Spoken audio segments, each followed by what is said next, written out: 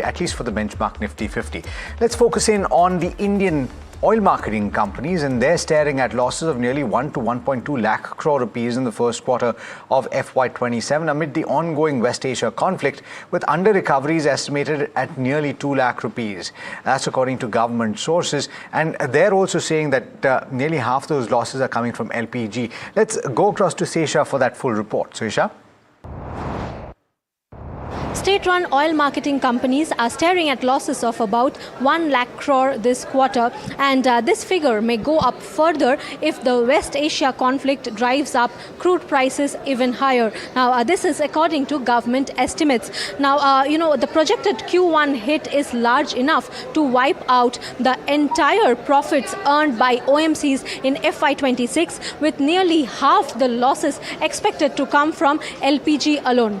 Under recoveries on petrol, diesel and domestic LPG are estimated to surge to nearly 2 lakh crore in the June quarter if the current crude prices sustain, putting unprecedented pressure on the balance sheets of companies such as Indian Oil, Bharat Petroleum as well as Hindustan Petroleum. Now, coming to prices, the officials from the Petroleum Ministry also indicated that support to OMCs would be extended if and when required in order to prevent stress on the companies from spilling over into the broader economy. On retail prices, however, while the centre has so far maintained that there are no immediate plans to rationalize retail fuel prices in order to shield domestic consumers, the government's messaging on fuel has subtly evolved over the past 2 weeks as the West Asia crisis intensified. Now, sources indicate that Prime Minister's recent appeal to citizens to reduce energy consumption could be a precursor to a long-delayed fuel price hike.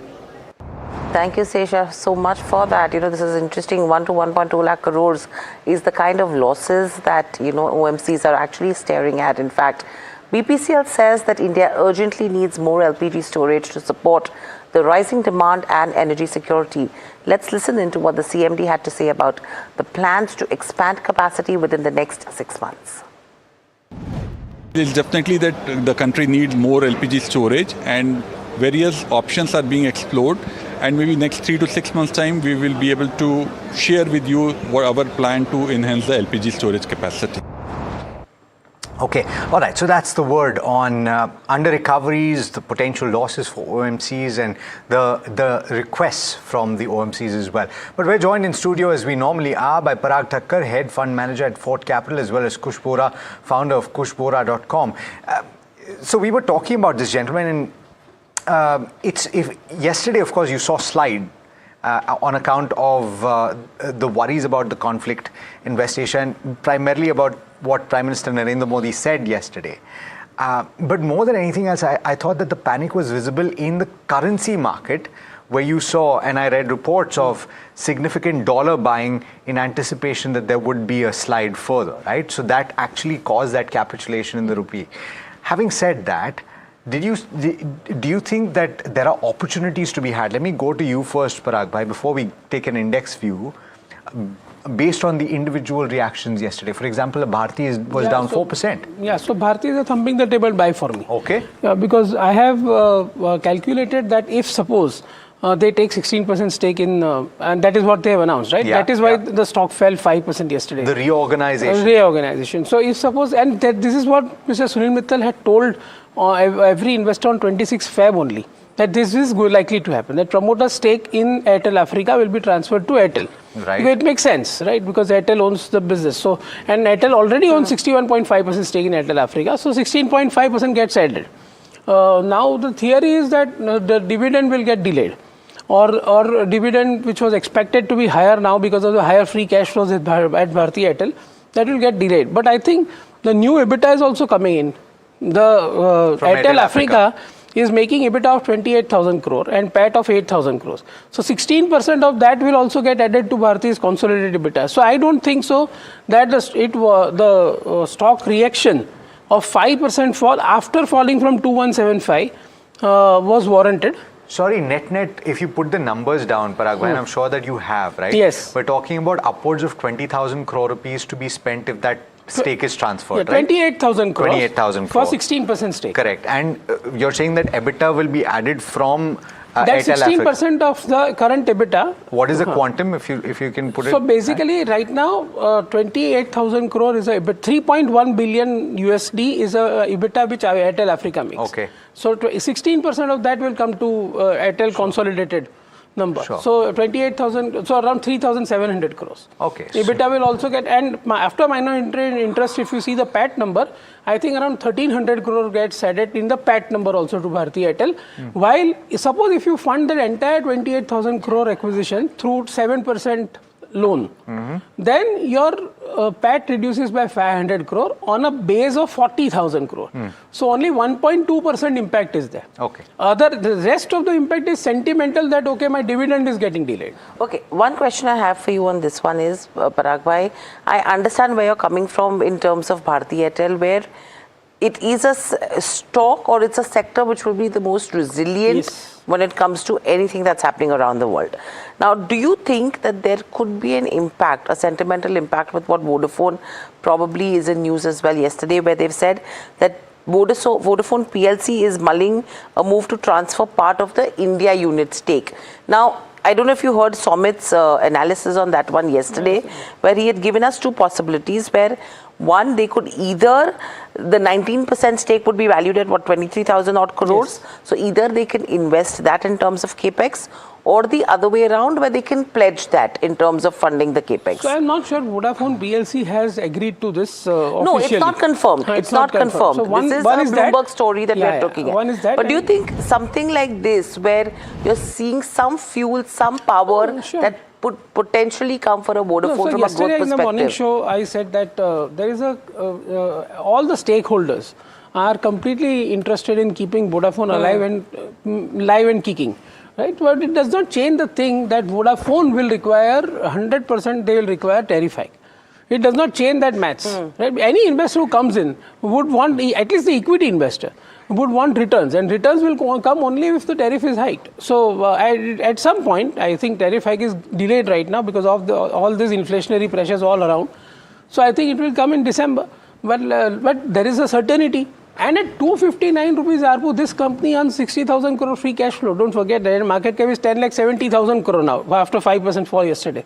So free cash flow yield has even increased.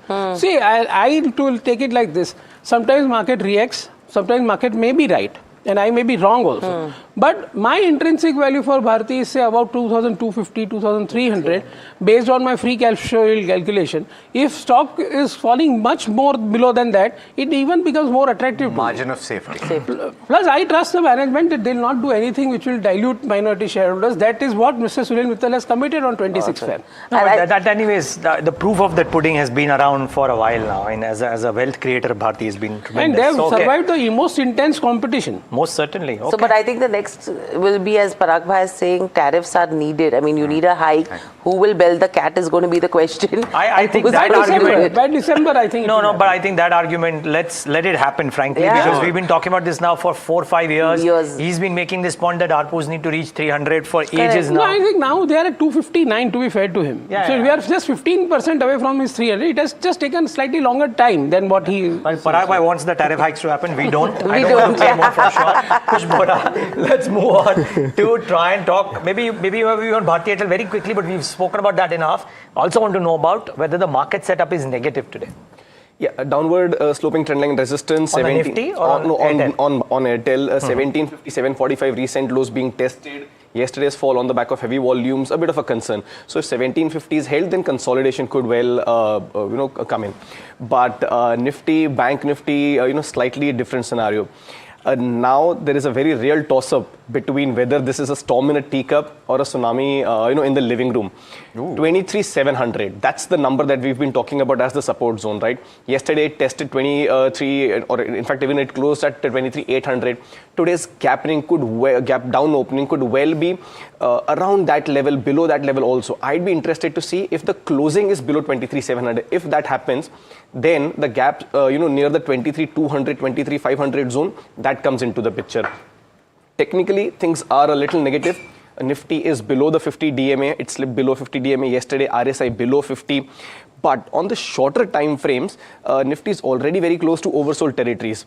Plus today's the weekly expiry. So a few things combined, there is a possibility of a short covering rally kicking in. Like I said, 23,700, that's the line in sand that I'm looking for. If that's broken, this rally could worsen. Nifty could head towards 23,500 and below. Okay. Individual stocks that you're liking? Yeah, I have to go with a mix of long and short. That's been paying off the short ideas, by the way. So 2 long ideas, 1 short idea. Alembic Pharma, Genus Power are on the long side. Blue Star is on the short side. Again, here too, you've not seen a breakaway rally in Alembic and Genus, by the way. Genus you did, but for the last 4 or 5 sessions, it's consolidating. So is Alembic, but that is relative strength. So Alembic for targets of 810, 830 and a stop loss at the 770 mark. Genus Power for targets of 335, 343 and a stop loss at 320. By the way, this is a stock that we discussed a couple of weeks ago for a second target of 333. That's been hit, now consolidating, hence the strength's very much there. On the short side, it's Blue Star, not really doing too well. The selling pressure continues. For May futures, your targets on the downside are 1650 and 1630. Place your stop losses at 1690. Okay. Well, so that's on some of the ideas. Now, individual pockets, and Kush, this morning I was talking about some of the con call commentary that is coming from textile names, and Vardhman Textiles in particular is positive. It sounded out very, very positive. Now, of course, there are yarn manufacturers and then there are finished goods, so there might be a bit of a difference there. But it's broadly, this whole textile pack, Vardhman, Wellspin, what have you? I mean, Gokaldas Exports, Pearl Global, how are they looking on the charts? So there was a spark, I'll not deny, there was a spark in a lot of these names. Somewhere it's fizzled out, somewhere it's holding on. Vardhman, by the way, very strong texture even now. Forget yesterday's move, the 3 sessions prior to that, it took a knock, but that was on the back of short covering, very thin volumes. So Vardhman Textiles right now remains very constructive, supports near the 565, 570 zones. I think if you do get it at yesterday's closing price today, or maybe even slightly gap down, it's a good idea to buy around that 565, 570, your stop loss. Wellspun Living is another stock, holding ground, gaining ground. I think this is something that you can consider positionally though. Keep your stop losses at 128. But why are you constructive textiles? Yeah, so basically, Vardhman is, of course, one of the best names in the industry, top-class corporate governance, top-class backward integration. And as you were highlighting on the call, they have said that yarn spreads have improved significantly. I think it is good, and now it is just a time that fabric and all will also catch up. So I think, but the stock is near 52-week high. That is my only worry. Whatever they are saying is not right now reflected in the results, but it is reflected in the stock price. Okay, so that's with regards to textile companies. This is going to be an interesting space. But a slew of other companies will be in focus as well on the back of earnings. Mahima is standing with us to tell us more in terms of what she's been tracking. Mahima, which are the other stocks that the street should be watching out for in terms of reaction today? Right, so Hiral, I'll start with Heritage Foods first. Overall, if you take a look at the numbers, I think largely the EBITDA and the bottom line was impacted because of procurement issues, because of tight milk supply and elevated inflation as well. Low milk availability across key regions drove average milk cost, rise in average milk cost, and the presentation mentions that this is one of the sharpest raw milk inflation cycles that they've witnessed in the past so many years. Now, in terms of overall operational metrics, steady milk sales growth was, however, seen on the back of improved realization. So basically what they've done is gone ahead and hiked the prices. Consumer business continues double-digit growth momentum. Strong volume growth in value-added products continues to be the growth driver for the company, and e-commerce and quick commerce also grew by around 56%. With regards to where numbers go, revenue saw an uptick of around 10%. EBITDA, however, saw a downtick of 34%. Net profit was also down by about 36%, and margins also came down by 300 basis points. The next one is Paradeep Phosphates, where production volume saw growth of around 8% on year-on-year basis in FY26. Sales volume saw growth of around 10%. Growth was largely led by nitrogen, phosphorus and potassium grades, and overall that grew by around 22%. With regards to where numbers go, revenue saw an uptick of around 12%. EBITDA up 15%, and margins saw some improvement of around 26 basis points, and net profit, however, did see a downtick of around 10%. The last one on the list is GR Infra, where EBITDA was impacted due to increase in construction expenses. This went up by almost 44% year-on-year basis, and that's the overall reason as to why the EBITDA and bottom line here was impacted.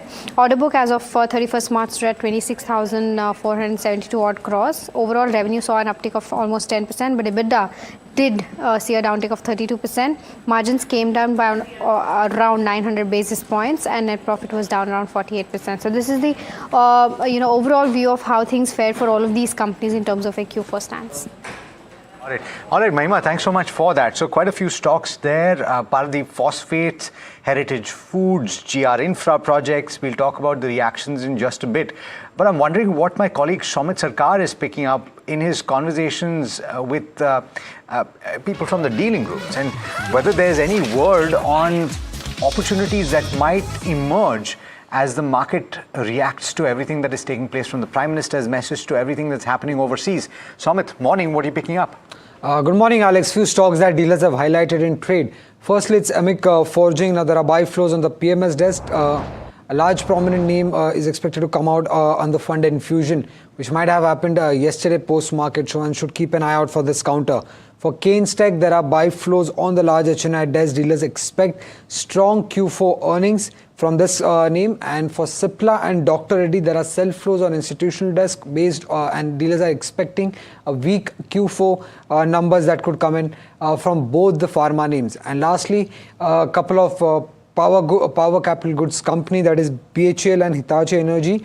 There were buy flows on institutional desk at lower levels on both these counters, and delivery volumes are also seen on the higher side for BHEL and Hitachi Energy.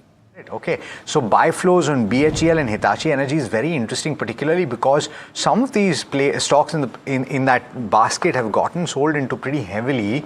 The question to Parag Bhai is whether or not valuations are still challenging. Despite yesterday you had thumping the table sell on ABB, and it ended 10% lower. I think a lot of people listened to you, Parag Bhai.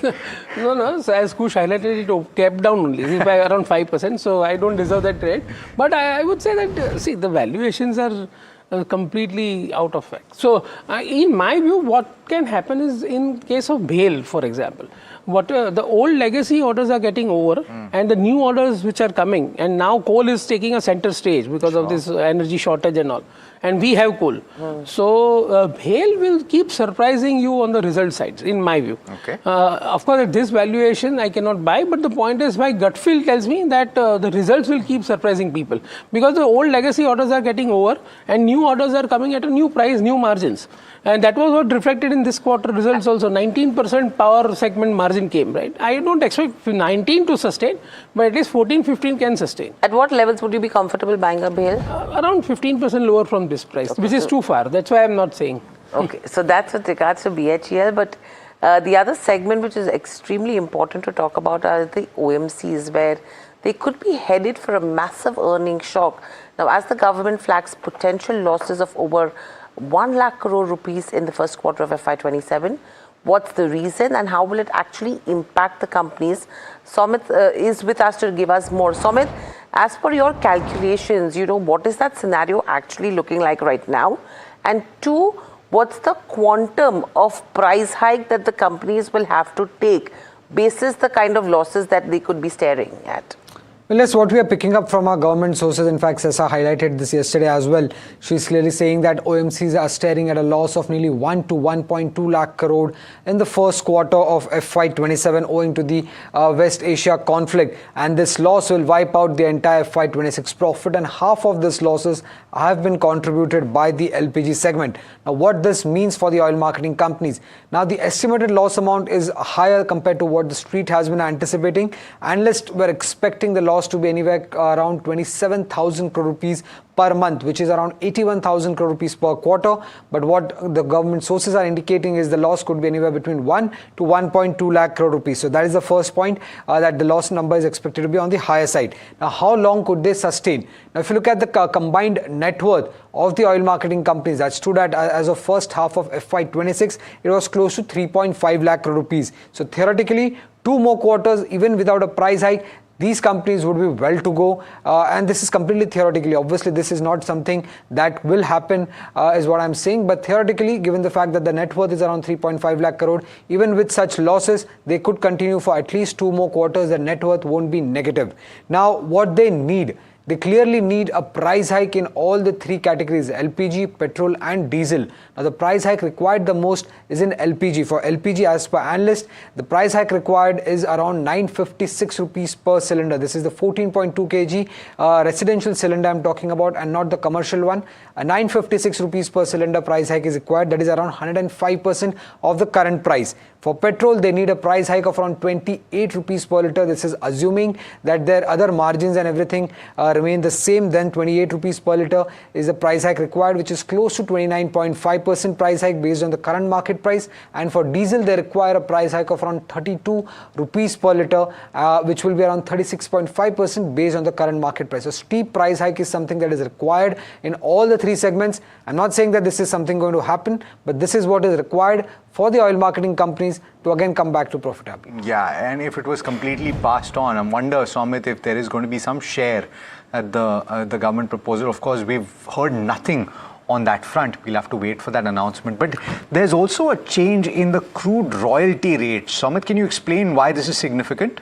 Well, yes, this is very positive coming in for any of the oil explorers and gas exploring companies. For ONGC, Oil India, and Vedanta's demerged entity, that is Vedanta Oil and Gas, which is yet to be listed. Now, here the government has reduced the royalty rates. Now, royalty is something that these oil exploring companies pay to the government on every barrel of crude or every MMBtu of gas that they explore. And this has been reduced to around 20%, from 20% to 12.5%. And for new well gas rate, it has come down. For new well gas, the rates have come down to around 9% from 10%. Now, Oil India, as per analysts, is expected to be the biggest beneficiary of that, followed by ONGC and Vedanta Oil and Gas. It's a very simple math, something that you had to pay to the government. Now you have to pay less, which means that your realizations or your revenue increase going forward. So hence it is positive for any of the oil and gas exploring companies. Right, so 2 aspects to check with. Prabal Sen, Vice President Equity Research at ICICI Securities, joining us this morning. Prabal, I'm hopeful that you heard some part of Somit's analysis, and I want you to weigh in on that, to say that what OMCs are doing at this juncture is absorbing the hit to a certain extent. Is it 2 quarters that they'll be able to absorb this, and what are the implications if there is a pass on? Is that net positive? What would be a net positive? I couldn't quite. If they're managing to increase prices at the pump, at least to a certain extent, if there's some sharing by customers, and if you're looking at the valuations, what do they price in right now? Do they price in the fact that OMCs have been unable to pass on anything? And to what extent is that going to hold true?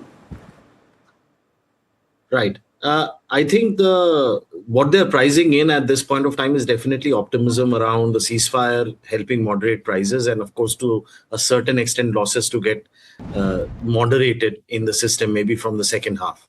Whether that happens through a price increase or through a resolution of the conflict, which means that the prices themselves would probably, sort of reduce across the board, both for crude and product. That is something that remains to be seen. But definitely the stocks do not price in losses of 1 lakh crore per quarter being sustained over a 2 to 3 quarter period. If that answers your question, that's number one.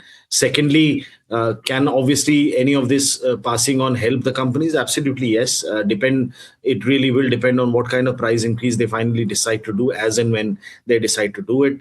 I think with the numbers that Somit shared, our numbers may be slightly different, but the range is fairly similar. Something in the range of 20 to 25 rupees is still the loss in the system, and that is the kind of pricing increase that needs to be actually passed on for petrol and diesel. And I would submit probably some price increase needs to happen for ATF as well, where there has also been some intervention in terms of how much is being allowed to be charged from the final customer or the airlines. So I think you have multiple levers which are hurting at this point of time, and any price increase that can be passed on helps basically sustain or helps cut the losses to a certain extent. So, but yeah, actually, that was the question. I'm glad you answered it, Prabal. The fact that the market is not pricing in losses to the extent of over 1 lakh crore rupees. The follow-up to that would be what would they be comfortable with? What would be a huge disappointment at this stage? One, and two, the point that was being made about the crude royalty rates, was that something that was the need of the hour, and will that be seen positively?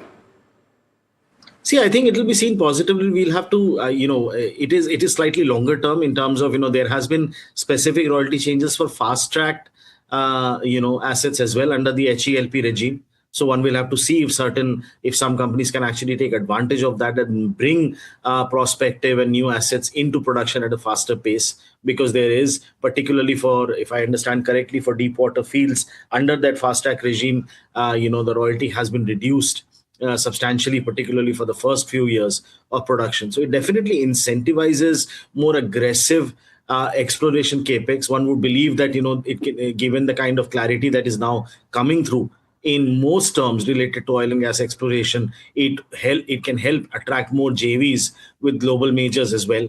I think that has been pretty much the intent of the oil ministry, and they have been doing several measures, including the completely new Oil Field Regulation Act, as well as these changes to royalty rates. So it definitely is a medium to long-term positive. But whether that changes anything on the ground in the next 12 months is something that we'll have to see. We'll have to get a little bit more clarity from the companies in terms of whether any existing assets can actually get a benefit of these royalty rates. But the measures taken together are definitely a positive. Got it. Prabal, as always, thanks so much for the clarity of thought and for taking the time to speak to us this morning. Thanks. Okay, I want to shift gears. I want to talk about a company that has been hitting upper circuits on the daily. And this is Sterlite Technologies. I think yesterday in trade as well. Can you pull up the chart? It was at 5% upper circuit yesterday. So, no, that's the 1 month rate. It's up 70% in a month. But then what was yesterday's move? The question is, are you not ask Kush. Ask Kush. Kush, is there any point asking? Because you can't buy at this stage, right? It's hitting upper circuits every day. Yeah, I don't know. Ask Paraguay. You're tossing I'm just kidding. On a very sincere note, this is a massive run-up in a very short span of time. Can you buy? Of course you can't, because it's been hitting those upper circuits. In all likelihood, it might hit that today as well. But the volumes are thinning, massively overheated on daily and weekly setup. If you have a position, I think it's a good idea to book partially, hold the rest, not just because of the magnitude and the speed with which it's gone up, also because it's coming close to multi-month, multi-year high levels of about these 400 odd levels. Used to be around these levels in late of 2018. So there will be some supply pressure that will come in. So not very constructive at these levels. If you have a position, book partially, hold the rest with a stop loss at about 380, 385. And mind you, viewers, what Kush's advice is on the back of charts, which of course don't capture necessarily the fundamentals as they may stand, because he's looking at the chart from what the chart is telling him. It could well have been the case at 360 as well, that it may have looked that it is good to book profits, and it might have been a good idea to book profits then also if you don't know the fundamentals entirely. Now, I repeat, I don't think too many people have a handle on how much further will Sterlite Tech go, but keep in mind, just about 4 or 5 days ago, they made a large commitment of investing, I think, some $100 million in the US. And Indian optic fiber companies are getting orders in the EU because China is not able to supply to the European Union region, because Chinese optic fiber suppliers are actually busy catering to the demand in China. So I think there is a lot of moving parts here. Are some of them or all of them captured in this price and market cap? Very likely could be the case. But I think it will help if the management comes in and talks about what's happening, which unfortunately we've made a couple of... And a couple of products as well. Apparently some hollow core optical fiber being introduced, which apparently is more beneficial from the perspective of AI data center play. And so maybe that is also having a bearing on what the stock is doing. So, yeah, but frankly, it is just this, Alex, that there's not enough clarity on what the earnings trajectory could be because of all the plans. Sorry, Kush, you wanted to make a further point? Just a quick one is that, this is why I tend to mix, trading strategies with technicals, right? I mean, I didn't say book entire profits and get out, right? I mean, because of the momentum, because of the kind of volume action this has seen, I've suggested a partial profit book because sometimes momentum can take the stock significantly higher, right? Hence, you're better off taking some money off the table, if not the entire one. So always makes sense to club trading strategies with technical, even fundamental views for that matter, to a degree at least. Okay, the pre-open, it's about to kick in.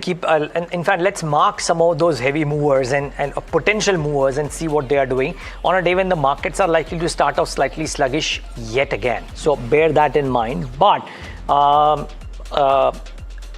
because oil prices have risen further, some of the crude sensitives like Indigo, etc., might have a bit of a corrective move. Surma SGS had some very strong numbers to report, 58% uptick in revenue. I wonder if that stock on a dull day too is reacting positively, very likely about 4%. By the way, this is that one EMS stock that has actually had a really good run, while Dixon, Keynes, etc., everybody has fallen. Satin Credit Care, decent numbers. I thought NIMS improved as well, asset quality improved. 11% and counting. So watch out for that one. Anand Raj didn't have a bad quarter. Watch out for that one too. HG Infra got a large order from Wellspun, so maybe that one is reacting in the green.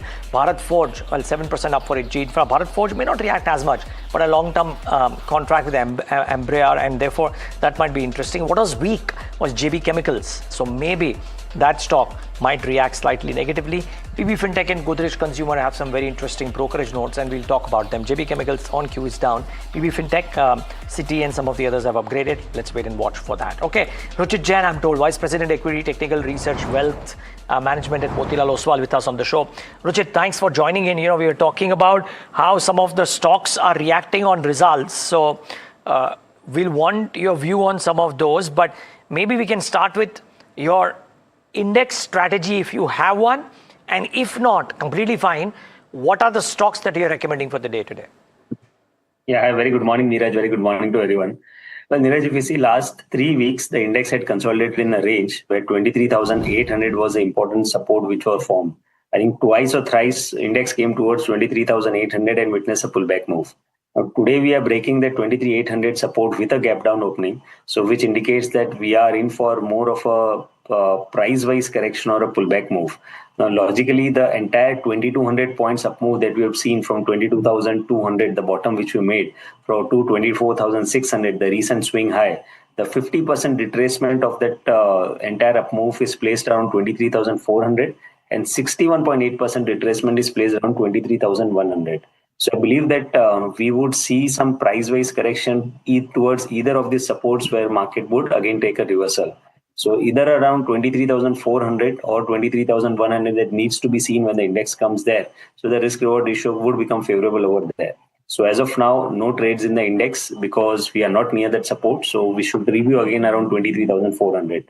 As far as stock-specific ideas are there, I think selective names which are doing good. One is the pharma and the healthcare segment as a whole. Is showing a good relative outperformance. The Nifty Pharma Index itself has given a breakout after 1.5 to 2 years of consolidation phase. So I think this is one space which even in falling market would stand out. Sun Pharma is a buy recommendation from my side within this, where we have already seen a good breakout with the good volumes recently. So short-term traders can go long on Sun Pharma with stop loss below 1820 for potential up move towards 1960. And one space I think which can do good today is selective metal stocks, mainly because of the rally in the base metals that we've seen yesterday, be it silver, copper. The sharp up move was seen, and we generally see a direct correlation between silver and Hin zinc or copper and Hin copper. And when the base metals do well, we see good momentum in this stock. So just based on the correlation, one can go long on Hin copper at current levels. The chart structure is also looking good on Hin copper. So short-term traders can buy Hin copper with stop loss below 560 for potential targets around 600 and beyond. Got it. And that's your call for the day, right, Ruchit? Yes, in copper would be the call. Okay. I do want to point out that the rupee has hit an all-time low. It was under considerable pressure in trade yesterday. And pull up the chart for the rupee, or at least pull up the current rate, 95.58 at this juncture. And there were some reports and buzz about significant dollar buying by importers in yesterday's session, particularly on the back of the announcement by Prime Minister Narendra Modi. And of course, there was also word to say that the situation isn't bad. This is preemptive more than anything else. And I'd be very curious to find out what rupee traders have to say about the expectation going forward and whether there's a possibility that this could be a short-term move lower, 95.59. Remember, this is happening despite an overnight softening in dollar. So the dollar index has actually come off. But at the same time, you're seeing that the rupee is weakening against the dollar and quite certainly against a raft of other currencies as well. It has been one of the worst performing currencies in the world since the start of 2025. And it continues to be a little bit of an underperformer, 26 as well. Dheeraj Nim, economist and FX strategist at ANZ Research, joining us on the phone line. Dheeraj, quick question on the rupee. Yesterday, you saw evidence of panic buying, as some people have described it. Is that what has taken place? And is there a short-term bottom that can be found, in your opinion, and a possible clawback of some of the lost ground?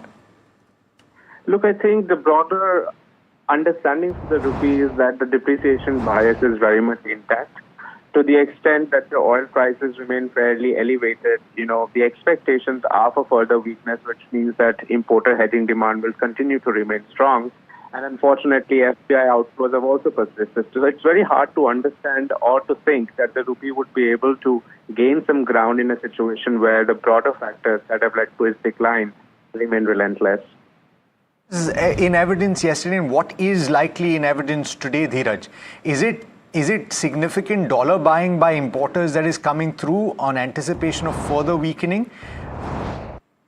I would hazard to think so. I mean, those expectations haven't really shifted. And of course, these things will keep on happening intermittently in terms of, the bouts of dollar buying, etc. But I think FPI outflows would also be another reason. Yes, between yesterday and today, but let's continue to see. I think these factors will continue to play out. Okay, couple of follow-ups. One, intervention from the Reserve Bank of India. Do you anticipate that in any form or fashion? And two, what are the levels that you'd be watching out for on the downside and potential upside? Right. So let me answer the second one first. Look, we've recently revised our year-end forecast to 97.5.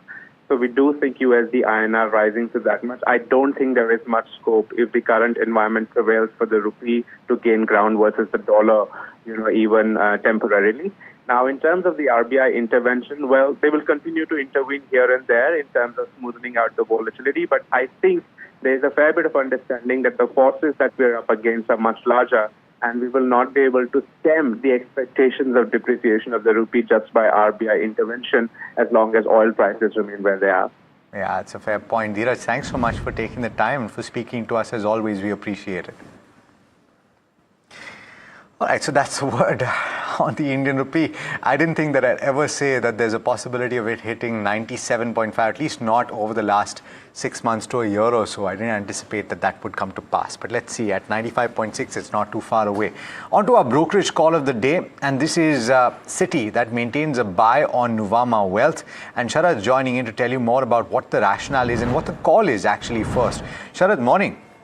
Good morning, Alex. Overall, the market sentiment is on the negative side, so I doubt there will be a major reaction on the stock. But nevertheless, the numbers were on the stronger side for Nuvama Wealth, and Citi has maintained a buy rating, and a minor upgrade has come in from the target prices from 2,000 to 2,050 rupees per share. They have stated that there is a strong momentum across most of the business segments, and the wealth flows are strong, indicating that the yield segment are also stable. Apart from this, they are raising the PAT estimates also by almost 2 to 3%, led by higher wealth segment revenue. So this is the brokerage call of the day. Okay, well, thanks. Interesting. And by the way, I think Sharad, thanks for that, because Nuvama a few days ago had a big bump up too. And I think the results were around, and maybe the results have come, but a big bump up. If you pull out the 7-day chart, look at that.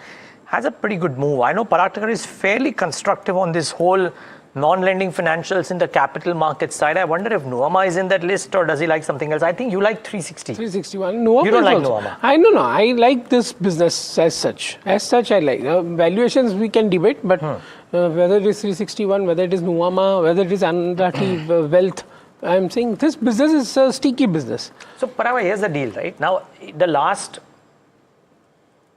24 months have shown that Indian retail is willing to buy in and stay patient for the longer term. So we're not talking about 3 months. Correct. Somebody has a 2-year, 5-year view. Are the wealth managers a good cohort of stocks to bet on? Yes. Why Wealth so? managers, AMCs. Explain the earnings curve. No, I'm saying, see, I'm not, first of all, this entire thing about that I want to chase 35-40% growth in all the sectors or, wherever it is at any multiples, which is happening right now in ABB kind of stocks or that I don't agree with. No, which is I fine. feel that annuity cash flow should be there, which should grow at 15-20%. That is enough for you to compound your wealth, say you double your wealth in 4 years with a very low risk. That is the school of thought which I belong to.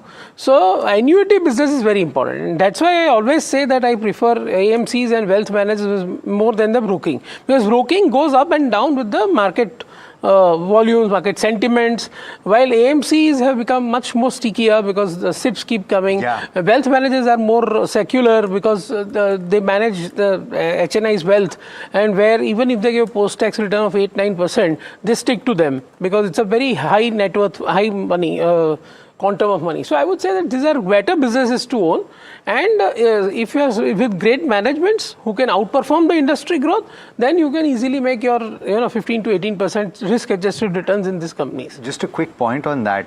I mean, we didn't spend too much time speaking about it because of the timing of the release of the AMFI data. It came very close to market close, but 31,115 crore rupees coming through in SIPs.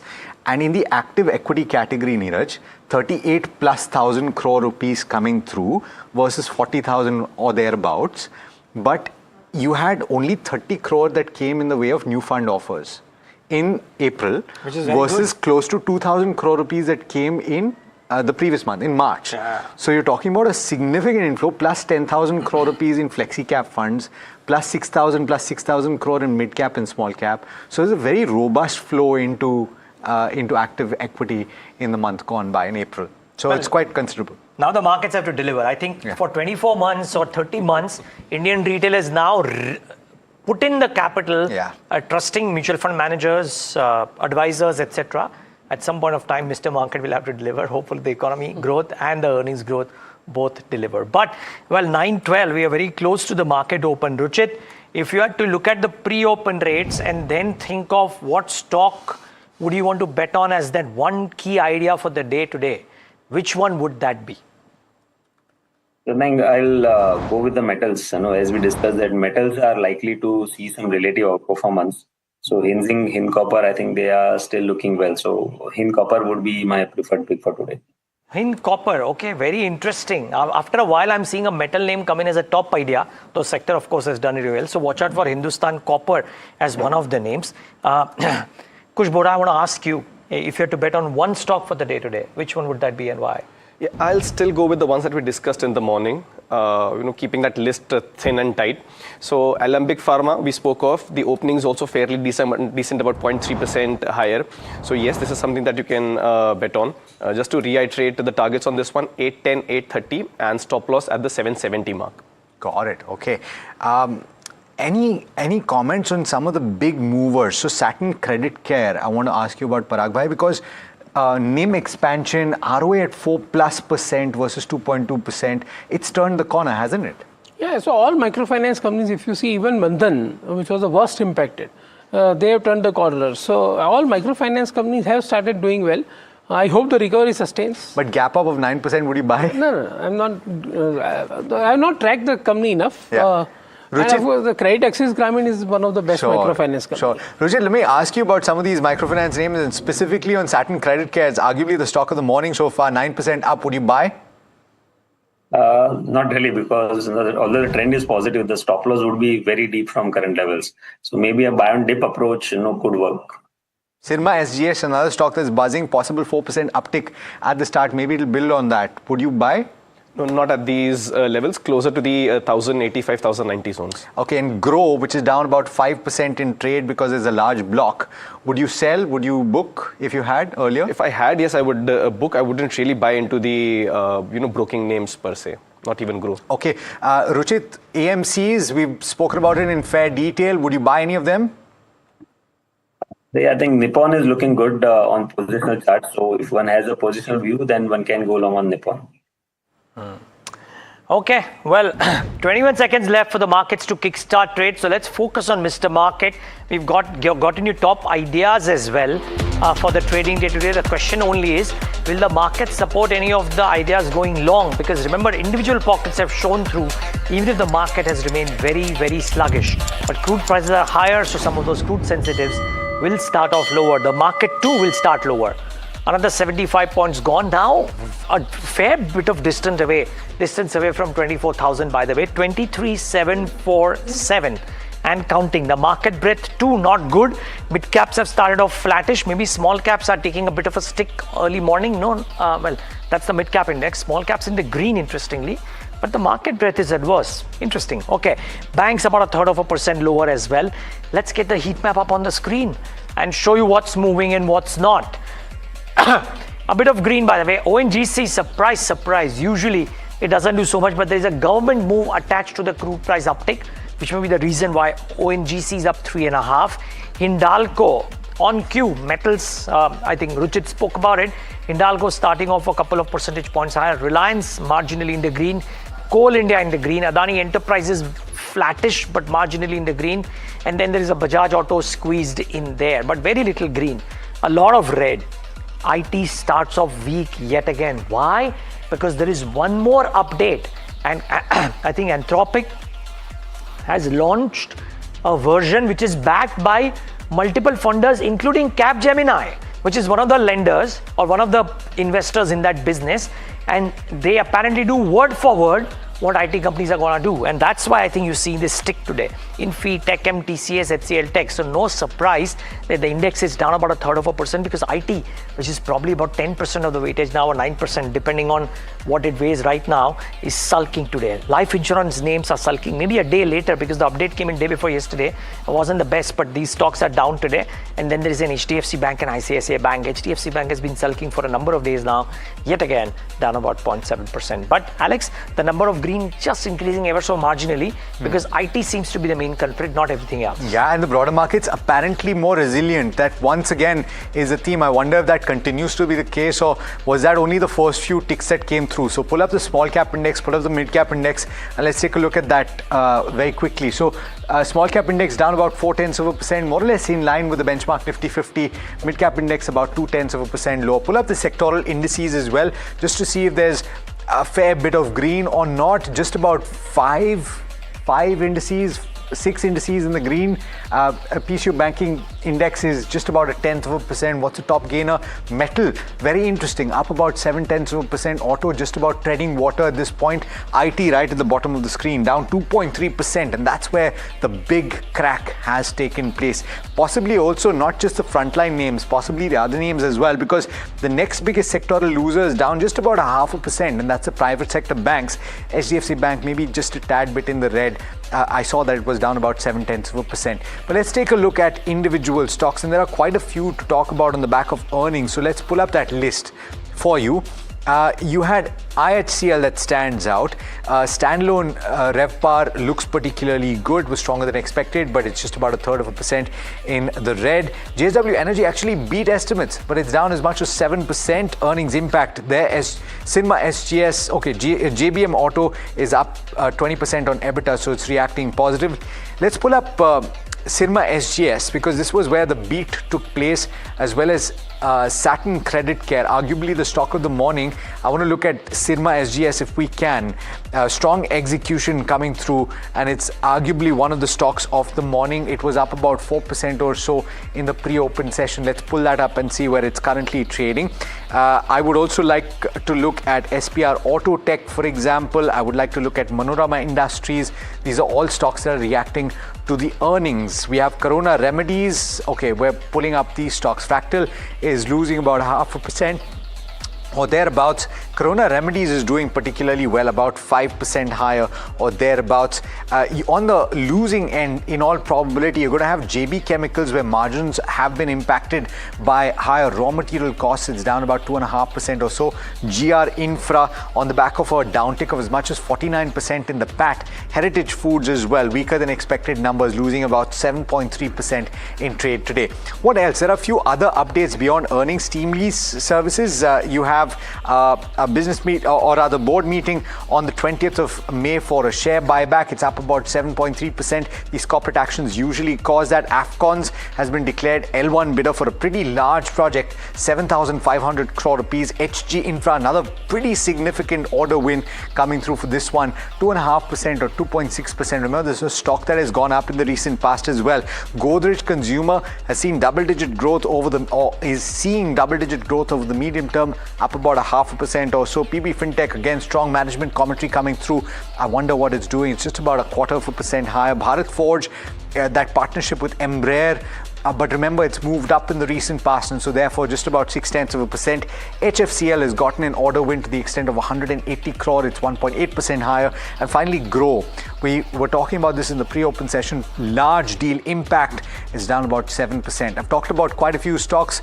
Hiral, I'm just going to catch my breath. What else are you looking at? Just a couple of names. Orion Pro is something that you should be watching out for on the back of earnings. That stock is reacting. Grow on the back of the anchor lock-in that is opening up. There has been a block deal that has happened. So that stock also is seeing some strong moves, 6.5% downtick. On the back of the royalty charge cut, ONGC, Oil India and Vedanta. These are a few of the other names which are seeing some strong moves on the upside. ONGC up 4.5%, Oil India up 6.5%, 7% in trade as we speak, as well as a Vedanta which is up 1.5%. So these are a few of the names that we are tracking. But Kush, let me come to you. With the way markets have opened up, anything that comes to your radar that could be good calls right now? Yeah, first up, I think I'm glad that for now, at least for now, and even I might jinx it, 23,700 is holding up. And as we speak, there is a good put base around the 23,700, 23,600 zone. So that's a positive sign. There are signs of positive divergences on Bank Nifty on smaller time frames. So there is a possibility that, being the weekly expiry, there could be a trigger. Of course, it's on the Nifty, but, it could also help the Bank Nifty in some way. Also, what's helping the Bank Nifty? SBI. Remember, we spoke of 975 as being that crucial support zone on multiple technical events playing out at that level. For now, at least for now, it's holding up. So yes, as long as the 23,700 mark is held on to, I think Nifty will consolidate here. If that is broken, things could worsen. Okay. Well, gentlemen, we'll have to call it a day here. Thank you so much for being with us, all three of you, and giving us your thoughts. Really, really appreciate your time this morning. And let's get in Mihir Vora, CIO of Trust Mutual Fund, on the show. We love talking to you, Mihir. Thank you so much for taking the time out. But it does seem that we are in a bit of a consolidation phase with a bit of a downward bias because the conflict refuses to die down and the AI trade is still alive and kicking.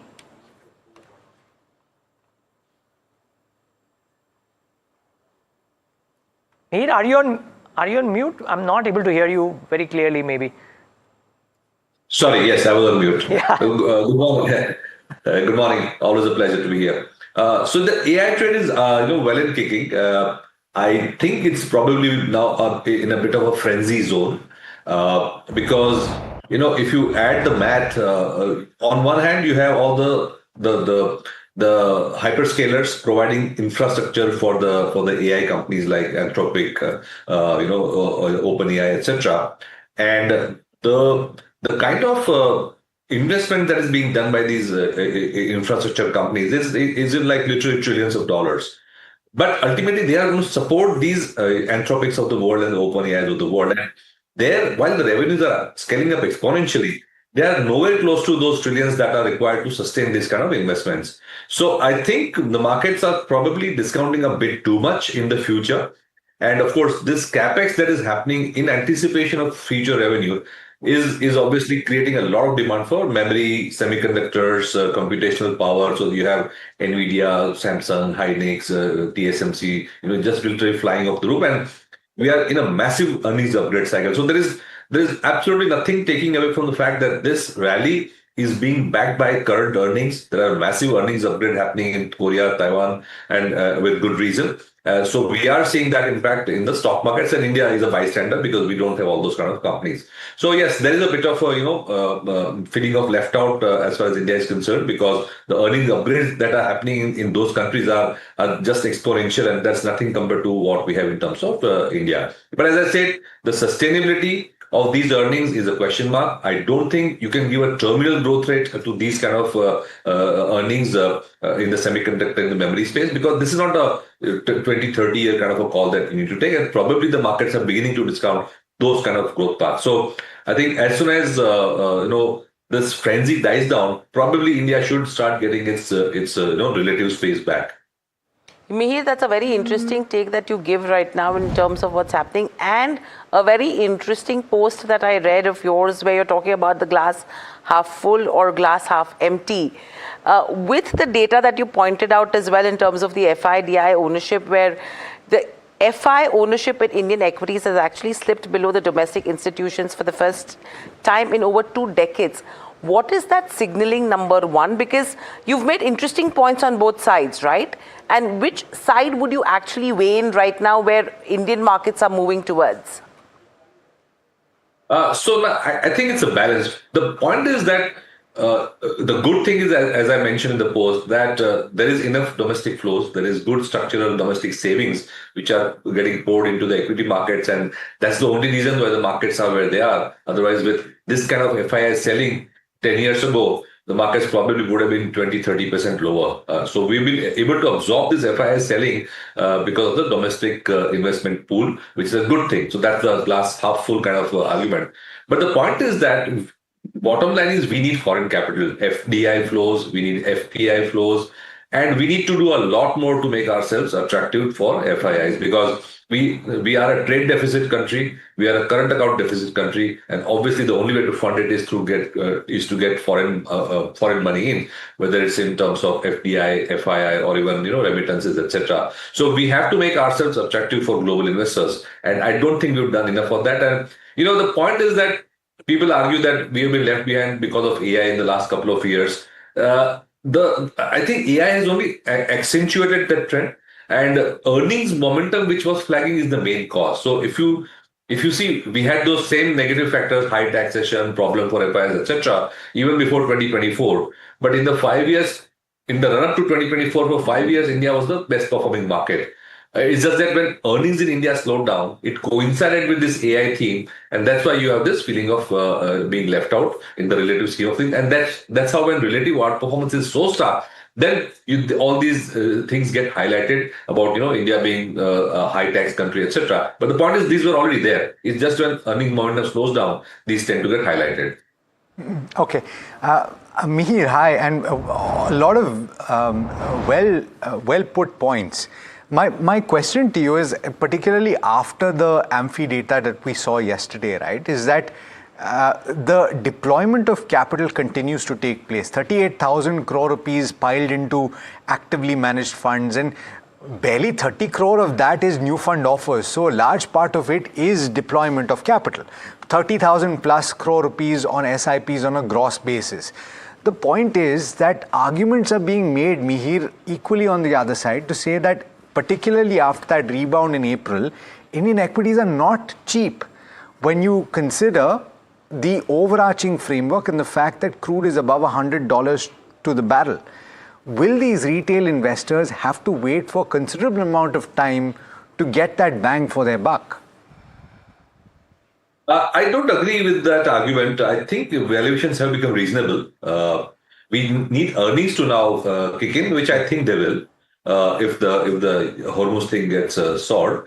And more importantly, so that was from the domestic point of view. I think in absolute terms, valuations are not too bad. We've seen good earnings in the mid cap index, and we've seen decent earnings in the small cap space also. I think it's a large cap space where there have been some cuts, but nothing major. So in general, given a price correction and time correction that has happened in the last almost 20 months, we are now at reasonable valuations, not extremely cheap, but definitely not expensive as far as the absolute number is concerned. More importantly, I think it's versus the rest of the world. That's where we are actually at a very attractive level. For like almost 25 years, we've always tended to trade at a premium to the emerging market index and a premium to the world index. For the first time, I think, maybe 5% of the times have we traded at par with the global index valuations on a PE basis. And that's where we are. So I think related to the rest of the world, I think we have become extremely cheap. Got it. Okay. Mihir, could it well happen that because the FI outflows continue because they are chasing what is the AI trade or otherwise, or India's macro not looking as strong, we may kind of meander around on the Nifty, sluggish, but individual pockets of strength might do really well, as has been the case thus far. And if that is indeed the prognosis, where is it that you would have the largest overweights? By the way, I'm not talking about, maybe you have the banking space and that's all large cap, but the non-Nifty, beyond the first 100 names, where is it that you believe the biggest bang for the buck exists? Sure. So our typical overweights as of now are, I'm talking across funds broadly speaking, are in the industrial space. So the cap goods, the construction, but I would say it's more on the power T&D, renewable, that chain, and a little bit of exposure to the data center situation, data center opportunity. So that's basically where our maximum overweight is as far as the sector is concerned. So we are playing renewables, we are playing data centers, we are seeing global power T&D infrastructure, which is again partly linked to AI, and we are partly playing the domestic private sector capex revival also. So those themes I think are very much intact. Within financials, we are more overweight on the capital market space because we do see increased trading in commodities, increased trading in stocks, F&O, etc. So I think that's a secular theme. And as long as volatility remains, I think this segment should do well. And selectively, we have a decent overweight on auto ancillaries because there's a lot of premiumization that is happening in two-wheelers and four-wheelers. A lot of value addition that is being done, and of course there is the EV space also. So we have EV two-wheelers and the auto ancillaries where we have significant overweight. Apart from that, we have selective overweights on some of the pharma companies, but that's more on a stock-to-stock basis. Okay. Mihir, quick one in terms of defense, power infra, EMS. These were some of the themes which you were looking at as well very closely. Do you think the time is ripe to nibble in at this point in time? Certainly. So that's, I forgot to mention, that's part of our industrials exposure, the defense space. Okay. EMS is partly, I think, classified as consumer discretionary, where also we have some exposure. But defense definitely is a long-term theme for us. We had exposure, over the last 24 months, and we continue to be overweight on the theme. EMS, again, I think valuations have corrected quite decently. And with some of the policy changes on Chinese investment, etc., if that can be a trigger, I think valuations have come down to reasonable levels. So EMS is definitely a space that we should be looking at. Mihir, on BFSI specifically, I think the tide has turned very quickly, unfortunately, and it's caught certain people out, right? Whereas at the start of the year, you were talking about private banks very positively. Now the worry is that inflation fear and the possible change in monetary policy will catch them off. What would you say about this? Absolutely. So that's, we are also one of the, bulls to start with at the beginning of the year on banks. I think the negative surprise has probably been more on the liability side than the asset side. So asset quality is not a problem. Even credit growth is not so much of an issue. I think there is a little bit of scramble for deposits on the liability side, which is a bit of a surprise considering that liquidity has not been a problem. But there is a scramble for deposits, and that's where a little bit of de-rating has happened for some of the names. But having said that, I don't think it's a long-term situation. It's also a technical factor as far as banks are concerned, because the largest exposure that FIs have is to the Indian banking system, obviously, because it's the largest weight, 1/3 of the weight of the index is in banks. And when FIs are selling so relentlessly, 1/3 of their selling or more comes through the banking system, to the banks' stocks, so to say. So we are actually seeing a dichotomy where some of the mid and small cap banks are doing well, but the large cap banks are under pressure because of FIs selling. Yeah, it's a fair point. FI selling is a key aspect here. Thanks so much, Mihir, for taking the time. Always a pleasure, as Neeraj said, and look forward to the next chat as well. Reddy, nice talking to you. All right, let's talk about ABB, and this is a stock that was under pressure in trade yesterday. It reported a weak Q1 with several metrics under pressure. Let's go across to Varsha to give you a setup before we speak to the management. Varsha? Well, yes, a weak set of numbers, even which was 24% below estimates. The revenue growth was only 6%, reflecting weak execution, and also there was a one-time profit. So that sharp profit increase that you're seeing is because of the sale from their robotic business. Now, EBITDA margin fell on the commodity inflation and weak mix. If you see, gross margin also declined on higher silver cost and INR depreciation, and the company has taken 2 rounds of price hike but passed through lag with respect to delay recovery. And lastly, execution was also impacted by West Asia disruptions.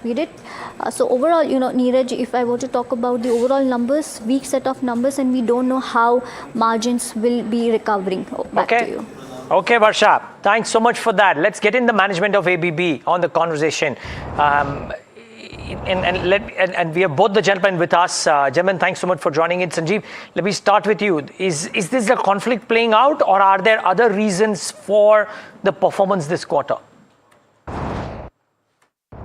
Thanks for inviting us, Neeraj. Well, good question. I think one has to see how we see the market. So we always judge the markets and our performance based on the customer confidence on our products and services, which has been very strong, and we grew almost 25% year-on-year basis in our orders. And that's a strong testament in terms of strength of the market as well as confidence of our customers. So we are very happy about it. Our backlog grew about 17%. That gives us very good visibility going forward. And yes, you're right. I think the non-linearity that we are facing in the market in terms of disturbances, we do have forex effect. We have some cost effects on copper, on the silver, and also some logistics elements. Yes. Okay, Sridhar, can I come to you? And of course, congratulations on the appointment. But the order flow is strong. What about the ability to pass on the costs to customers? Is that lacking? Okay. So I think to start off, I think this quarter was definitely a bit of an abnormal quarter because we got impacted by an unforeseen factor of an West Asia crisis towards the middle of March. And that had an impact on the revenue takeoff also, right, in different forms. So that was something I always want to say that we could have done more revenues, but we had to hold back because of the customer preferences, which were rightly done so due to this. And also we definitely had, as what Sanjeev was alluding to, is around the cost impact on account of higher material costs compared to the previous year. And that's really because of the metal prices hardening and the forex volatility. And both these things are not in our control, right? And so that's something which has to be factored in. And to answer your question, is this going to be there for some time, or is it going to be just one-off quarter? I think that's something which we need to wait and see, because the copper prices sometimes are volatile, metal prices, and I think they should come back to normalcy at some point of time. So our model of passing on this the impact to the market is something which is well thought through. We are not reactive. We look at market and make a very logical decision as to whether it is something which is just now and it can be sort of managed, and then we take a decision depending upon how the market dynamics work. So that's how we manage the pricing and the profitability within the organization. Okay, and then Sridhar, does this abnormality last into Q2 as well? Okay, Neeraj, I think to come back to this, I think how are we doing better earlier? So I think we had better levers of having a better pricing, and the stability of some of the input costs which we had is something not available today, right? And so that's something which we need to look forward in the future as to how we manage that. So the advantage of the pent-up demand and that giving an additional increase to the margin is something which is not going to be there going forward, because the opportunities are something which is growing up, but also the other people are also gearing up on capacities. So the next change which could happen on account of good margin accretion would be because of volumes, which will really play a big role apart from the cost structures. Okay. Sanjeev, if there is a lot of abnormality right now, when does normalcy return? Good question. So what we see, we take our cues during COVID period, wherein we have substantial disturbances and the price kind of instability during the COVID period. And at that time, we found that the customers were quite mature in terms of understanding the dynamics of the market, as well as absorbing the changes, logical changes that we brought into the prices. And we foresee similar pattern this time around as well, Neeraj. Fingers for that. And gentlemen, there's a management rejig out there. I believe I'll continue to see more of Sanjeev in a different role, but Sridhar, to you, congratulations. And both of you, thank you so much for taking the time out and being with us today. Okay, that's the management of ABB India. The stock took a bit of a walloping yesterday, but well, down about a couple of percentage points today. JSW Energy is the other one, and let's get in the management to talk about the numbers and the outlook ahead. Mr. Sharad Mahindra with us on the conversation. Mr. Mahindra, thanks so much for taking the time out and being with us. Tell us a bit about the quarter and what is the outlook for the next one? This quarter we have seen structurally a change as compared to the first 3 quarters during the year of FY26. We saw, because of the extended monsoons, the demand growth had remained muted, but it is Q4 which saw a structural change, and wherein the demand grew by more than 2.4% quarter on quarter. However, overall for the full year, the demand growth was sub 1, which is 0.9% growth. But structurally now in the first 40 days, 45 days of the current year, when we see that we are seeing the weather conditions, the higher temperatures, the demand growth has been, YTD demand growth in the current year is 4.6%, which gives us a clear indication that this year the demand growth is definitely expected to be much significantly better than what we have seen last year. Okay, Mr. Mahindra, how is the West Asia crisis impacting your business and the sector by and large, if at all? See, first I'll just speak about the sector and then about JSW Energy. Because of this West Asia crisis, maybe the energy security, depending on the domestic resources, has become critical.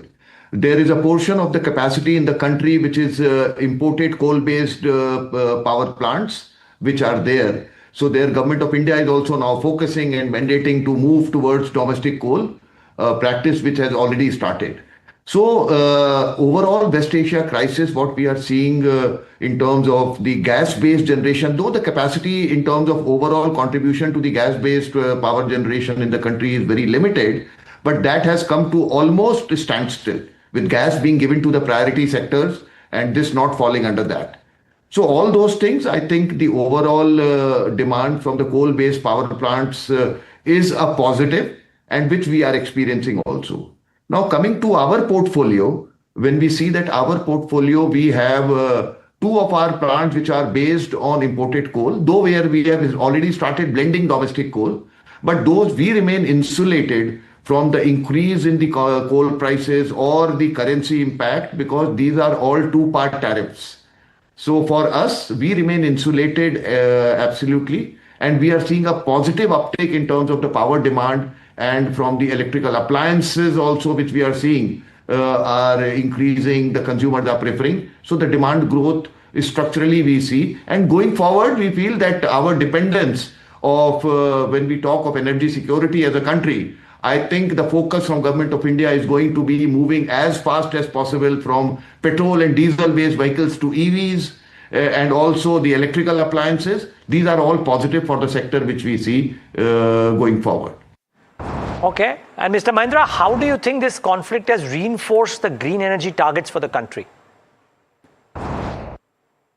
Yes, definitely. It is a mix of like Government of India's focus on the RE capacity, green energy capacity to reach 500 gigawatt by 2030 is moving well. Maybe we are confident of country reaching 500 gigawatt of green energy capacity. Maybe if not 2030, maybe 6 months, a year later, but definitely that is on track. But that was the energy transition Government of India was focusing. Apart from that, now with the West Asia crisis and also the way Indian economy is growing and the fundamentals remain strong with domestic consumption-based economic growth, I think energy security becomes a key. And for energy security, it is important that we understand that we don't have any other option for around-the-clock reliable power to have the energy security is right now the fossil coal-based power. So that is the reason Government of India revised upward the targets of adding thermal capacities and have announced 97 gigawatt by 2032. So we are also participating in that growth story. And definitely we are building the platform both in thermal space as well as continue to execute our green energy projects.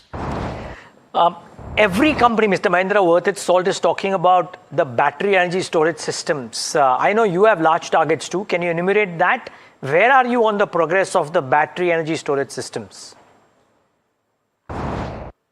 Yes, energy storage is going to be key with so much of solar capacity addition happening. And maybe solar capacity post-solar hours suddenly goes out from the grid. So for grid stability and to take care of the evening peak requirements, I think storage is going to play a very, very important role. That is the reason that there is significant capacity additions in battery energy storage and pump storage. Also hydro pump storage is the key, and we are very well participating. We have a tied up capacity of 29.6 gigawatt for which we have signed the PPAs, a mix of hydro pump storage and battery energy storage. So we are in the process of executing, and will be start executing our battery energy projects in the current year. We'll be start executing, and will going forward will continue to do that to reach 40 gigawatt hour of storage capacity by 2030. Mr. Mahindra, the targets are stiff. I would love to know what your earnings trajectory for the next few quarters or few years could look like. Can you crystal ball gaze for us? The variability in the earnings and all is a very, very important to this kind of business to minimize this. That is the reason that whatever now our present operational capacity, almost 95% of the capacity is tied up under long-term PPA, where we have to ensure the availability of the plant. So this gives us a stable cash flow. 5% of the capacity, which is open capacity close to the domestic coal mine with significantly lower fuel cost, gives us the advantage of whether like now what we are experiencing in terms of to sell in the open market. That also is an opportunity which we see. But going forward, the stability is the key to continue the growth momentum. We are executing all our projects, whether it is thermal, solar, wind, or hybrid, battery energy storage, or pump storage, or thermal capacities. All are tied up under long-term PPA, giving us assured cash flow and returns going forward. Got it. But Mr. Mahindra, I'm sorry, but can I push you for a 3-year outlook, if not in exact number terms, then some color about CAGR growth rates? See, one thing which is very clear, we have seen that we have added capacity in the current year. We started the year FY26 with 10.8 gigawatt, and we have ended by adding maybe almost 2.6 gigawatt of capacity, and which has come during the year also. So, and we have shown reflected a revenue growth of 41%. We have shown an EBITDA growth of more than 81% during the year. So I think this kind of momentum will continue. Of course, we have to remember one thing in terms of stabilized growth, a CAGR of 25 to 30% is what we see, because this time it is an exceptional growth in terms of revenue and EBITDA, because KSK Mahanadi was one plant which was not there with us in FY25, which has contributed significantly to our growth, generation and revenue growth. But RE growth, the capacities which are available, and this has given us a growth of almost 57% in generation this year, which has also resulted in a significant increase in the EBITDA growth. So this will continue to be available, this growth. And new capacities, if we are adding 3 gigawatt every year, these numbers clearly give the indication that how the trajectory looks like. But yes, as we are saying that maybe 20 to 25% CAGR growth is, we are confident that which we have demonstrated also. If we see our CAGR growth of last 5 years, we will definitely be continuing with that momentum. Got it. Okay. Well, Mr. Mahindra, we'll leave it at that. Thanks so much for taking the time out and being with us. Really appreciate your time. That's JSW Energy with their view on what the outlook ahead could be like. Confident. Now, is it a part of the valuations already? Remains to be seen. Well, the markets though is sulking now. 23635 at the lowest point of the day, much like the rupee, and the culprit is Nifty IT because of what OpenAI has done. We'll talk about it. First, a word on what banks are doing as well. And Canara Bank is a bank in focus. It's delivered a mixed March quarter, if you will. A mark-to-market losses led to a trading book dragging the headline profits lower. Despite the hit, though, core fundamentals stayed resilient. Net interest income also grew. So some of these things looked okay. Let's tune into a conversation with Mr. Hardeep Singh Ahluwalia, Interim MD and CEO and ED of Canara Bank, in conversation with my colleague Piyush. PM has actually made a big request to the general public, saying that please avoid buying gold for around 1 year. This depletes our forex reserves. Canara Bank, I understand, has a lot of gold loans on its portfolio. How do you see this development? How would this impact on your bank's gold loan segment? So this is, I think, the PM has made this appeal basically on arresting the current account deficit. It won't be affecting our gold loan portfolio because in South India, people have ample gold with them. And whenever in need, they feel more convenient pledging that and taking loans for that. So I don't think that will impact much to our banking portfolio. Okay, and in general, because you also have downstream exposure to NBFCs who may also extend gold loans. There, in terms of LTV positions, how is it placed? I mean, in terms of renewals, also could we see a decline overall? Because the gold loan segment has been growing quite far, will we see it tapering down from here on? So while we are growing our gold loan portfolio, we are also conscious about the fact to maintain LTV much below the prescribed regulatory levels. So that we are continuously maintaining that below the prescribed regulatory levels. Sure. I also wanted to get your views in terms of the government's newly launched ECLGS 5.0 scheme. Canara Bank has a lot of MSME loans on its book. I want to understand what is the sort of quantum of loans that you would like to extend under this new ECLGS 5.0 scheme by the government.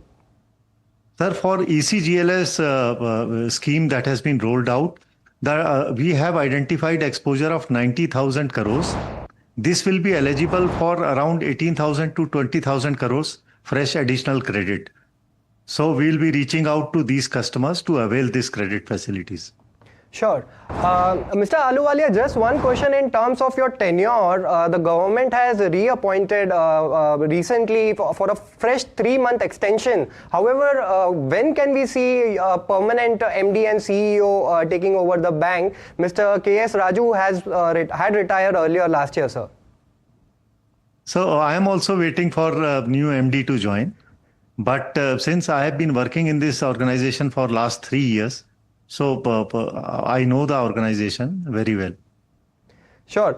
In terms of Q4 numbers, we see that for FY27 guidance, especially on NIM, you have trimmed it down to around 2.50 to 2.60% as against the previous year's guidance of 2.75 to 2.80%. Now we are seeing NIM contraction happening across lenders, but how do you compensate for that? Would you look at growing your wealth management portfolio? What are the other opportunities you see when the core margin itself is, going down, and we may not see that 3% level sort of margins going ahead? Sir, for this quarter, if you see Canara Bank results, so we have improved, our quarterly NIM has improved by 9 basis points, and cumulatively it has improved by 1 basis point. This is because we were growing the advances at 15.30%. So we were very much above the guidance number given to the market. So that placed us in a very good position that we could bargain with the pricing element. So that is how we could improve our NIM in this quarter. And going ahead also, although we have given the guidance numbers of 2.5 to 2.6, so we will be much hovering around this range. I think these are comfortable numbers to achieve. In terms of your wealth management expansion, or in terms of non-core income fees, like in the non-interest income segment, how are you looking to grow those segments?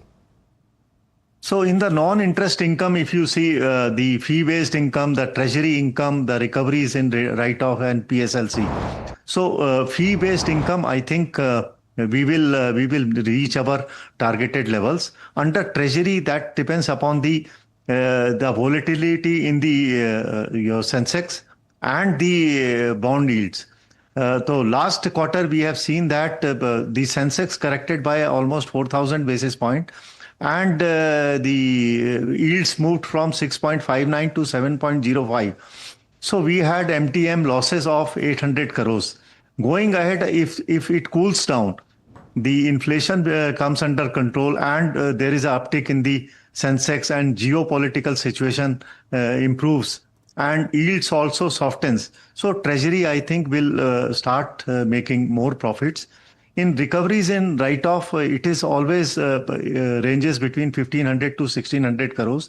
If you see last financial year, we have a TWO recovery we have done for 6,800 crores. This year also, we have done 6,500 crores.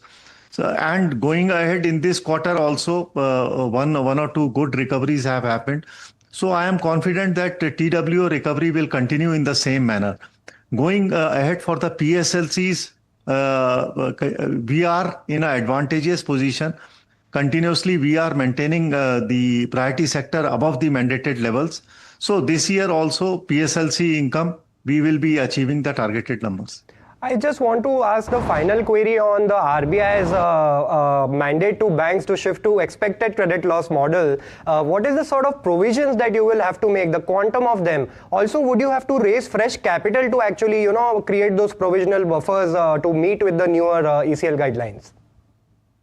So for the expected credit loss, which is going to be implemented next year, so the assets are placed into three stages. Since the stage one, this is almost at the present IRAC norms, so we don't see any much provisioning happening there. And almost in the stage 3 also, our PCR, which is the stage 3 is actually the NPAs. Our PCR is much above 94-95%. So in stage 1 and stage 3, we are comfortable. But in stage 2, where the regulatory floor has been increased from 0.4 to 5%, there we need to make additional provisions. I think that will be, our rough estimate says it will be 2,500 crores. And based on the probability of default in stage 1, stage 2 and stage 3, I think additional provision of say 5,000 crores will be required in that. And for the non-fund business also, additional 2,500. These are rough estimates only. Once the entire model gets implemented in the system, that is likely by December, we will do that. We have already onboarded our knowledge partner. We have already onboarded technical consultant for the system level implementations. So even if I take 10,000 crores as a rough estimates, our profits are in the range of 19,000 to 20,000 crores in a year. And the ECL provision says it has to be staggered in 4 years. So even if I consume in the first outgo itself, so our CRAR will drop only by 1 basis point. So we are very, very comfortable absorbing the ECL and implementing in our bank. All right, that's a word coming in from the Canara Bank management. Things might just be looking up, but it's cuts of about 0.75% for the benchmark Nifty 50, with the IT pack under considerable amount of pressure.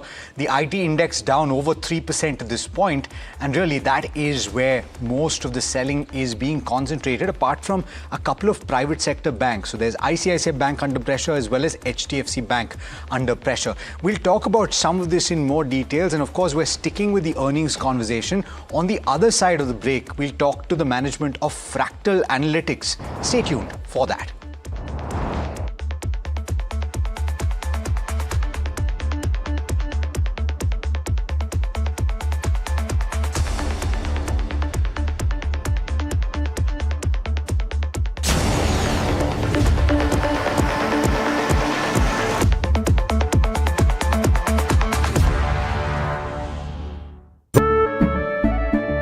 केसरिया से मन जोगी हुआ रे, दिल झूमे देखो पतवारा हुआ रे, केसरिया पल मनाओ केसरी त्योहार। विमल, बोलो जुबान Kesari. India's unshakable news habit. NDTV.com is India's #1 English news website.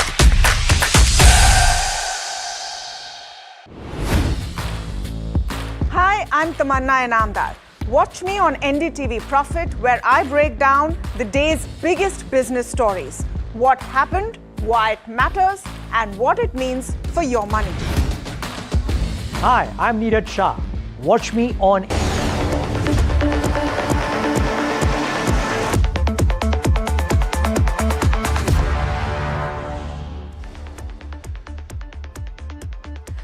Welcome back to India Market Open. You know, in terms of markets, that pressure to some extent has continued, but that mild recovery from the day's lowest levels is what you're looking at in terms of Nifty 50. Still cuts of 0.8% there, and Bank Nifty as well. A similar kind of trend is what you're picking up. In fact, we've said since morning that, you know, the setup with regards to Bank Nifty to some extent is looking weaker as compared to Nifty 50 as well. But let's see how this pans out. Moving on, one stock that is in focus is a Fractal on the back of Q4 numbers. That stock is seeing gains of almost 2%. Jasmeet is standing by to tell us more in terms of how has the quarter been and what are the key chat points that we should be looking at with the management. Jasmeet, over to you. Well, hi, Errol. Very good morning and thank you for that. If you look at the Q4, the company did report a strong Q4 for the overall results. If you look at the EBIT margin, they have expanded by nearly 500 basis points in this particular quarter on the back of operational efficiency. The overall expense has reduced by 2.2% and revenue has increased by 3.7%, supporting that margin growth. Now, if you look at the other key aspect, we have seen that growth was led across the board, while the healthcare did really well for the company, which saw an uptick of nearly 82% on YOY basis. When we look at the BFSI, was the other sector that also saw a healthy growth of nearly 42%. In terms of share of the associate companies, the losses narrowed by 61% on QOQ basis, while we also saw that the overall other income saw an uptick of 15 times compared to what was in the previous quarter, supporting the profits. Now, if you look at the key numbers, we do see revenues up by 3.7%, while the EBIT saw an uptick of 54%, while the margins have expanded by 500 basis points, and net profits is an uptick of 14%, standing at roughly 170 crores. Now, well, we would like to interesting to discuss with the management how the Fractal Alpha overall is going on, as we did hear in the con call that the losses have narrowed over previous few years, and further the plans of management when it comes to applying the AI in terms of the enterprise operations. That's with regards to where Fractal Analytics is concerned. In fact, let's get in the management to talk to us about the way earnings have panned out. Joining us on the show, we have Shrikant Velamakani, co-founder, Group CEO and Executive Vice Chairman, as well as we have Ashwath Bhatt, Chief Financial Officer at Fractal Analytics, joining in. Welcome to the show, gentlemen. Always a pleasure to speak to you. Shrikant, my first question coming to you is, clearly strong growth in the fourth quarter, double-digit EBIT growth as well. Margins have expanded from year on. If you have to take cues from the fourth quarter getting into FY27, what are the key positives and where are you seeing concerns? Thank you. First of all, we are seeing growth across the board. We have registered a pretty solid quarter. Overall, very good growth for the year. And most importantly, while expanding gross margins, EBITDA margins, and net income margins. So all of those margins have expanded. So overall, significant growth in profitability while continuing to grow pretty strongly. So that's pretty exciting. Now, specifically within this one vertical, we've had some degrowth. So if you take that out, our growth rate overall would be 27% for the year, which is a pretty solid indication of how enterprise AI is taking off across the board. We should see that Fractal expands in a similar way in the coming year. Some of the client-specific issues that led to TMT decline are behind us now. So we expect that to not play in this year. So overall growth should be pretty robust going forward. Is it possible to quantify that though? And I see that the growth has been led by healthcare and as well as BFSI, both of those verticals looking strong. So talk about the vertical that did not work. And if you can quantify the move away from the degrowth in TMT and the move in FY27, how would that look? In FY26, we had two client-specific issues that brought down the overall growth for the company. One of those companies went into a joint venture, because of which they dramatically reduced working with us. The other one had a reorganization inside the company because they were themselves challenged in terms of their performance, and therefore their revenue for Fractal have come down dramatically. Now both these issues are behind us, which means that not just all other verticals that we work in, even the TMT vertical is in a good place as far as growth is concerned in this coming fiscal. Okay.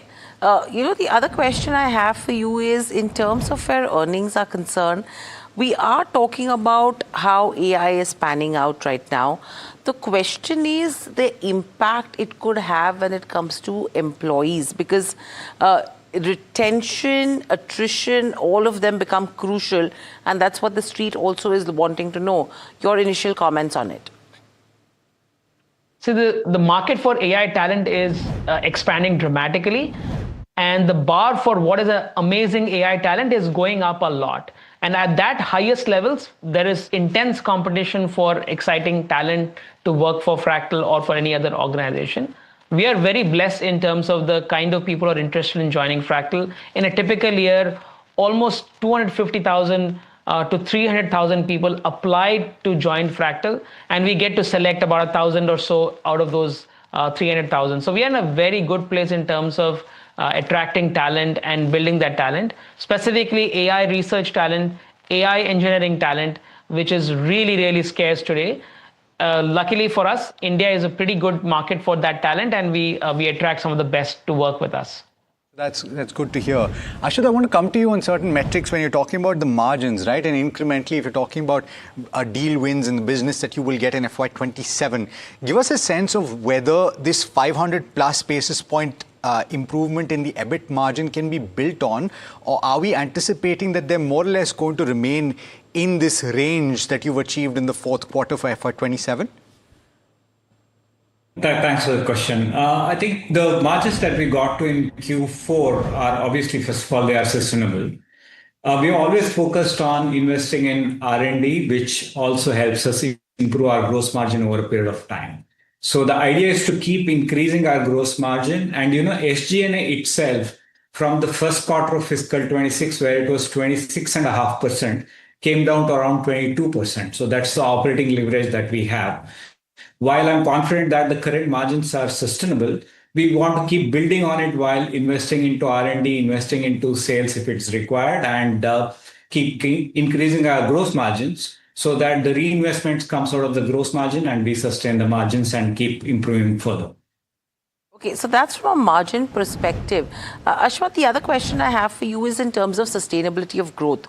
I know, Shrika has also been mentioning about that, but Q4 revenue growth of 17%, if I have to look at YOY, FY26, 19%. So if I have to compare it to Q3, there has been some bit of deceleration because Q3 was 21%. Are you expecting this to normalize then in the first quarter of FY27? Yeah, the year-on-year growth will keep varying based on how we grow quarter on quarter. But I think the key thing that Shrikant mentioned, like our 17% growth would have been more closer to 25% growth without TMT, or even for the quarter, like 17 would have been almost 32% growth without TMT. So once some of these two client-specific issues are kind of lapped into our normal quarterly run rate, we do expect the quarterly growth rate for fiscal 27 to come back to more normalized growth between that 20 to 25%, which we have achieved in the past. Okay. My last question coming is with regards to the NASSCOM advisory, with regards to where work from home goes and what Prime Minister Narendra Modi has actually appealed. How are you looking at this in terms of impact, Shrikant, in terms of the industry and for a company like yours? Thank you. The good news is that, first of all, I really appreciate the Prime Minister's message in terms of how we should all work from home and how we should cut down some of the expenses. He has a worldview and he has a full understanding of what's going on in the world. And based on that, this is a sort of recommendation. As far as the technology industry is concerned, as NASSCOM, what we have been doing throughout, starting from the pandemic, is creating extremely flexible working options. Even last year during the Operation Sandur, we saw that the tech industry was very resilient, was able to work remotely and actually create the conditions where the best and the brightest minds can come and work for the industry. So we want to continue building that as part of the plan in such a way that overall, we are respectful of what the Prime Minister is saying, and yet we create those conditions for the success of our people and our clients. Right. Shrikant, on this one, I'm sure we are going to connect once again between today and tomorrow to talk about it. But thank you so much for joining in. Always a pleasure to speak to you. Indian hotels is another one that we should be focusing on. A strong set of numbers that have been reported as well, though the stock is down almost 1.5%. I did speak to Puneet Chhatwal, MD and CEO of IHCL, about the quarter gone by and the outlook going forward. Let's listen in. Indian hotels, as we know, a strong quarter that the company has reported, and this is in times of turbulence, which shows you the kind of performance that's coming in. Puneet Chhatwal, MD and CEO at IHCL, joins in. Puneet, welcome to the show. Always a pleasure to speak to you. All of this while, our conversations with a lot of managements have been about how are you actually navigating these times of uncertainties, what's the impact you're seeing. But at the face of it, when we talk about Indian hotels in terms of numbers, turbulent times, but a strong show. And the growth also has been pretty good. How have you managed to do this in terms of, is it demand, is it strategy? How would you want to put it? Well, it's a bit of all. Firstly, thank you for having me. A very good morning. We embarked on this journey of diversification of our top line by brand, by geography, and by contract type a few years ago. We communicated that to the market, and that's how we quadrupled our ROCE in the last 7-8 years. We, inclusive of return on equity, also quadrupled. So I think the growth is a very important part of our strategy, and scaling up for resilience, scaling up to be future ready, and having very healthy margins so that any kind of turbulence that comes our way, we could weather that storm because of a very strong balance sheet, because of very strong cash reserves. It's all been communicated quarter on quarter. I think now we start to see the results of that strategy in difficult quarters that we have had. Last one, including this first quarter, will not be easy because of the West Asia crisis. Right. Puneet, as you mentioned about West Asia crisis, well, if you have to look at industry, there is growth which did slip, say, in the month of Jan and Feb. Jan and Feb was strong. March, I think it slipped. In May, again, it has picked up to some extent, and that's what channel checks are indicating so far. With the way demand has been panning out right now, and with FY26 being a challenging year, does this leave a softer base for the next 3 quarters? Taking the kind of guidance that you've given as well, if you have to actually match the two, would you say your guidance is more of cautious versus your usual upbeat tone, or would you say it's still as upbeat? I think under the circumstances, to say double-digit growth, 12 to 14% is not cautious. But should the crisis subside faster than we all think, then giving 15 plus percentage points on a very high base, because every year our base is becoming higher and higher. When we say 15, it means 1,500 crores more on the top line. Should be possible. So at the moment we have set 12 up to 14, but should the crisis subside by the end of this month or early next month, we could go up to 15 plus. And the reason being Q3 and Q4 are the strongest quarters, Q3 being the strongest always, Q4 the second strongest. So in this challenging times, if they are in Q1 and Q2, with a lower base, last year, same time with Pahalgam, with Operation Sandur, with airline accident, I think we should be coming out quite well as a sector, but also Indian hotels in particular.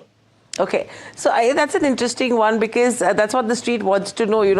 The way Puneet's tonality is, that is what will guide where the company goes as well to some extent. Okay, let's look at events. Calendar year 26, you have the BRICS presidency, and that will probably drive diplomatic travel. And this is a segment which Indian Hotels has captured really well. It will come in as a tailwind to a certain extent. To add to that, you have Prime Minister Narendra Modi's austerity announcement, which somewhere could create an overhang on domestic travel as well.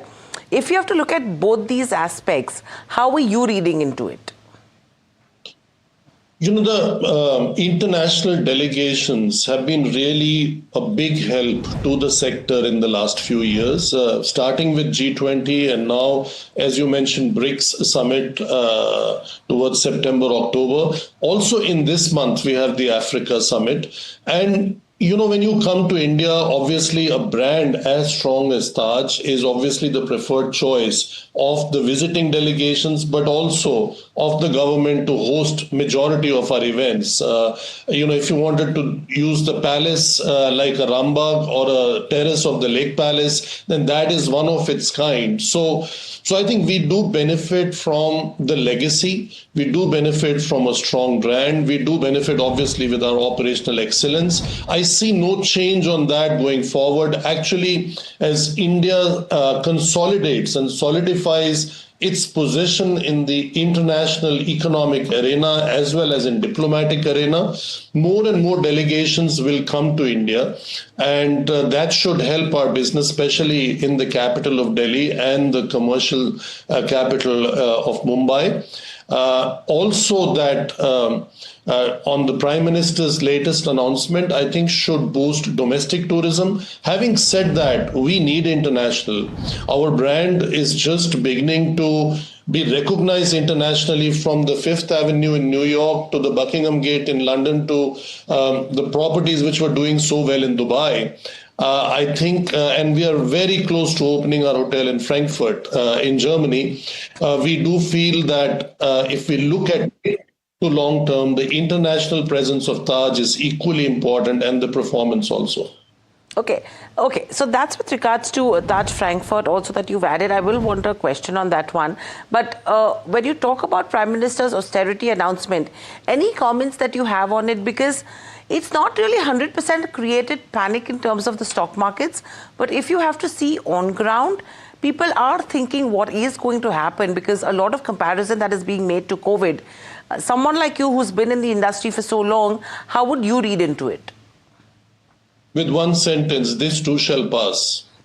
That is called optimism as well. This too shall pass, Puneet. The other thing I want to talk to you about is if you have to look at the growth, and you mentioned about Taj Frankfurt.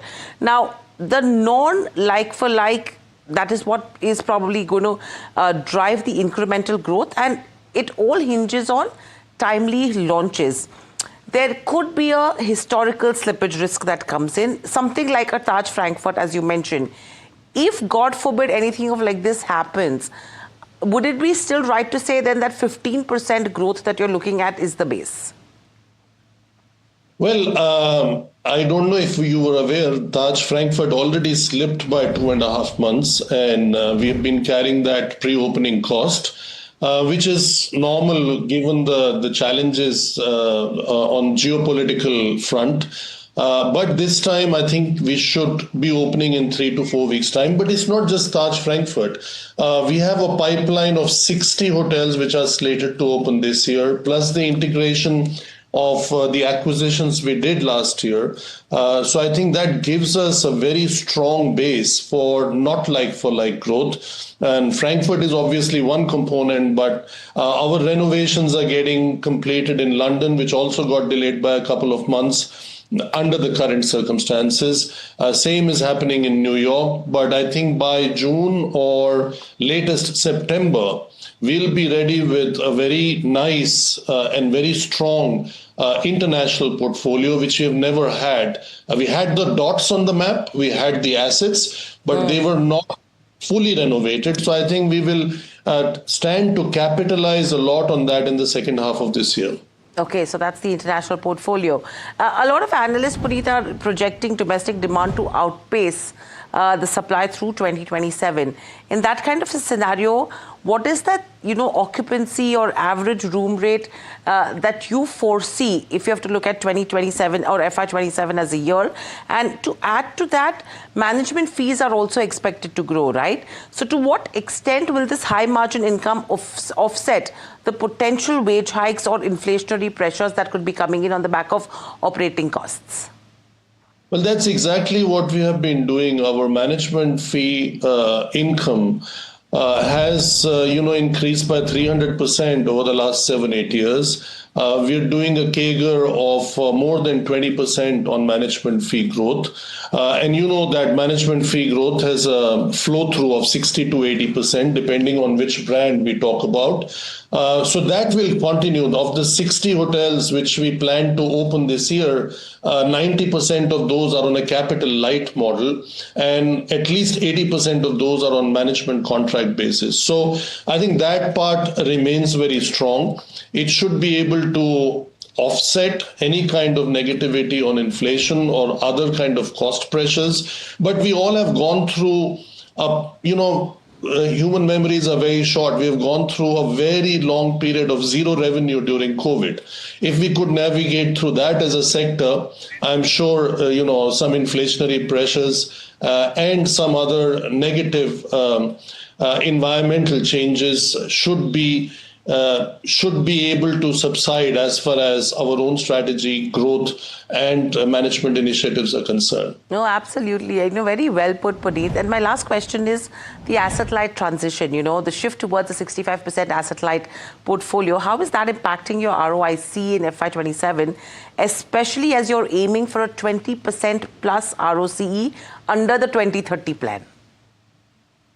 Very good question. I think in this situation, we need a bit more patience because under the capital light strategy or asset light kind of business, the growth in revenue is only by growth of your management fee income. So it takes a bit longer, but it creates a very strong resilience. And we are now slowly moving from we used to be 35% capital light company, 65% heavy.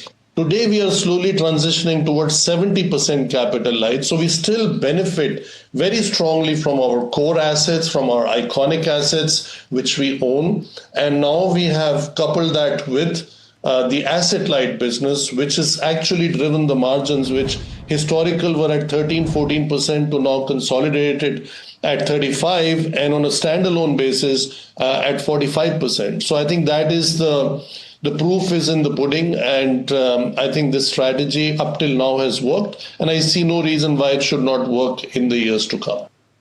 Okay, strategy is the key. Pretty optimistic, I would say, but the stock under pressure with cuts of 1% coming in there. So that's the conversation with Indian hotels as we speak. But moving on, if you talk about IT as a sector, that has been under pressure today as OpenAI's aggressive push into AI deployment has stoked fears of disruption. Jasmeet joins us with more details. Jasmeet, everyone was wondering as to what is creating this kind of pressure in terms of Nifty IT, the top losing sector today as well. What are you picking up so far in terms of impact of OpenAI? Well, thank you for that. As rightly said, the Nifty IT is tumbling in today's trade down about 3%. Now, what has happened is OpenAI has launched its new tool which deploys the AI engineers into the system. So now, this business is backed with an investment of nearly $4 billion, and this would lead to overall AI tool getting converted as an execution model. So now what the fear is that this particular tool might replace Indian IT altogether, given the Indian IT were necessary on the back of the integrator opportunity, but given the AI tools are now able to even integrate themselves into the system is something that's getting the fear. Now, AI concerns have been there for Indian IT for very long. Even with IHCL Tech coming out in the Q3 or Q4 earnings and giving out that they might see AI deflation of 2 to 3%.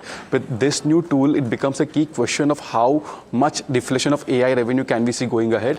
Further, also, it becomes a concern that the gap between the AI tool and enterprise execution is getting narrowed day after day when they launch new tools. Now, with this new tool, it's something to watch out for what is the management commentary further going ahead and how this tool would really impact the overall top line. Though the business remains compounding for IT companies and it will not change over the next 7 to 8 years given the long-term contracts, but post that and the new deal win is something to watch out for. Got it. Thank you, Jasmeet, for that. So that's with regards to where AI, which is actually becoming slightly troublesome when it comes to Indian IT companies, which is putting it under pressure. And an interesting take that brought to us as well, where Korea is looking at citizen dividend from the AI revenues, and that's actually what put Samsung under pressure in today's day of trade. Very lastly, Dixon Tech is under pressure. They will be reporting their Q3 numbers. Puneet is here to tell us what are the key expectations, though from the day's lowest levels, a mild recovery that has come through. Puneet, are the expectations aligned with what the stock price is doing right now? Well, most certainly, it's a very crucial set of numbers for Dixon Tech. I think probably for the first time since listing, because we are just anticipating a 2% revenue growth for a company which is known for high flyers in that sense. So it's just 2% revenue growth expected for quarter 4. EBITDA is expected to actually fall by 9% because of the industry volumes for mobiles being impacted in this quarter, and Dixon has been one of the key beneficiaries of the mobile phone segment over the last 4 to 5 years. Net profit will also fall by 54%, but there is almost a 250 crore gain based on fair value gains of Aditya Vision's stake in the base here. So quarter 4 FY25 had that impact, and hence we are seeing a fall. But also when you look at the biggest talking point for Dixon this quarter will be the Vivo JV. Now the JV was announced back in December of 2024. So 15 December of 2024 is when it was announced. 17 months on and still no approval for this joint venture as well. So timeline for that, after the previous quarter, management had said it will take 45 to 60 days to ramp up as well. So once that approval comes in, it'll still be a couple of months. But industry had penciled in almost 10 million units coming in from this Vivo JV, and with this approval not coming yet, you could see some revision on the downside for the guidance, essentially, if not from this joint venture. So a lot on the earnings that's expecting a disappointment, but a lot of conversation will be on this joint venture as well. Okay, the JV is going to be crucial because that's when we did see a minor cut that did come in terms of the stock price. Thank you, Puneet, for joining in. Always a pleasure to speak to you. But completely out of time, but that is a wrap on this edition of India Markets Open. Up next is Ask Profit with Mahima and Puneet. So you'll have all your queries answered. Stay tuned.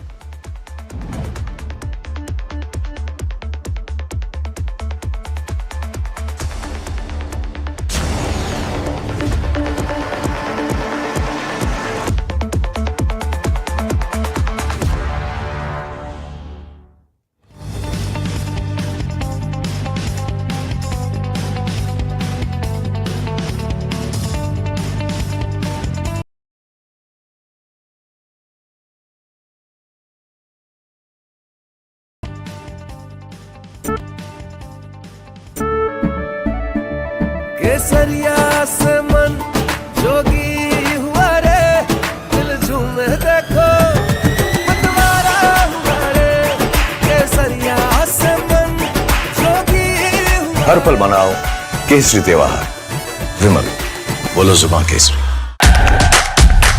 India's unshakable news habit. NDTV.com is India's #1 English news website.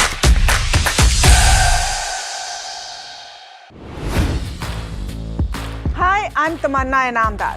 Watch me on NDTV Profit, where I break down the day's biggest business stories. What happened, why it matters, and what it means for your money. Hi, I'm Neeraj Shah.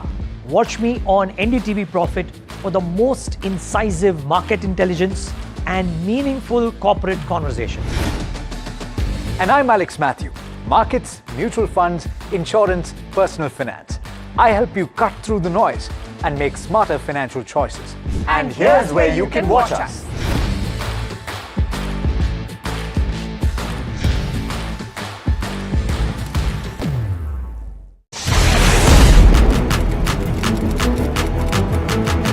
When the headlines move fast, perspective matters.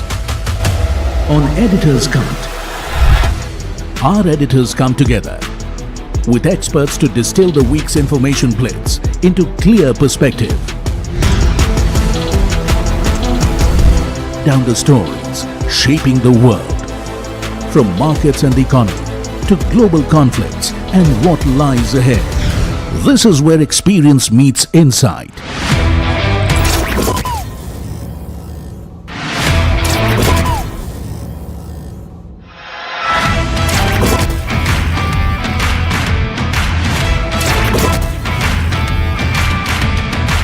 No noise, no hype, just sharp takes on what to watch next. Editor's Cut, every Friday, 3:30 p.m. only on NDTV Profit. Economy, business, world, technology. Noise filtered, numbers decoded. Insights that rewire your worldview. From governance to growth, we connect the dots. Your daily edge, your global advantage. India Business Report with me, Gauri Dwivedi, weeknights on NDTV Profit. He has been tracking markets for over a decade, spots the trends.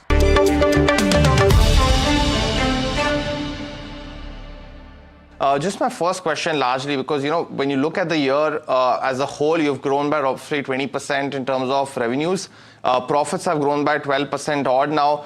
If you can give us a perspective of, and I can see that there are your employee cost has inched up almost 33% on a YOY basis for the whole year, of course, while your other expenses have also inched up just slightly in that aspect. So if you can give us some perspective of, was this a year where, of course, we've seen a lot of disruption from AI, but in terms of your planning from quarter 1 to quarter 4, has there been the plan to add and that employee cost inching up part of the whole scheme of things, and how do you view the line items for hiring trends essentially for the next year?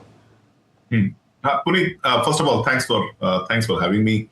So on the year, I would say for the full year, I would kind of rate it as below average, especially given our own standards on how we plan our business. When we entered the year, we were thinking we were within shooting range of growing at about 30-odd%. We ended up at about 20-odd%, which in our books, I would say counts as a below average year. And I think if you were to characterize it, the first half of the year was, I think you started off strong, and the second half of the year got muted a little bit, especially Q4. Part of the reason being the war in the Middle East, and Middle East had become, for the last couple of years since we entered Middle East in a big way, it had become a key growth geography for us. I believe that is a temporary sort of lull in terms of both deal closures as well as, because the deals are all out there, deal closures as well as being able to send people and get the projects delivered and revenue converted. I think that should settle down. It already seems to be settling down, although, of course, the war needs to get over. The other parts of the business, data center continues to go strongly. We're picking up very large relationships with some leading hyperscalers. Transit continues to go strongly. We announced very large wins around MMRD, etc. We've had a little bit of mismatch in Q4, especially around the need to invest behind some of these large deals, and then a mismatch in terms of when the revenue flows in, when the project starts, especially on the large data center deal, right? So I would say that's how I would characterize the year. I think AI on the net is a huge opportunity for us. So we've stepped up our investments. We continue to step up our investments. We are probably the leading banking AI labs between Arya and Lexi in terms of actual real research on enterprise cases. And we're rolling out a full AI stack, right? So I think overall, from a business standpoint, that's how I would put it. Employee, yes, I think to some extent there's a little bit of an uptake, but that's, to grow the business at the scale, we've always grown people over the last 4 or 5 years. If you see, we've almost more than doubled the headcount in the business. I think now the rate of headcount growth is muted. We've had to invest in significant R&D around AI, and also the headcount there has gone up, as well as where the growth has happened on the data center and transit spaces, right? So I think that's how I would put headcount, but it's not right. Like it's more or less in line with growth. Got it. Well, firstly, thank you so much for that perspective. So just a couple of follow-ups then. The expectations for FY27, because we are in a very uncertain time, then is it that you are likely to at least do a 20% growth, because your standards are, of course, to grow 30%, so that aspiration stays at 30, but given the volatility, are you at least guaranteeing in that sense in this volatile time of at least a 20% growth at this point of time for the next year? Look, I would put it this way, Puneet, right? I think for most of our businesses, the growth drivers are very, very much intact, right? So data center space continues to be on a tear. Transit will become one of the leading global players. Banking, AI, we are one of the leading sort of product vendors. We're one of the leading AI players around. So the growth drivers are very much intact. I think the big factor is the uncertainty. I don't think it would be, because there are things you don't know. The Middle East situation, we don't know. There's a lot of unknowns right now. So we feel it would be unfair to throw a number out there. I think the focus for us over the next couple of quarters has to be sharply focused on execution, focus on execution discipline, cash conversion, and get the growth done. And then we'll see middle of the year, I think we'll come back. Because Mr. Rai, the reason why I asked this question also because you already have an 1,800 crore order book. Now you've done almost 1,400 crores in terms of revenue. So just in terms of that execution also, I'm guessing a lot, at least if you can give us some perspective on how much of this 1,800 crore order book is executable over the next year then. Yeah, I would say, so that's a good question, Puneet, right? I would say a large part of it is probably 70% is, but the challenge is there's some execution risks that we are not able to control, especially the supply disruptions, the Middle East disruption, etc. Right? So I think there is we need to be very certain around the planning of these projects. We need to be very certain about being able to put our teams on the ground, especially in places like Saudi Arabia, etc. And there are some unknowns there, right? So while the orders are there to be executed against, can you really execute at that pace? Even on the data center side, there are supply chain disruptions. So the planning goes for a toss. So I think where we are is not so much uncertainty in terms of deal flow, but uncertainty in terms of really being able to execute and convert. Having said that, I think you are right. I think the order book is fairly strong and we will continue to execute. So I think on the net, our growth trajectory, medium term, more or less remains intact. We'll just need to plan this granularly and maybe we get together in the middle of the year and see how certain it looks. The other question was that, out of almost 1,400 crores of your revenue, the 930 odd crores comes from the services side of the business. The rest is coming from the equipment and the product licensing side. So how are you viewing the second part of the business? Because of course, the first part, you've given us some perspective on revenue growth. You've given us some perspective on the employee hiring, and your order book gives us some view of what FY27 could look like. In terms of products and licensing, because we've also seen, as you mentioned, the buzzword AI also being a base case essentially for a lot of services and products that IT companies have to give to their customers. So within this segment, what's basically your right to win strategy for the products and services businesses, and how are you seeing the revenue growth? Because that was almost 17% versus the overall growth of almost 21%. So what's the expectations for the next year for this business? Yeah, so I think that's a great question, Puneet, right? So on the product side, we have some of the leading products on the banking side, right? Or the leading lending solutions, leading transaction banking solutions. We have a very specific point of view on the banking stack really needing to adapt to the age of AI. What does the next generation of banking software look like? What does the next generation of agentic execution inside the banks looks like? How do these come together? And we have been investing heavily in it over the last, I would say, couple of quarters, and we'll continue to do that. So you will see the first rollout you saw probably a few weeks back. We launched a completely brand new AI native trade finance solution. We are already in POCs with multiple design partner banks on that solution across Middle East, Europe, and India.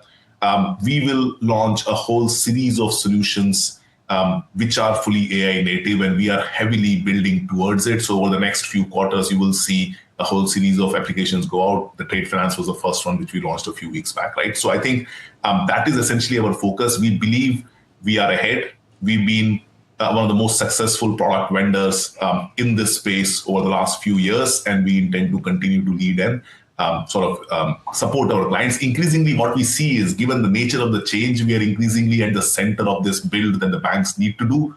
And we're investing heavily to sort of have the right sort of solutions to respond to it, right? So we feel very good about that change.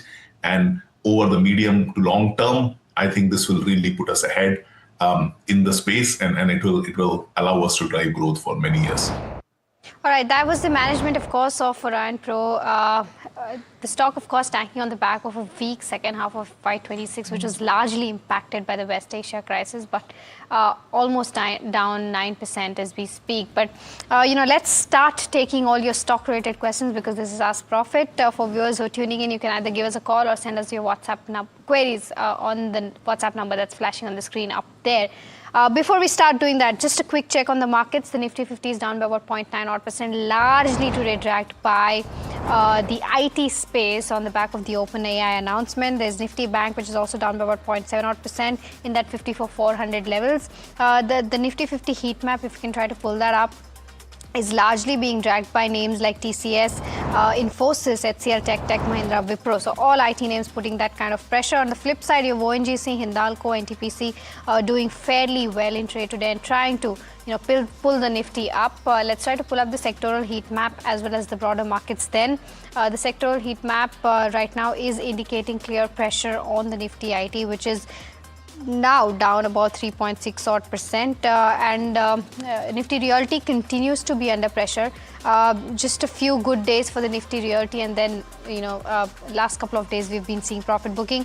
Media, defense are some other names which are under pressure. Oil and gas and metals are the only two that are holding up. The mid cap 150 and the small cap 250 as well. In the broader end of spectrum is also under pressure. The small cap 250 slightly more under pressure as compared to the benchmarks, down by about 1.4%. The mid cap 150 down by about 0.9%. So that's with regards to where the markets go. But let me also welcome in our guests for the day who are going to be answering all your stock-related questions. We are now joined by Swati Hodkar, AVP Technical Research at Nirmal Bang, and Astha Jain, Senior Research Analyst at HEM Securities, joining us now. Welcome to both of you, ladies, and a very good morning to the both of you. The first question that we have is from Ramesh, who's writing us from Bengaluru, asking about Thermax. He's got about 2 shares at the levels of 3640. Sitting on a profits of around 1,500 rupees right now, wants to know if he can go ahead and book this profit and get into something like a PFC and REC. I believe that this is a short-term query that Ramesh is asking. So, Swati, I'll take this up with you. Would you recommend that trade? Yeah, at the current rate, whatever the Thermax he's holding, I will suggest to hold on this particular counter because it has a potential to reach up to back towards 4,800 to 5,000 levels. No wonder from the last 2 trading sessions, we are witnessing a profits booking, which cannot be denied after such kind of a rally. I will suggest to hold on this particular counter by keeping a strict profit stop loss of 4,400 rupees and for a target of 4,800 rupees. About the PFC and RECL, as of now, I will suggest to hold on for some more time, but PFC looks good. If you're getting any dips towards to 435 to 440 in that range, you can definitely take a fresh long positions. For a short to medium term, the target will be a 480 to 490 levels. All right, Suzlon is the next one. Lalita from Bengaluru has bought 955 shares at the levels of 61 rupees. Currently sitting on a loss of over 8,000 rupees. Wants to know as to what should be her next course of action. Astha, very good morning to you. Your view on Suzlon? So, Suzlon, first of all, good morning to everyone. Talking about Suzlon, what I believe that yes, we are positive on the power space, and hence Suzlon is looking strong to us. Today also we are seeing some sort of a upside momentum despite the fact that markets are not in a very, very good shape. So what I believe that one should remain invested in the Suzlon because we believe that this counter is well poised to move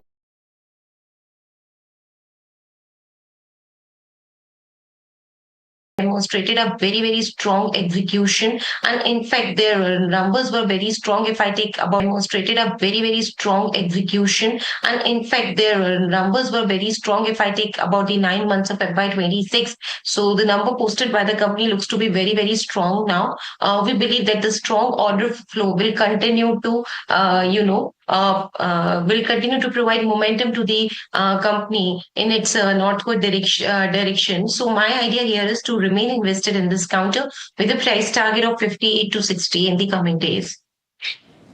Okay, all right. So that's the view coming in on Suzlon. The next one that we have is on KSH International. Our viewer Yogesh wants to know if this is a good decision, whether to go ahead and invest in KSH International for the levels of 638 is what he's asking. Not mentioned whether it's a short-term query or a long-term one. Swati, your view on the charts for this one?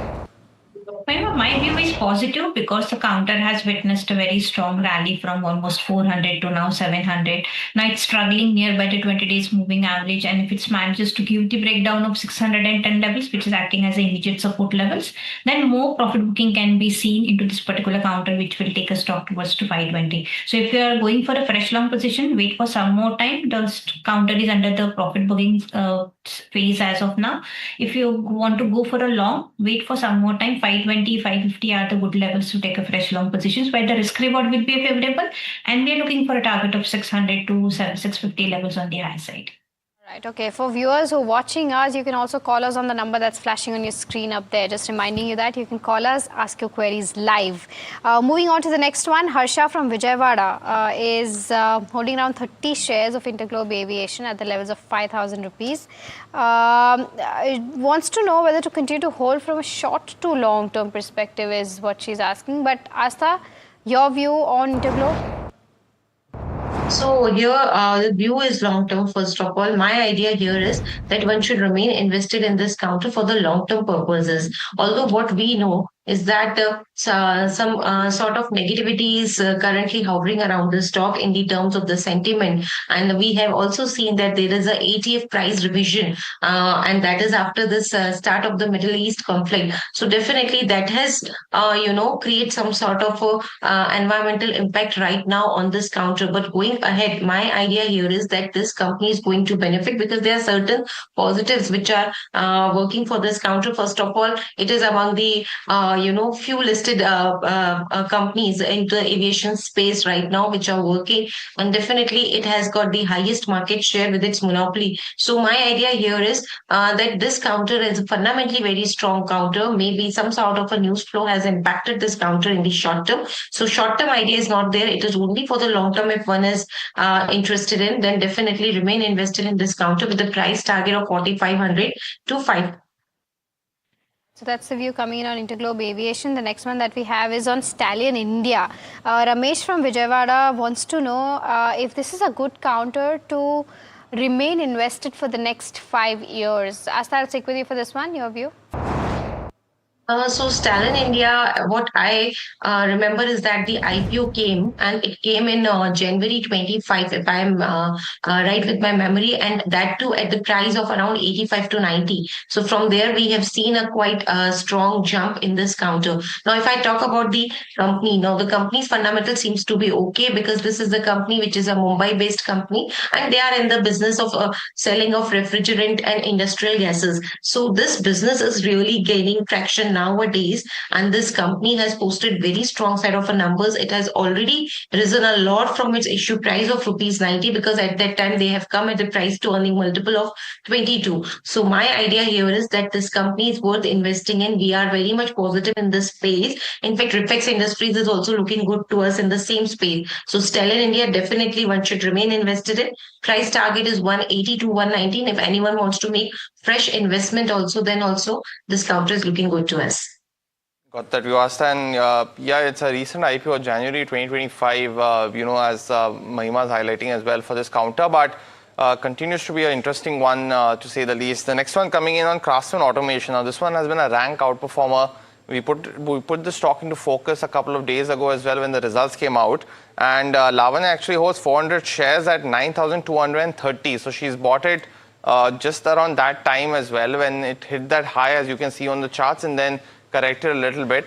But Astha, what's your view on the stock now? Because one of the peers essentially of Bharat Forge and has been doing very well over the last 5 to 6 years. Any view on the stock now? So what we believe that their aluminium business is, is a major growth driver for the company. And in fact, whatever results they have posted in the Q3 of FY26, that were majorly due to the high other income which this company has shown in their financial performance. So idea here is this company is looking, very much decent to us, but not we are very much, overly optimistic on this counter. So idea here is just to stay invested in this counter because in fact we believe that aluminum segment will definitely can prove an impetus and can be a growth driver for the company. In fact, management has also indicated in their commentary that they are expecting some high teen growth in that segment. So that can be the growth driver for the company, and only for that reason, just remain invested. Otherwise, results were not very strong for the Q3 of FY26. Remain invested for the price target of 9,000 at the initial levels. Okay, all right. So that's the view coming in on Craftsman Auto. We've got our first caller for the day. Aruna, I think, is calling us from Hyderabad. Aruna, very good morning to you. What's your query about? Yeah, good morning, ma'am. Good morning to all of you. I wanted to buy Oracle Financial Services, ma'am. So what is the price to buy? Like, what is the support point? And what is the resistance? Okay, all right. Got your question, Aruna. I take this up with Swati. Swati, on the charts for Oracle Finance, what is the support and resistance that you're spotting? The downside support is lies at around 8850 levels, the support provided by the 20 days moving average. Since the counter is facing a trend reversals from the higher side because the counter was showing a negative crossovers from the overbought zone. So the profit booking cannot be denied. If you want to take a long positions, wait for some more time. 8800, 8850 levels at the good levels to take a buying position. Okay, all right. So that's the view coming in on Oracle Financial Services. But time for the F&O space setup, and we have Shar joining by as always to give us a perspective as to what are the cues indicating. And Shar, I think it's IT that's contributing towards the red today. Exactly. Thanks a lot for that, Mahima. Yes, definitely for the second straight day, the technicals are turning weak. Yesterday also we saw only 3 or 4 names were in green. Today also it's just we could say same thing happening again. Tata Steel, NTPC, Bharti Airtel in the green, but majority of them, more than 90% of stocks are in the red. Sell-off, of course, no major support coming in from the banking. You mentioned the IT space, TCS, Infosys, Tech Mahindra, HCL Tech, all of them spooked out on the recent AI developments as well, and Street may not be giving that much valuations comfort also for this IT space as well. India VIX continues to rise for the second straight day, so 2 straight days of negative sentiment and no major bounce also is coming in. Let's see what the stock specific moves are happening. Remember, the earning specific impact is more, but ONGC, Oil India, both of them up as the rising crude prices are there, and we can see a sustained up move in these counters as well. That's what the street is expecting. Apart from that, short build up we are having JSW Energy, of course, back on the earnings. The commentary is also not the very strong, big downgrade from a broking house and persistent system. There's reversals happening. Last week we saw mid-cap IT stocks doing well, and now some kind of profit booking and reversal in the trade. Apart from this, the long unwinding, we are having Vodafone Idea, where we are expected a little bit of profit booking. After some clarification also comes in. Yesterday, the stock was up more than almost 8 to 9%. Macrotech developers, Loda, out here also we see some action happening. Stock is down 2%. Apart from the long unwinding candidate, short covering, not much to be honest when it comes to the moves. Canara Bank and Blue Star, they're just there itself, but no major trade happening. But overall, the sentiment in the markets and also in the small caps and the mid caps is on the negative side. So yes, we might see some kind of selling pressure in this trade as well. All right, Shara, thank you so much for getting us those details, and what he mentions is correct, because the pressure right now in the broad end of spectrum is more as compared to where the benchmarks go. But let's start taking our next caller. Anjali, I think, is waiting by, calling us from Hyderabad. Anjali, a very good morning to you. What's your query about? Yeah, very good morning to all of you, ma'am. Thanks for taking my query. I wanted to buy Voltamp transformer for long term, ma'am. So I just want to know the support for long term, not for proper long term support. Can you define long term for me? What is that time period? Like maybe 1 year more than. Okay, and you saw the technicals, if I'm not wrong, correct? Yes, ma'am. Yes, okay, all right, Anjali. I'll take this up with Swati then. Swati, from a 1 year point of view, where's the support that you're seeing for Voltamp transformers? Whatever the history shows of 2025, we have witnessed that the stock was under the consolidation phase within the range of 8,000 to 7,500. So those are the very crucial support levels, I believe, because that was a consolidation phase. And once it manages to show the breakout of 10,000, we have seen a non-stop rally beyond 12,000 levels. So those support levels will act as a very good zone support level. So 8,000, 7,500 are the good levels to take a fresh long positions on FD dips to that levels. Okay, so that's the view coming in on volatile transformers. Time for our rapid fire round. Swati and Asta, you both know the drill. The first one that we have is coming in from Manoj, who's asking about Indian hotels. He's bought 200 shares at the levels of 690. Wants to know as to what should be the next course of action for him for this count. It's down 2% on the back of numbers today, but Asta, your view on Indian hotels? Maybe some more downfall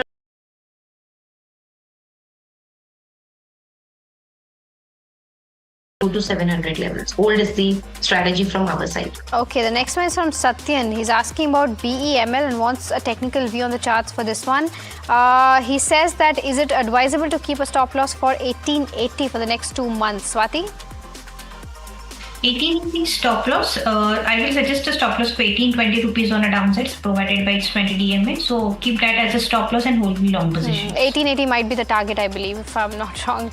Yeah. All right. The next one is on Jubilant Foodworks. Naman Jain is saying that he's bought Jubilant Foodworks at an average price of 555. Wants to know whether they can continue to hold or not. Asa, your view on Jubilant Food? Continue to hold. It may take maybe another 1 to 2 quarters to go to those levels, but it is a long-term bet, so remain invested. Okay, Titan is the other one. Kaushik from Vadodara wants a long-term view on this one. Asta? Titan is looking good to us in the long term. Remain invested in this counter. If someone has this counter in their portfolio, with the price target of 4250 to 4300.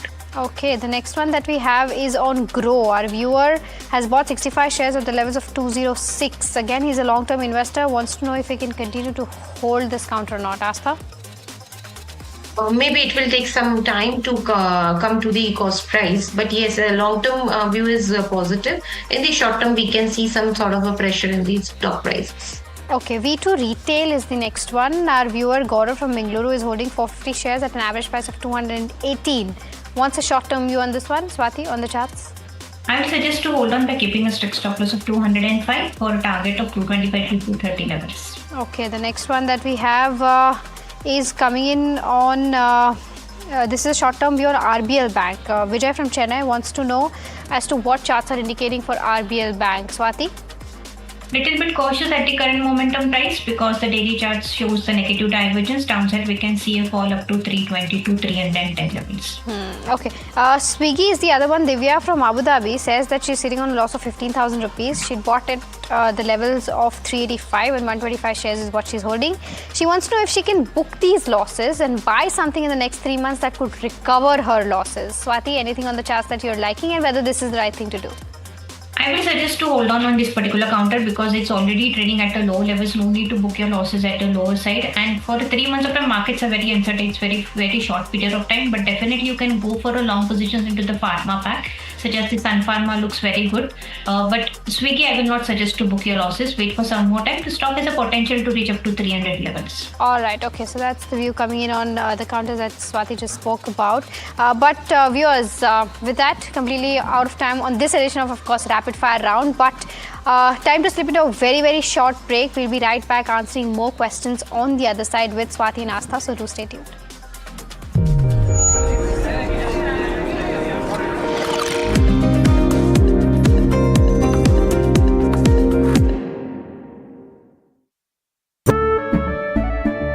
केसरिया से मन जोगी हुआ रे दिल झूमे देखो मतवारा हुआ रे केसरिया से मन जोगी हुआ हर पल मनाओ केसरी त्योहार विमल बोलो जुबान Kesari India's unshakable news habit. NDTV.com is India's #1 English news website.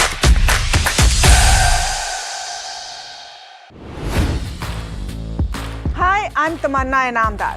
Watch me on NDTV Profit, where I break down the day's biggest business stories. What happened, why it matters, and what it means for your money. Hi, I'm Neeraj Shah. Watch me on NDTV Profit for the most incisive market intelligence and meaningful corporate conversation. And I'm Alex Matthew. Markets, mutual funds, insurance, personal finance. I help you cut through the noise and make smarter financial choices. And here's where you can watch us.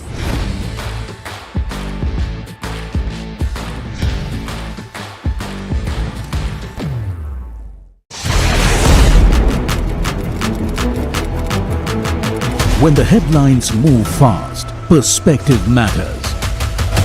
On Editor's Cut, our editors come together with experts to distill the week's information plates into clear perspective. Down the stories shaping the world, from markets and the economy to global conflicts and what lies ahead. This is where experience meets insight.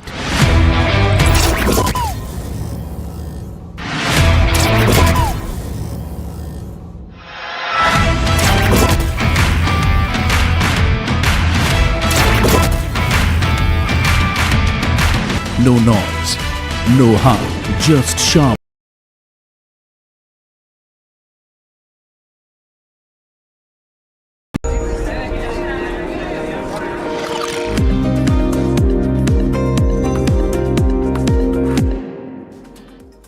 Welcome back. You're watching Ask Profit here at NDTV Profit. For viewers who are tuning in, this is a show that gets all your stock-related queries answered. So you can either call us or WhatsApp us on the number that's flashing on your screen up there. The next question that we have is from Sindhu Menon, who's asking about Vijaya Diagnostics.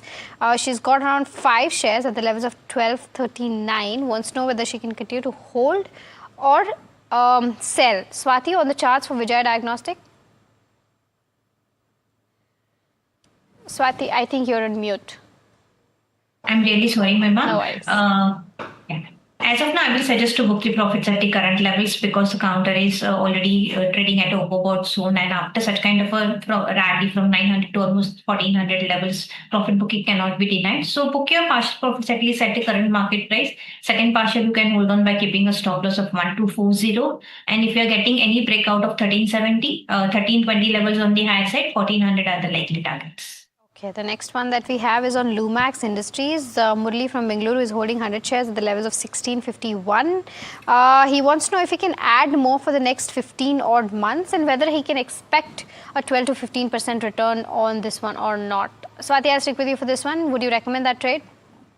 Maima, I will suggest to hold on for some more time because as of now, I'm not witnessing major price momentum into this particular counter. If you're looking for a average out position or the fresh long positions, any dips towards 5300 or 5220 are the good levels to take a fresh long position. So wait for some more time. Okay, the next one is on Eternal. Our viewer has bought at the levels of 267 and 800 shares is what Baba Saab has bought. He wants to know if he can average out, wait, what should be the next course of action if he's continuing to hold this. Astha, your view on Eternal where fundamentals are concerned? The fundamental seems to be okay because what we are seeing in this counter is that the profitable growth is the factor which is continuously driving the company's stock price momentum because they are continuously showing the profitability. In fact, the quick commerce business and the margin delivery business, I mean, they are both working well for the company, and whatever they have posted in the number was also on the expected lines. So my idea here is that yes, Eternal Q4 FY26 performance was a decent one and it has a potential to show more upside from here. Maybe market conditions are not supporting stock prices at this moment of the time. So maybe it will take another 6 months to go till those levels. But 300 is what we are recommending as a price target to this counter at the initial level. Acme Solar is the next one. Bhairav is asking whether he can continue to hold the 2,200 shares that he's bought at the levels of 292 and wants a one-year view on this one. He's saying that the stock went down despite of a strong Q4. Astha, your view on Acme Solar? So if I talk about the Acme Solar, yes, their earnings looking to be stronger on the stronger side. And in fact, what we believe that their EBITDA will grow at a CAGR of more than 10% from the coming FY25 to 28. So we are positive on this counter and we are recommending a hold on this counter. In the short term, the valuation is the factor which is not letting these stock prices to move upwards from here. But in the long term, it will be very much, going in tandem with the historic valuation. So it is a long-term story and remain invested in this counter with the price target of 320. Okay, the next one that we have is on Sterlite Technologies. Jai wants to know whether what upper levels can be expected for Sterlite and whether entering at the current price level makes sense or not. Swati, your view on the charts? My view is definitely positive. The counter has a potential to continue this kind of a rally, at least close to 430 to 435 levels. So you can definitely hold on the long positions. Or if you want to enter into this particular counter, wait for some more time. 390, 380 levels are the good levels to take a fresh long positions. Okay, so that's the view coming in on Sterlite Technologies. The next one that we have is on Bazaar Style. Balwant Modi from Rajkot is holding 38 shares since the IPO. Wants to know the future prospects of this company. Asta, Bazaar Style, what's the view? So I think the view is positive, but in the long term, not in the short term, because in the short term, we need to see how the margin trajectory will be going in the favor of this counter. And in fact, from its issue price also, it has not seen a very, very strong jump. So we were, at the time of the issue also, there was some valuation factor which was not looking so good about this company. And hence, we have not seen this stock prices momentum to be on the very much positive side. In the long term, only one should remain invested in, but we are not very much confident in the short term about this counter.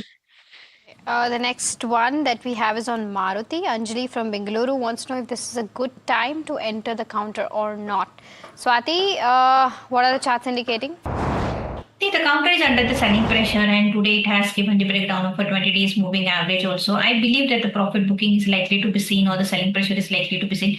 Fresh longs can be added on any dips close to 12,800. Those levels are very attractive levels where the risk reward ratio will be favorable, and the upside short term target will be a 14,000 levels. So wait for some more time. Any dips towards 12,800 should be utilized to take a fresh long position. Okay, the next one is on Infosys. Siddhartha from Bengaluru is saying that he's holding 10 shares at the levels of 1174. He says that it's trading near its 52-week lows, and whether he should wait for whether he should remain first of all invested or not, or whether he should wait for IT sector's global headwinds to clear first. Asta, what is your overall view, first of all, with regards to the entire space? Because we've talked about how the OpenAI announcement, every time that it comes, whether it's from OpenAI or whether it's from Anthropic, the IT sector gets, the knocking. Do you think that somebody who has remained invested, stayed patient with the IT sector should remain invested, or it's time to, book losses or profits wherever they're sitting at?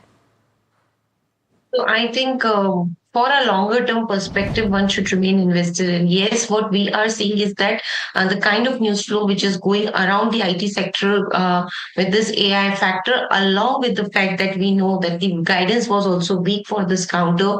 In fact, they were able to sustain their margins just on the basis of the cost, reduction. But if we look at overall growth perspective, that was not seen to be very much positive for this counter, because what we have seen that their deal conversion was also very, very weak, and the growth outlook, which is a major, point for any company. So I think that is also very weak. So maybe it may take another 6 months for these companies to show some strong upside momentum. So it is a long-term story. And for the IT sector, if anyone has a perspective of more than 1 year, then they should remain invested in, because I don't feel that in a time period of less than 1 year, these counters seems to be showing very strong set of a number. So it will take whole lot of at least 3 to 4 quarters for them to go for the good set of numbers. So if the time perspective is a long term, then remain invested in. If the perspective is a short term, then try to book profit at every higher level.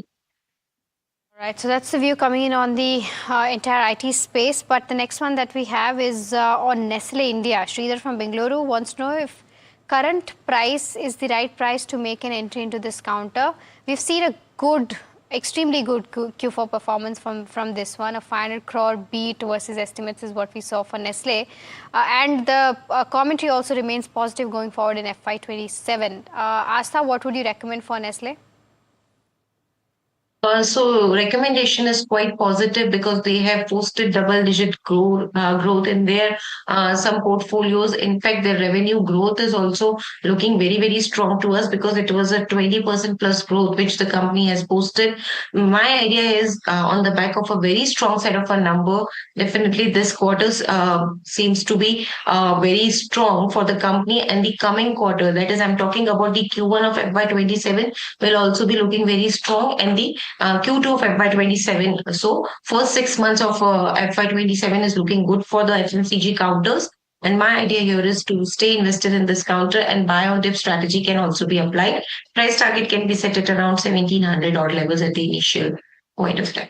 Okay, one more query, I think, coming from the FMCG space. Sai from Hyderabad is calling us, and I believe has a query on ITC. Sai, go ahead, ask your question. Yes, I'm having ITC shares for quite a while now. So, what will be the best time to book my profits? I'm having 250 shares actually. I'm a long-term investor for 2 to 3 years actually. So, if not, suggest me any other counter in FMCG or something else. Yeah, got your query, Sai. I'll take this up and stick with Asta for this one as well. But I mean, you have to be a patient investor when it comes to ITC, right? It is something that compounds over a period of time. Would you recommend him to continue to hold, Asta?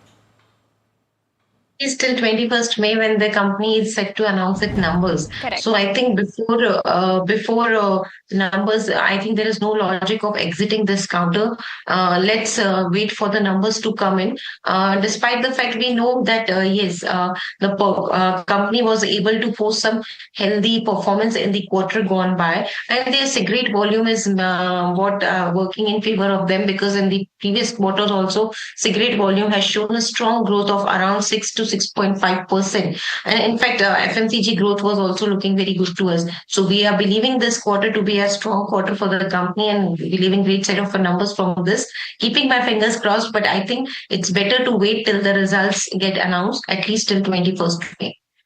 For sure. I think FMCG is going to do the heavy weight lifting for the next year as well, because of the entire tax change in the tobacco space. But most certainly, a good quarter is what we're expecting from ITC. The next one that we have is from Padma, who's writing us from Bengaluru, asking about Uno Minda and wants to know as to what should be the entry price based on the charts for Uno Minda. Swati, your view?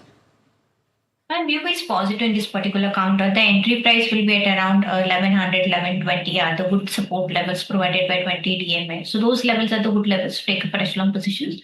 The short-term target, it will be at around 1240 to 1280 levels. Okay. The next one that we have is coming in from, this is from Kalpana, who's writing us from Muzaffarpur. She's holding 250 shares of HFCL at the levels of 130. Wants to know whether she can hold for the next 3 to 6 months or not. Swati, your view on the charts? I will suggest the counter has already given a very good rally from almost 73 to 150 levels. Partial profits book are recommended at the current market price. And another half you can hold on by keeping a profit stop loss of 140 rupees on the downside. If the stock manages to hold such kind of a strength in this kind of a market, then it has a potential to reach up to 160 to 164 levels. But partial profits are recommended at the current market price. Okay. The next one is on the banking space. Gary wants to know if this is a good time to buy SBI and HDFC Bank. Asta, while SBI earnings were disappointing, HDFC was, a stable quarter is what we can say. But overall, from a long-term perspective, do you think these are two good bets to invest into right now?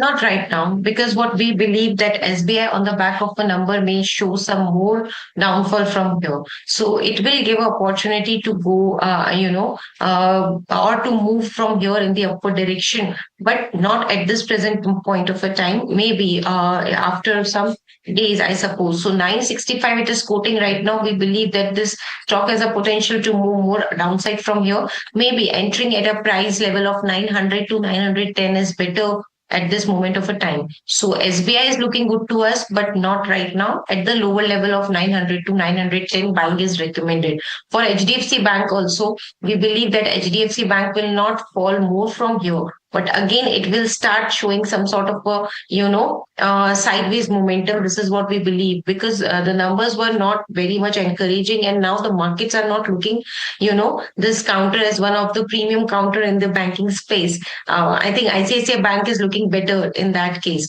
So HDFC Bank may be moving in some sideways direction from now. But among between these two banks, SBI is looking good to us, but strictly buy on dip strategy should be applied for that counter. Okay, all right. So that's the view coming on, for SBI as well as HDFC Bank.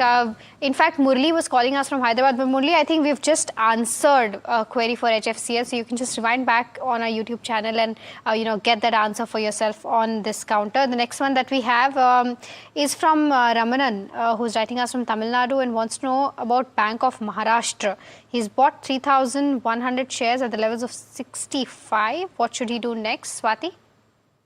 At the current level, I would suggest to hold on this particular counter. We might witness some sort of a profit bookings, which will take a stock towards to 78 to 77 levels. But you have to keep a longer term vision on this particular counter, because it's very slowly and steadily it shows the uptick rally. For short term to medium term target, I'm looking for 86 to 88 levels on the high side. All right. There's an annual business summit that is organized by CII, and that's happening right now. And Uday Kotak is addressing that. Let's listen to what he has to say. Power becoming the rule of life, and that is back to tribalism. That's back to a world which none of us have seen in the last 80 years. And frankly, markets also are playing on a fundamental theme, which is reversion to mean. And let's ask ourselves the question, even if the probability is 5, 10, 15, 20% of a structural change, how are we going to see that structural change? And what are we going to do as a country and each of us in our respective businesses? There is very little time we are spending to the fact that this time could be different. Because this is the classic cry wolf's mindset we have all lived with. And every time there has been a wolf is coming, the wolf has never come for the last 80 years. And we are naturally inclined that the wolf is not ever coming. But pause and ask, what if? And in that scenario, the key thing for us in this room is, how do we as India and Indians plan for this? There is a tendency in most of us to either be excessively optimistic about how things will play out or excessively pessimistic. But we need to be real, we need to be strategic, we need to be smart. And in a tribal world, what matters is control over assets, a strong balance sheet, supported by a P&L in a country. So the balance sheet and profit and loss account of a country needs to get much stronger. And ability to generate revenues by a country through its resources or its companies will determine the destiny of each country. The United States is powerful not just because of the reserve currency.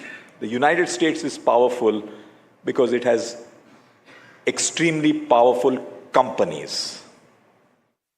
In fact, from the same summit, CAV Anantha Nageshwaran is also addressing the annual business summit organized by CI. Let's hear him as to what he has to say. Several other countries which in more peaceful and less uncertain times were able to get their manufacturing sector to have a large share of GDP. We all know that micro, small and medium enterprises in those countries played a very important role. And they are not technological backwaters. They in fact are at the forefront of technology and innovation in those countries. Whether you look at Japan, Germany, Switzerland, Sweden, and Korea, and more recently China, etc. In all these cases, micro, small and medium enterprises were actually one of the fountainheads of innovation and technological sophistication. How do we get our micro enterprises, which are relatively smaller in size? If we look at them, more than 90% of them are in the employment strength of about between 1 and 5, including the founding entrepreneurs. There are multiple areas to focus on. I will focus on the importance of trade skills. No manufacturing enterprise in the country, regardless of the size, can function without skilled human resources. And those skills will also today have to be such that makes them important and indispensable to the enterprise, so that they are not replaced by either artificial intelligence or down the road by industrial robots. So trade skills, where human judgment, skill and craftsmanship are important, would be the areas like carpentry, electrical, plumbing, mechanical, civil. So how do micro and small enterprises make sure that they address this aspect in their own enterprises, so that their employees don't feel insecure and threatened by the technological developments, and they can be a source of such human resources to large enterprises? The first step is to have the entrepreneurs themselves invest in such skills personally and set an example, no matter how small their workforce is.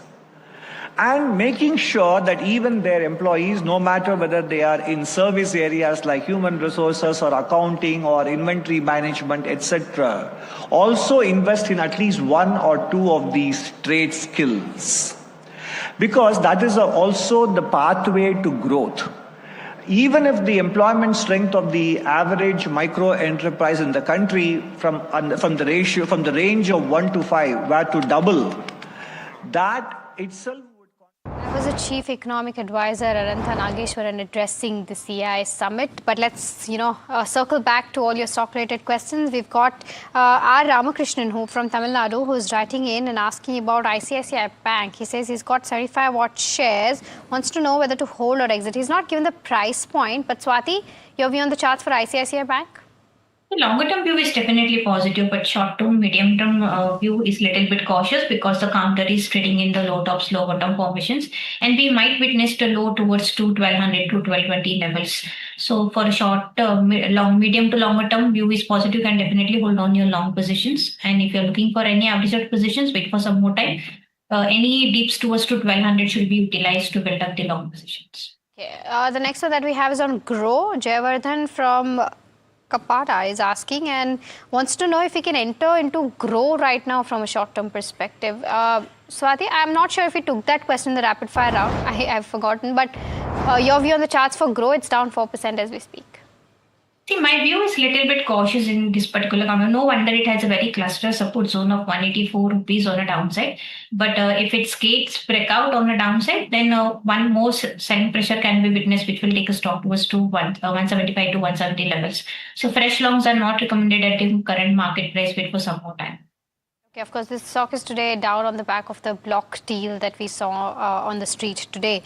But the next one that we have is on, okay, we already took this question. The next one is from Jaya, who's writing us from Bengaluru, asking about HAL. She's got it at the levels of 4438. She says she's been holding this since the past 2 years. Wants to know if she can exit since it's not crossing the 5,000 mark.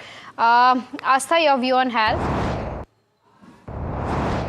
So view is, yes, this counter is not able to show its full performance in the last few days. But what I believe that in the coming days, definitely we believe that this counter can touch the level of 4,900. So 49.50 are our ultimate target for this counter. So just stay invested in. It may take another 6 months from here that this counter will take the time to touch those levels. But if we see their order pipeline, it is very, very strong. If we see their fundamentals, fundamental seems to be on the stronger side. So just remain invested in this counter for the price target of 4,900 to 4,950.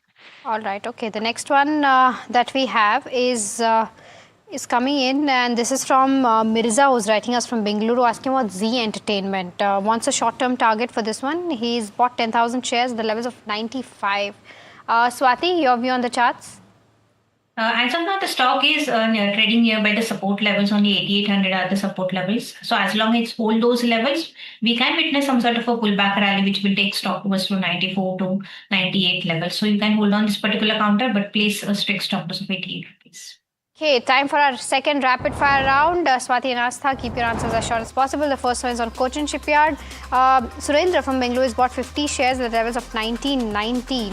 From a long-term perspective, continue to hold average. Astha?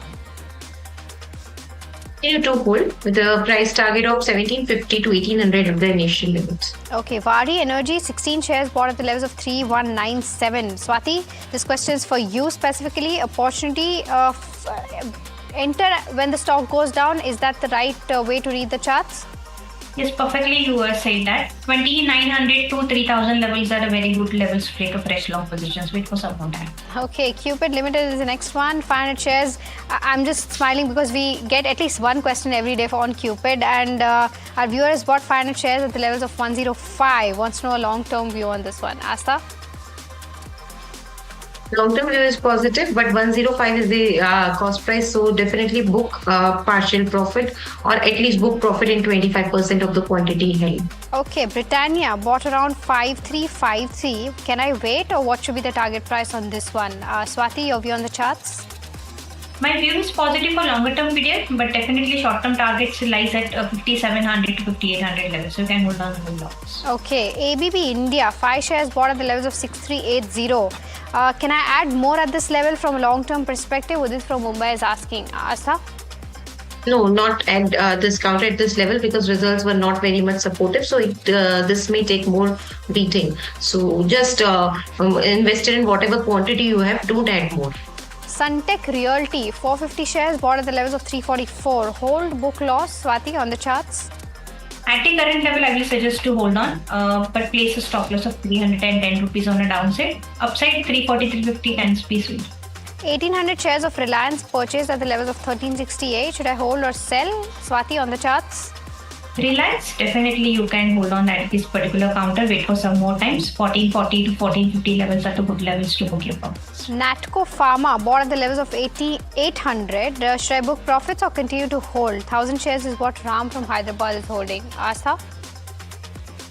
Continue to hold this counter. Price target can be set at 1250 to 1300. Protein Egov is the next one. Dr. Mohan from Vizag has been holding since the levels of 1530. He's sitting on a loss of around 1.6 lakhs. Should he shift to something like an E2E networks is his question. Astha, what is your view? Although losses here are huge, so yeah. I think book these losses at a higher level, not right now. Let this counter move till the level of 560-70, which I believe it should. Then start booking out some of the quantity and don't shift to E2E network at this point in time. Okay, Power Grid 100 shares bought at the levels of 317. Soumya from Bengaluru wants to know, so what should she do? She's sitting on a loss of around 1,000 odd rupees. Swati, on the charts? Place a stop loss of 305 and hold your long position for immediate target of 320 rupees. Alright, that brings us to the end of this rapid fire round. Astha and Swati, thank you so much for taking out the time and helping us answer all those stock related questions. Viewers, we're completely out of time on this edition of Ask Profit, but do stay tuned. KYC comes up next.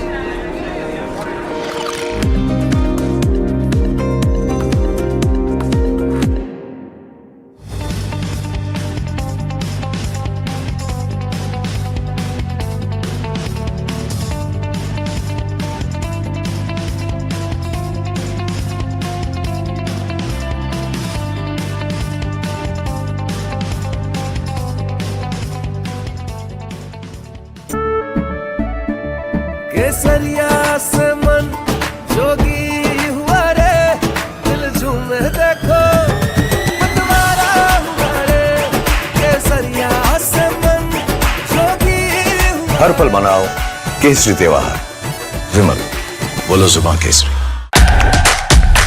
India's unshakable news habit. NDTV.com is India's #1 English news website.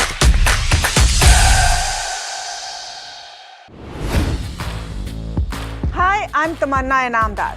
Watch me on NDTV Profit, where I break down the day's biggest business stories. What happened, why it matters, and what it means for your money. Hi, I'm Neeraj Shah. Watch me on NDTV Profit for the most incisive market intelligence and meaningful corporate conversations.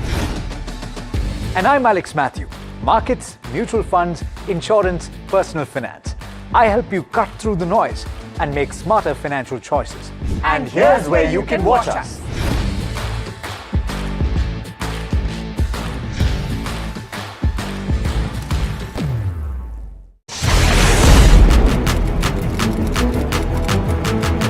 When the headlines move fast, perspective matters. On Editor's Cut, our editors come together with experts to distill the week's information blitz into clear perspective. Down the stories shaping the world, from markets and the economy to global conflicts and what lies ahead. This is where experience meets insight.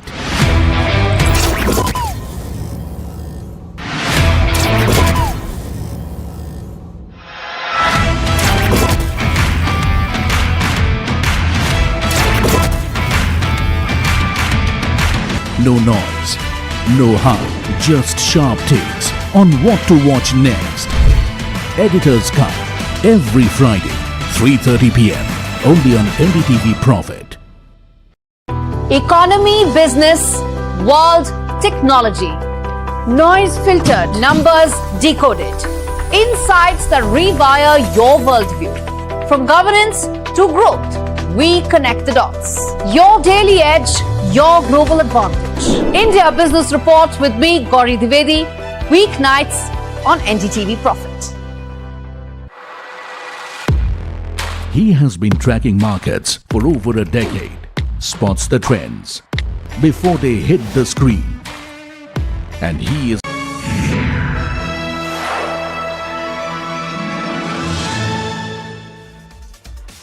Hello and welcome to KYC. I am Sharath Dubey and you are watching NDTV Profit, one of the best shows in the KYC segment where we find you companies where is there any alpha left or any other stories which we recover and get you.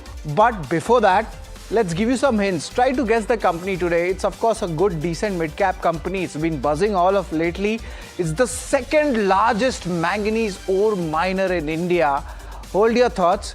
The company is also the third largest iron ore miner in Karnataka. Of course, you'll be guessing this. This is, of course, largely the business is in Karnataka for this company. But recently, the numbers were phenomenal and a strong FY27 outlook also has come in for this company. The stock itself is up 36% from March lows itself.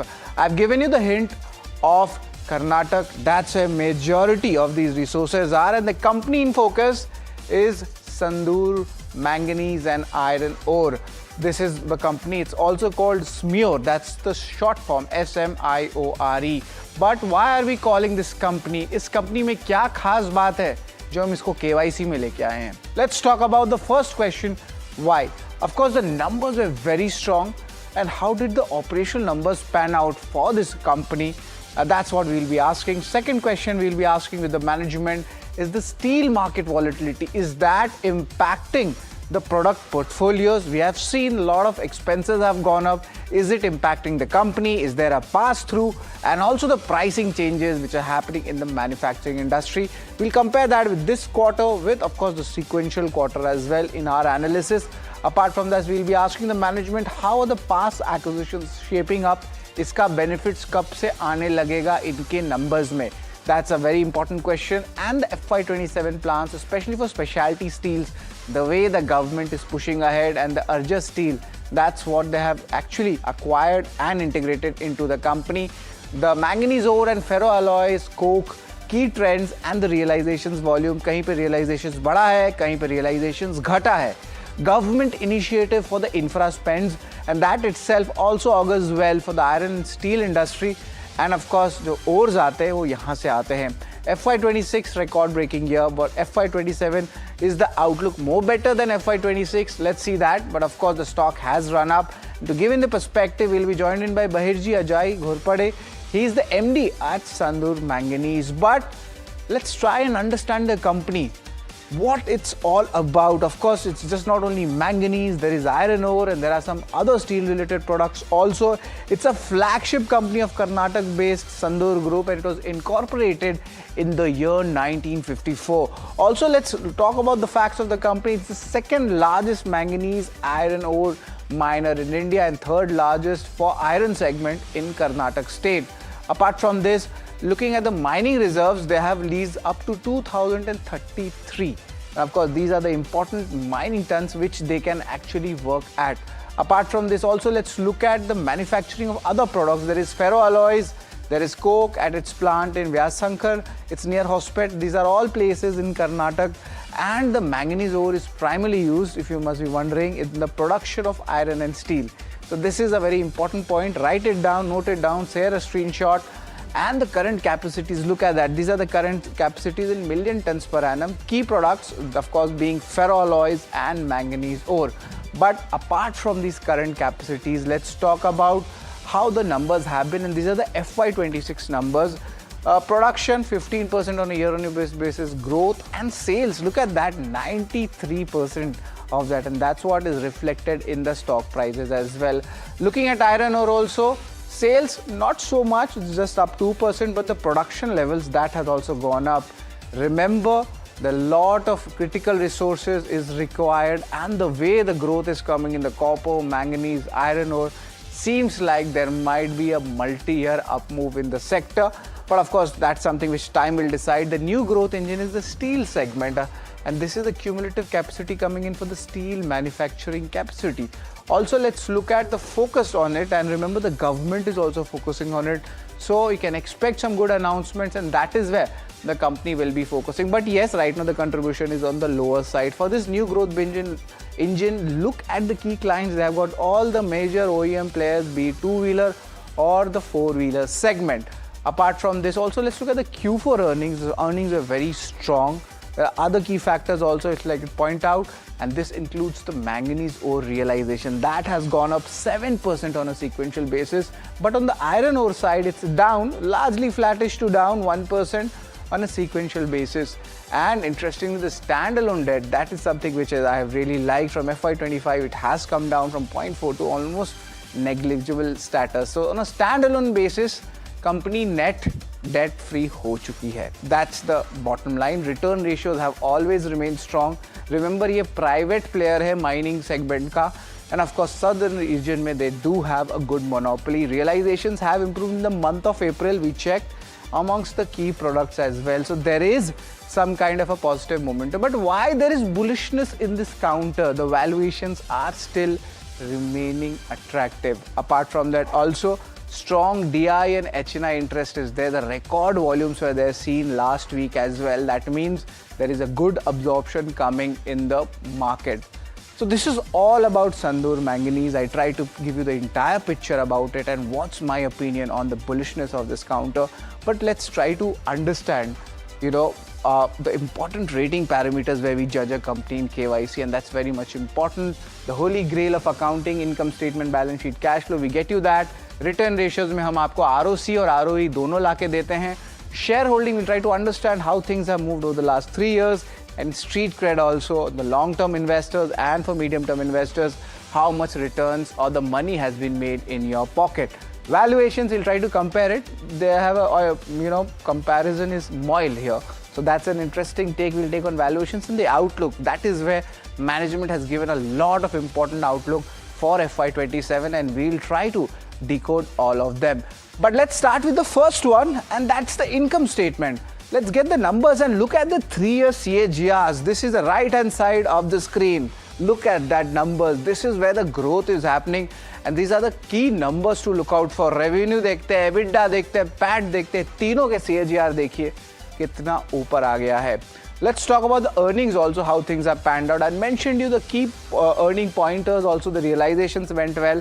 And on a sequential basis and a YOY basis, look at the PAT number. This is something to look at. That has also gone up 51%. Let's look at the margins, how things have moved. It's been a very stable kind of a business model, ranging between that 23 to 26% sweet spot, and the company has maintained it. Remember, a lot of operational headwinds come in. कभी-कभी क्या होता है, भाव बढ़ जाता है, but the way they are backward integrated, the operational efficiency tries to offset that, and that is why they're able to maintain the margins, and that's a very good sign for a company. So it's a strong thumbs up when it comes to the income statement. Let's look at the balance sheet, and I've given you a hint that the company had reduced its debt, and look at that borrowing from the 1335 crore, that debt has come down to 578 crore rupees. Almost 88 crore of cash balances are definitely there, and that is where a strength comes in. And of course, you can expect a ratings upgrade, and of course, the company is having a good borrowing profile. So it's a strong balance sheet the way they have managed it.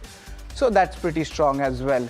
So we spoke about the income statement and balance sheet where the company is passing with flying colors. Let's see if cash flow does it hold or not.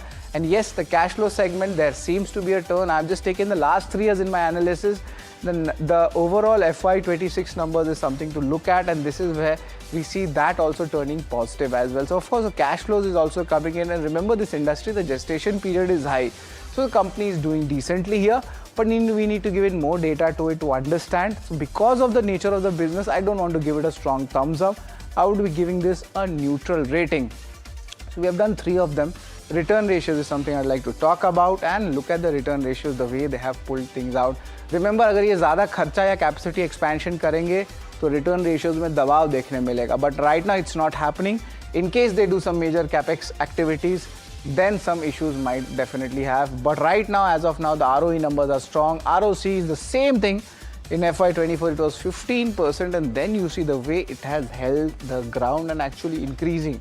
Now, will this be the highest, or will it sustain and go touch the 30% mark? That's the question. But abhi ke liye, return ratios is very strong. So I'll be giving this a thumbs up as well. Let's talk about shareholding, how things are moving. And shareholding, definitely the promoter stake is unchanged at 74%. But I do have a little bit of complaint. FIs and DIs are not increasing the stake. This company is doing so well. The valuations are also at times decent enough. But why the FIs, DIs are not increasing their stake? That's the big question for me. A very minor increase from 1 to 2%. Of course, it looks like the float definitely is, kind of on the lower side, and that's what we are seeing in the company. But we would definitely want to see some larger FIs and DIs also coming in this company as well. And because of that, I'll be still giving this a neutral rating when it comes to the shareholding. Apart from shareholding, let's talk about street cred and how much money has the company made for the retail. That's one of the most important questions to be asked. That's a key reason to be in the stock market. We all need profits, and this is what we see. March lows, the stock is up 36%. But if you take that 1 year basis also, the stock has given 34% returns. And congratulations to the folks who are holding this stock for more than 2 to 3 years. It's a multi-bagger for you. The stock is up 669%. To put that in perspective, 7 times, the stock has given the returns in the last 5 years. That is how a multi-bagger is there. But from this case, of course, the base becomes higher. Will the stock continue going the momentum? That's what we need to look for, and that's why we need to study other key parameters as well. So as of now, street cred, I'll be giving this a strong thumbs up. Let's have a look at the valuations, and interestingly, MOIL makes it to the list when you're comparing that with Sandur Manganese. But I did a little bit of data crunching, in the 5-year average P, if I talk about, it is still expensive at 21 times. Now compare that with 17.5 times for the 12-month trailing P numbers, and compare that with MOIL. It is still cheaper. Despite the run-up, it is still cheaper to its 5-year average P. It is still cheaper to its peer as well. That means value abhi bhi hai. So because of that, I'm going to give this, in the peer comparison for the valuations, we could say a strong thumbs up. The company is doing really well in the show. Let's see if we can continue in outlook. That's very much important. And I was reading their presentation, very detailed way of putting things out. They are mining fully utilization of the entire 4.5 million tons per annum iron ore facility. That means 100% capacity पे काम हो रहा है. MPAP, the maximum permissible annual production limits is the full form. That means the work is going on. That's a very key trigger when you understand about the natural resources, how much we need, and that company itself is in the first line of the chain. The improvement in the domestic and benchmark realizations in April, that augurs well, especially for both manganese and iron. And the downhill pipe conveyor system, it's expected to be operational in first half FY27. This is like an important, you could say, a phase which helps in the backward integration, and that aids well in the margins as well. Ferroalloys is seeing an initial signs of recovery, so we need to wait it out, get some data. Maybe for the first quarter we'll understand more from the management, and more supportive operating environment is coming for the iron and steel industry. We heard about the dumping duties announced by the government, the PLI schemes coming in, and the anticipation of a stronger performance from Urja Steel in FY27. That is where we'll be also watching out for. Of course, the contribution won't be that high, but definitely it's a high growth business. Potential to increase the production from the existing capacities, that's also definitely there. So outlook remains standout, and we had seen a good stock spike when these announcements were there, especially the outlook. So it's a strong thumbs up when it comes to Sandur Manganese outlook. Let's revise the numbers. We have given a lot of analysis on this counter, and to see how things are panning out. The income statement, balance sheet have been really strong. Return ratios for a private iron ore miner, that's very strong, up almost 20% plus for both ROC and ROE. And looking at shareholding, of course, there is a complaint. FIDI holding is less. There's a lack of analyst coverage also. Maybe it's on the flows front, but definitely a lot of FIDIs are watching our KYC show should take note of this company in KYC segment. Street cred, largely it has been good for both medium-term and long-term investors. Valuation still cheaper compared to its average and its peer MOIL. And outlook is something which the street is really bullish on. So net, I would be giving this 7 out of 8. This is a final rating coming in for Sandur Manganese, one of the highest ratings.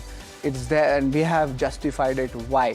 But to understand a little bit more about the company, we will be joined in by Bahirji Ajay Ghorpade. He's the MD at Sandur Manganese, and there's a little snippet about him. Pretty interesting. He took charge in June 2020. He's a second-gen entrepreneur, and also he has been very instrumental in the growth for the company. He's also the chairman and MD of Urja Steel, the arm which I was talking about. And interestingly, he has an education from Harvard Business, and also he's a qualified CS as well. So we'll be getting you all the details from the management, but just after the break.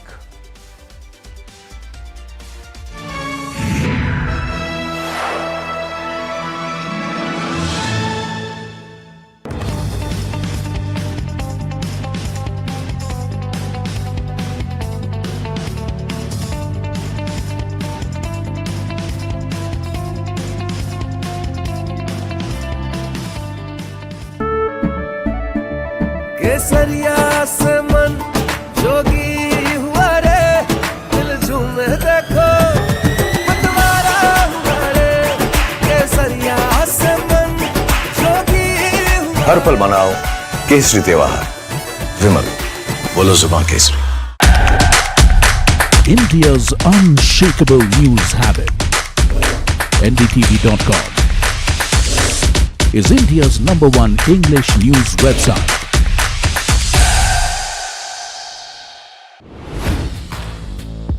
Hi, I'm Tamanna Inamdar.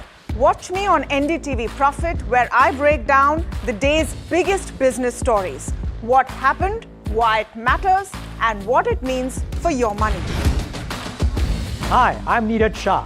Watch me on NDTV Profit for the most incisive market intelligence and meaningful corporate conversations.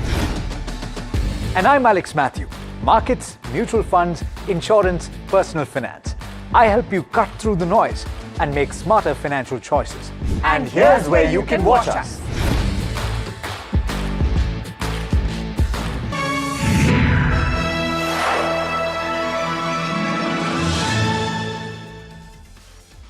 Welcome back to KYC, and we're joined in by Bahirji Ajay Ghorpade. He's the Managing Director at Sandur Manganese. Good afternoon, Adir. It's always a pleasure to have you, Bahirji. And the first question I'd like to ask is, what led to this growth in the fourth quarter? The EBITDA numbers were also pretty high. How does these factors pan out for the company? First of all, thank you for having me. See, Q4 was the strongest quarter of the year that finished, FY26, and the Q2 and Q3 were slightly challenging. You know, the market outlook was also challenging. That point of time, the market was subdued. However, Q4 was a strong rebound, and market factors also started favorably supporting. At the same time, we could also achieve the best revenues from a quarter perspective, and that's how you see the best results of the quarter four. Definitely, Bahirji, but there is a volatility in the steel market. Now, how is the impact coming on your product portfolio? Any adversity here? First of all, from a mining perspective, we see a lot of good demand for the steel industry. And of course, the prices were up and down for some time. However, the Q4 again started showing good signs of rebounding. So, from a domestic demand perspective, from a iron ore and manganese ore perspective, it has been quite strong. And I see that continuing because the steel industry is on a growth path, and correspondingly, the mining industry also grows. Right. Bahirji, how did the pricing change for the manufacturing industry? Now, compare that with the fourth quarter with, the sequentially the third quarter. Q4, I think, was a point of time where again the prices started rebounding. Of course, last year was quite a challenging year from a global perspective also. There were a lot of discussions with regard to the tariffs going back and forth, and later on the geopolitical situation. However, through that, I see that Q4 onwards, again, the Indian manufacturing industry has again started showing very good signs of rebounding and being stronger from a steel perspective, and even from a automotive perspective, considering we have a good presence into specialty steel through the RJ Steel acquisition that we did about 18 months ago, and now we see that it is definitely doing well, and the Q4 was the best quarter from a specialty steel perspective too. Right, Bahirji, I just want to understand much more about the specialty steel segment. How's the push looking like? And these acquisitions which were there in FY27, how are they planning out, and when the benefits will start coming in? The Sandur Group is a group known for its presence in the mines and metal space, and we are a more than 7-decade old entity. So our presence has been mainly in the mines and metal space, and that's how we thought 1.5 years ago that we should get into downstream value-added steel making, and we did this acquisition, which was quite a significant step at an enterprise value of close to 3,000 crores. And we see that we have completed a full financial year of that organization being part of our group, and we see very good performance, and the turnaround also has been very strong. And going forward, we look at growing further in the specialty steel space, considering our background into mining, and we see that it is a very good value addition and integration from mine to a specialty steel product. So this is something we are definitely focusing on for some time to come. Right. Bahirji, apart from that, let's also look at the key details about your products. Manganese ore is there, ferroalloys, there's been a good jump in realization, but of course the coke area that itself was impacted. How are you seeing these realization volume trends? See, first of all, I would like to say this completed financial year has been a record-breaking year in terms of achievement of top line. For the first time ever, we have crossed 5,000 plus crores of top line and the highest ever EBITDA achieved. Now, coming back to what you mentioned with regard to coke, and the ferroalloy segment. If you see the previous year, there was a significant negative of almost close to 100 crore. But however, this year it is a complete turnaround and it has turned positive. And from a core business perspective, we have conversion agreements in place, which means that we convert the the company who wants to take coke from us brings in the coal and converts it. We convert it and give it back to them. So that the volatility with regard to the coal prices we are safeguarded from, and then and also the downside risk of losses also we are safeguarded from. But what is the advantage we gain is the power that gets generated as a co-generation power from the waste heat recovery, which gets fed into the ferroalloy production. And the ferroalloy production sees a good upside. Now, coming to the manganese ore perspective, manganese ore is one of our major products in our mining segment. We are one of the top three manganese ore producing companies in the country. We did achieve record production levels. Also, we achieved a record highest ever sales, which was about 4 lakh tons in the finished the FY26. Which is again very good. And I see that going forward, the manganese ore definitely will be stable and grow in demand, because India is a net importer of manganese ore, and manganese is something which is one of the most important alloying material that goes into steel making, and which gives various properties to steel. So manganese ore is one of the very important products, and I see manganese ore doing very strong in the times to come. Right, and also the government initiatives for more infra spends. How does that happen in the long term? A lot of initiatives are at play. Just wanted to get an industry perspective from you. See, this is a very encouraging sign for our organization, because we are in the core raw material space. Starting from the iron ore and manganese ore, and iron ore is the base material that goes into steel making. So any growth in any of these sectors, be it infrastructure, public infrastructure, or construction, or even the automotive space, or even the railway that has got so much of impetus. So all this definitely is a very encouraging sign.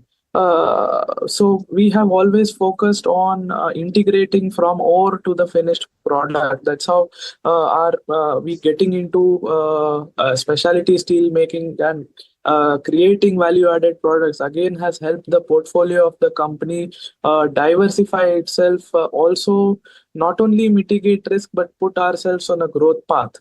So that is what we have done. And if you see the trajectory in the last 5 to 6 years has been exponential. And we are looking to create the best value for all our stakeholders through this. And again, we have assembled a very good team, and because of all the team effort, we've been able to achieve this. And we look to continue this going forward.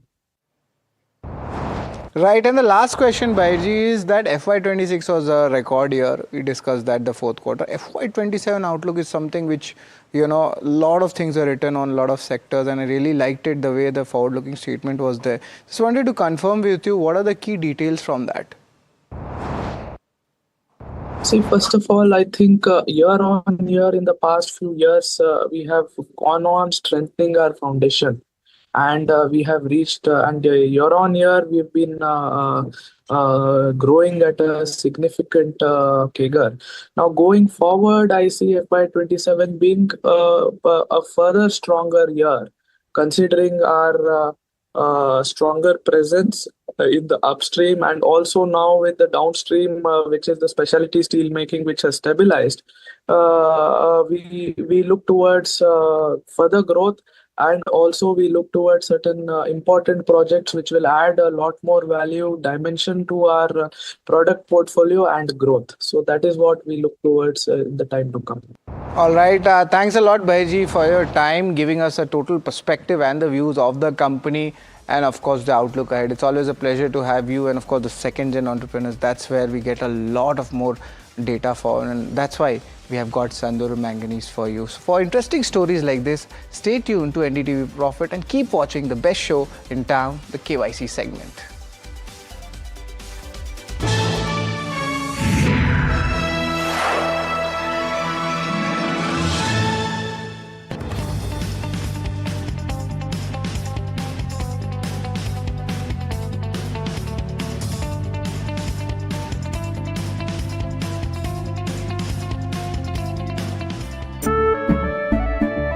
केसरिया से मन जोगी हुआ रे दिल झूमे देखो मतवारा हुआ रे केसरिया से मन जोगी हुआ हर पल मनाओ केसरी त्योहार विमल बोलो जुबान Kesari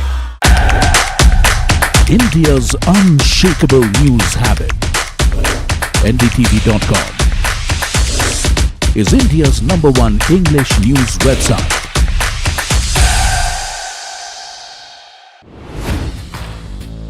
Hi, I'm Tamanna Inamdar.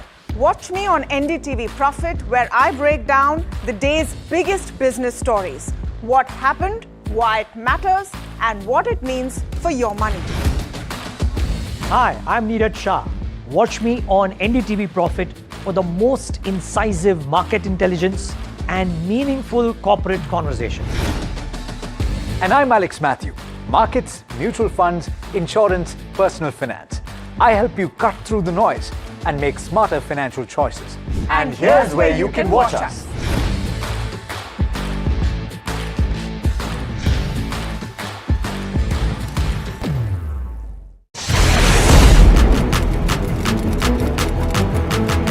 When the headlines move fast, perspective matters. On Editor's Cut, our editors come together with experts to distill the week's information blitz into clear perspective. Down the stories shaping the world, from markets and the economy to global conflicts and what lies ahead. This is where experience meets insight.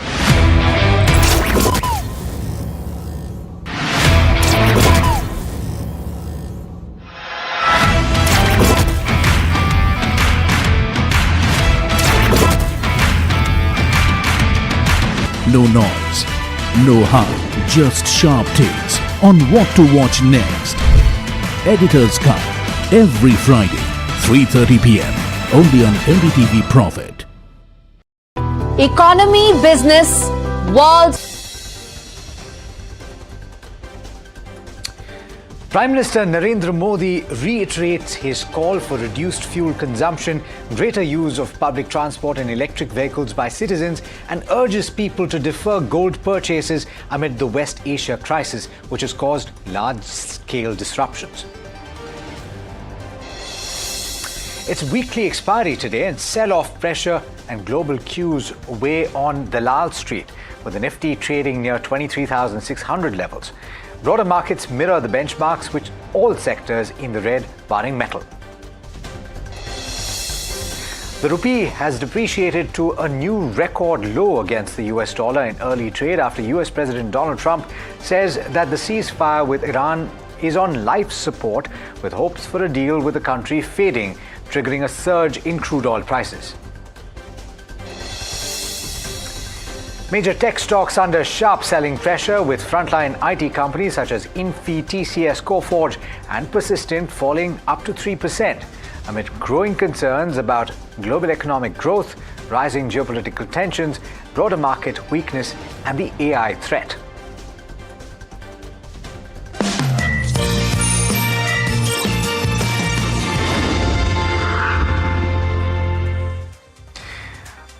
Hi, thanks so much for joining in. You're watching Markets at 12. My name is Alex Matthew. Now, we're going to get you all of the latest updates, but before we do, let's get you a look at what the Prime Minister said. It's a reiteration of his call to action. Yesterday, of course, he was addressing a rally in Gujarat when he asked people to refrain from buying gold and to shore up on Forex. Listen in. सोने की आयात पर भी देश का बहुत बड़ा पैसा विदेश जाता है। मैं आप सबसे, देशवासियों से आग्रह करूंगा कि जब तक हालात सामान्य न हो, हम सोने की खरीद को टालें, गोल्ड की जरूरत नहीं है.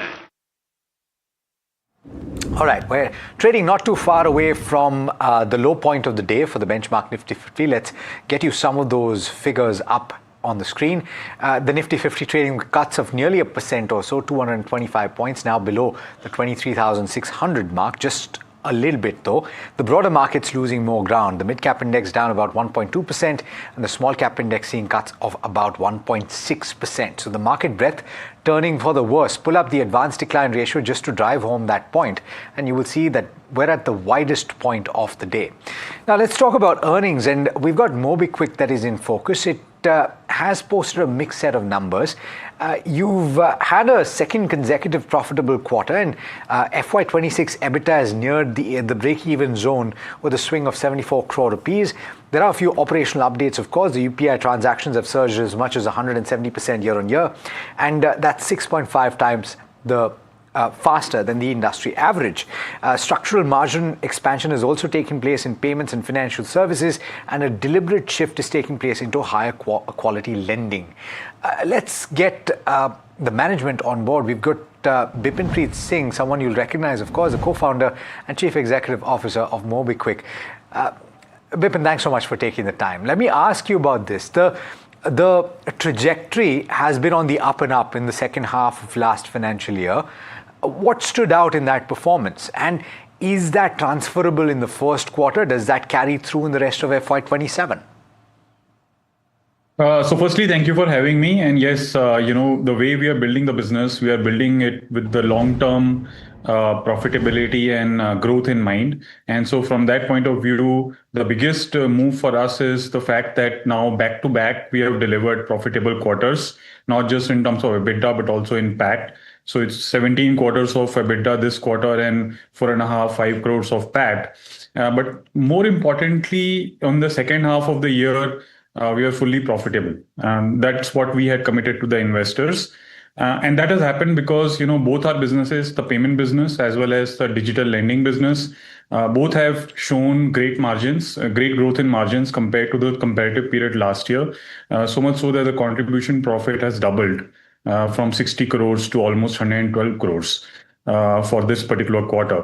And I believe that this way we have achieved profitability not by cutting cost, but by actually improving the quality of the business, by improving the margins. And yet at the same time, we are increasing market share. Like you said, we have increased UPI share significantly thanks to our wallet business. We are still the number one PPI, number one wallet business. But also even in UPI, we have grown 170% year on year. We are one of the fastest growing UPI apps. And so I think all this is happening because of investments that we are making in a better business, a better product experience, and a higher quality team. All interesting factors. Two recent announcements though, and I'm looking forward, as a lot of your investors will seek to do as well, Bipin.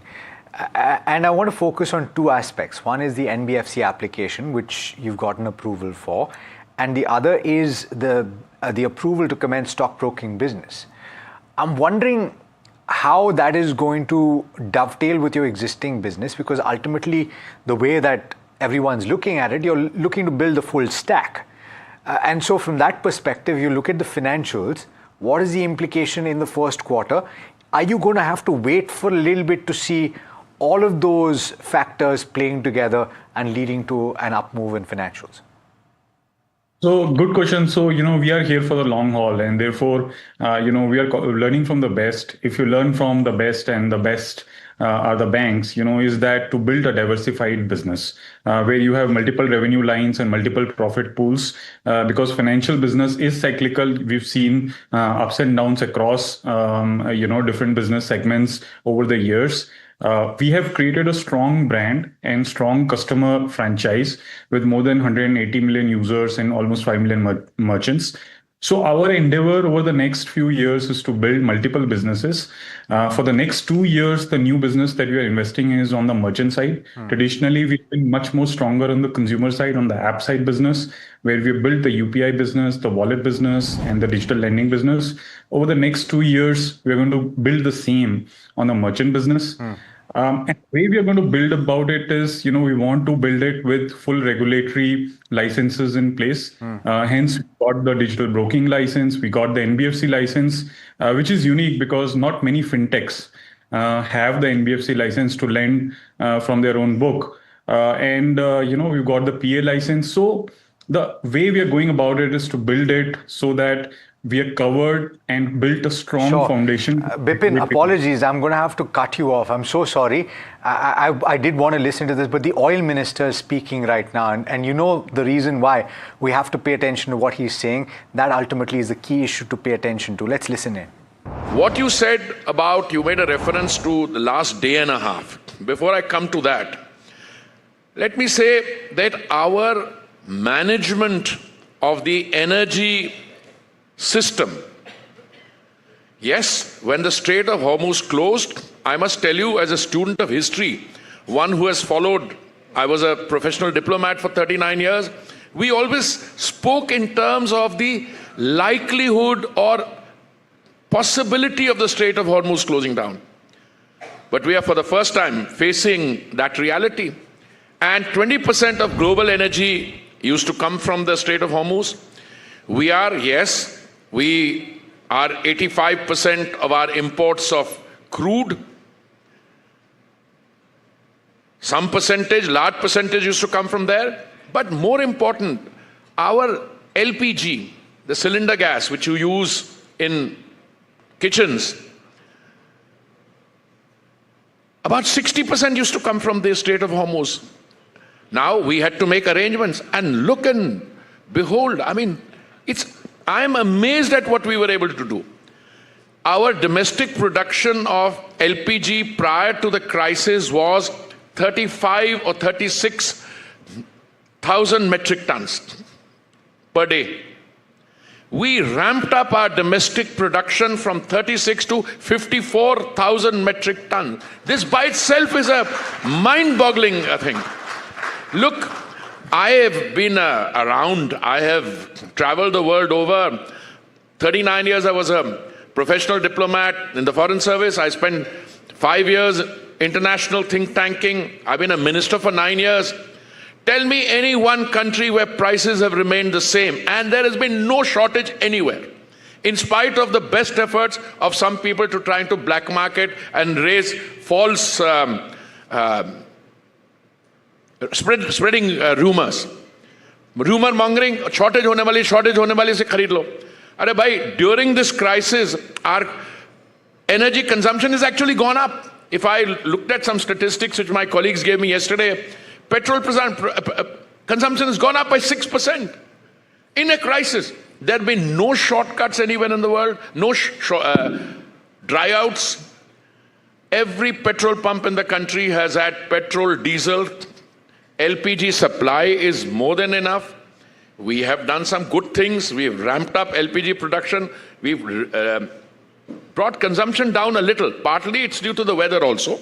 But it used to be, I think, 90,000 metric tons per day. Today is about 75. I think it'll come down to 72. But the good news is we are no longer import dependent on our refineries.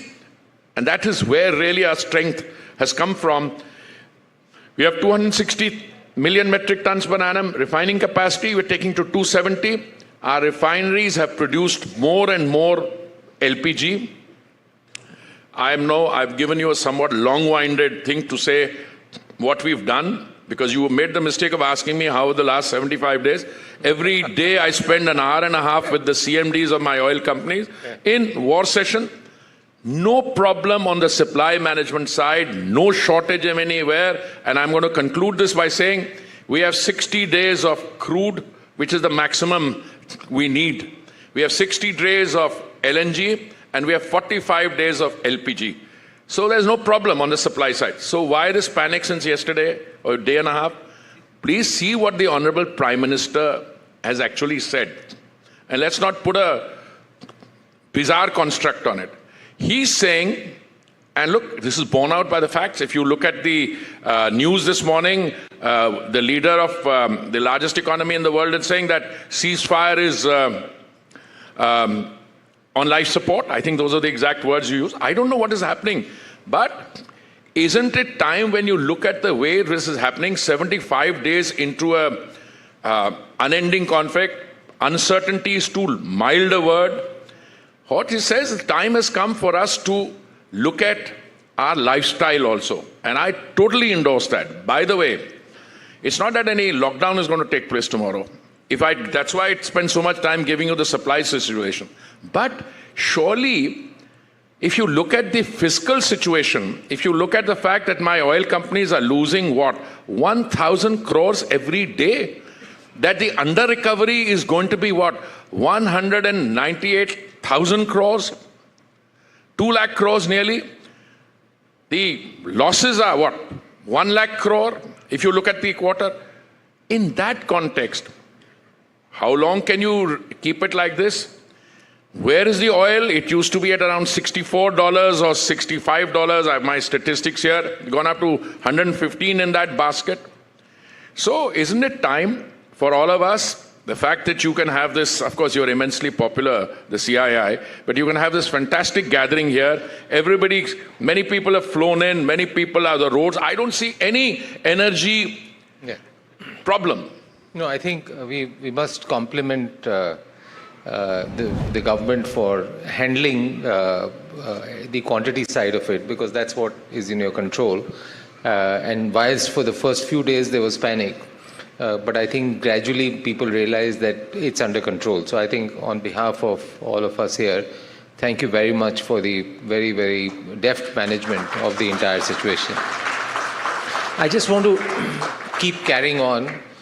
Towards the end of the conversation, you mentioned that the oil marketing companies are losing 30,000 crores a month. As they manufacture more LPG, they're obviously allocating their capacity towards LPG rather than to petrochemicals, which I'm presuming give a better yield as compared to producing LPG. How long do you think it'll be possible for refining companies and government of India to take all the load of increased prices? In some ways, demand not coming down, people not being aware, the Prime Minister exhorting people to be more responsible is great. But at some stage, some of that pricing pressure will come to the average consumer. What is the government's view on this? What's your view on this? We were having a conversation before this on some of these issues. People had different views on the subject. So it'll be good to get your perspective on this.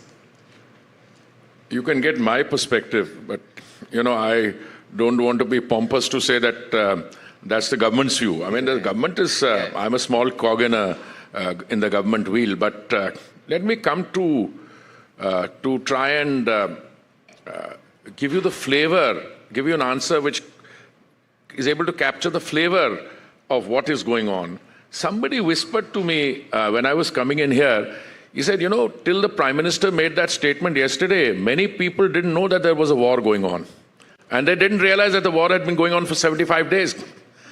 I think he handed out to the Prime Minister, he's made a visionary statement saying, look, if this continues, you have to start thinking in terms of measures that will require to be taken to lessen the fiscal strain. That is the point.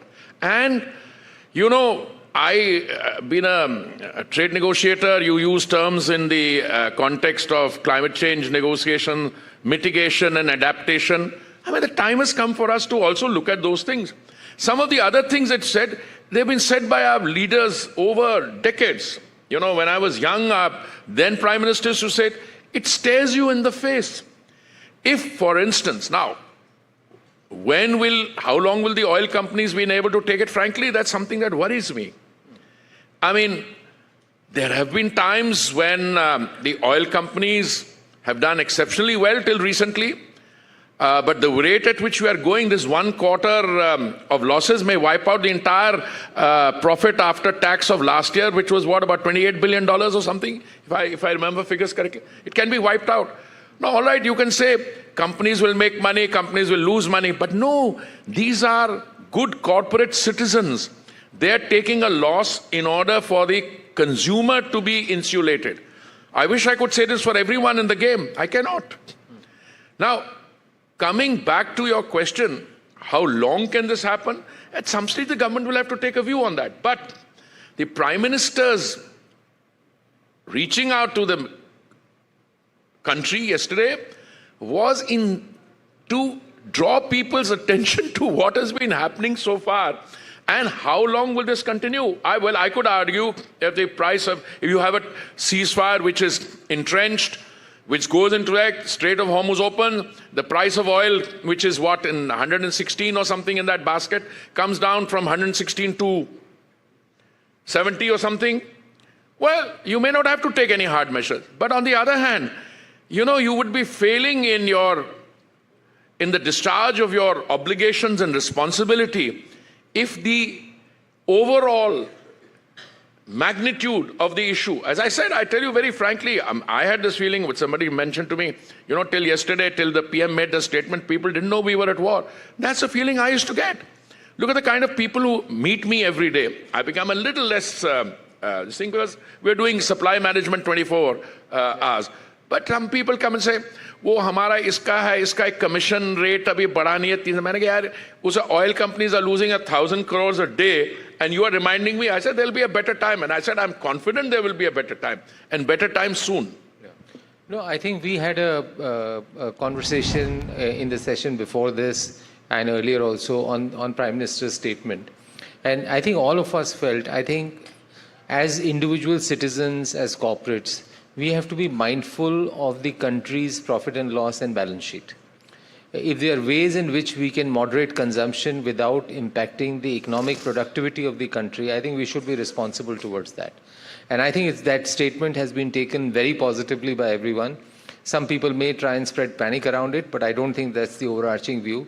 The overarching view is, firstly, acknowledging a problem is very important, and secondly, not giving simplistic solutions to how you can resolve the pain to some extent is very important. So I think it was a very positive statement. And I must thank you, and through you, the corporate King Kongs, as I say it affectionately. I've seen the statements. I mean, they're so reassuring. I mean, they know what it is to conduct a business. And look, I'm a declared, unapologetic, strong supporter of the private sector and of business. And I believe that when businesses realize that, we had situations where one sector of the economy had to undergo some hardship. We drew down levels, you understand, of what LNG we could supply to them. But we've almost restored it to all the sectors. So there's no issue there. Coming back to the refineries, I don't think there's a problem. Making more LPG means perhaps making less other petchem.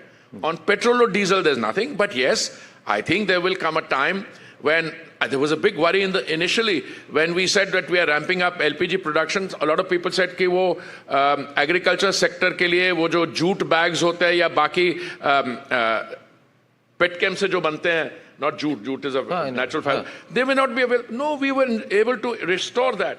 When the ceramic sector closed down for a while, it's not that the gas was not supplied. There were pricing, there were issues of economics. All that has been restored. When we found that migrant labor, which uses the smaller, what's it called, that 5 kilos cylinder, we just increased it. But it's not just that we increased LPG. We brought in more kerosene. We brought in biofuels. We did other things. So as a whole of a government approach, I think we've managed the crisis, even though, and I have to be careful with that, we managed it with a sense of responsibility, no dryouts anywhere, but the process is still on. Yeah, it's still going on. There's one question which I asked you last year also, and I'm asking this again. It's probably become more contextual this year than it was last year. That on one area, if I compare India's production of oil and India's production of gas from where we were 10, 15 years back to where we are today, I think that's come down. Oil has come down. Oil production, we have not had a major discovery probably after 2002, 2003.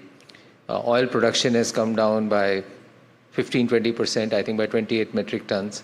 Gas production has also come down.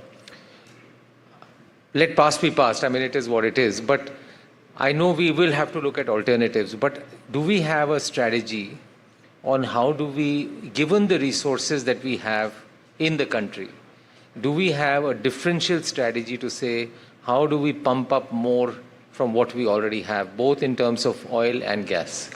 I'm glad you've asked the question again, and I'm only hoping, because I don't remember what I said last year, I'm only hoping that I give you a better answer last year.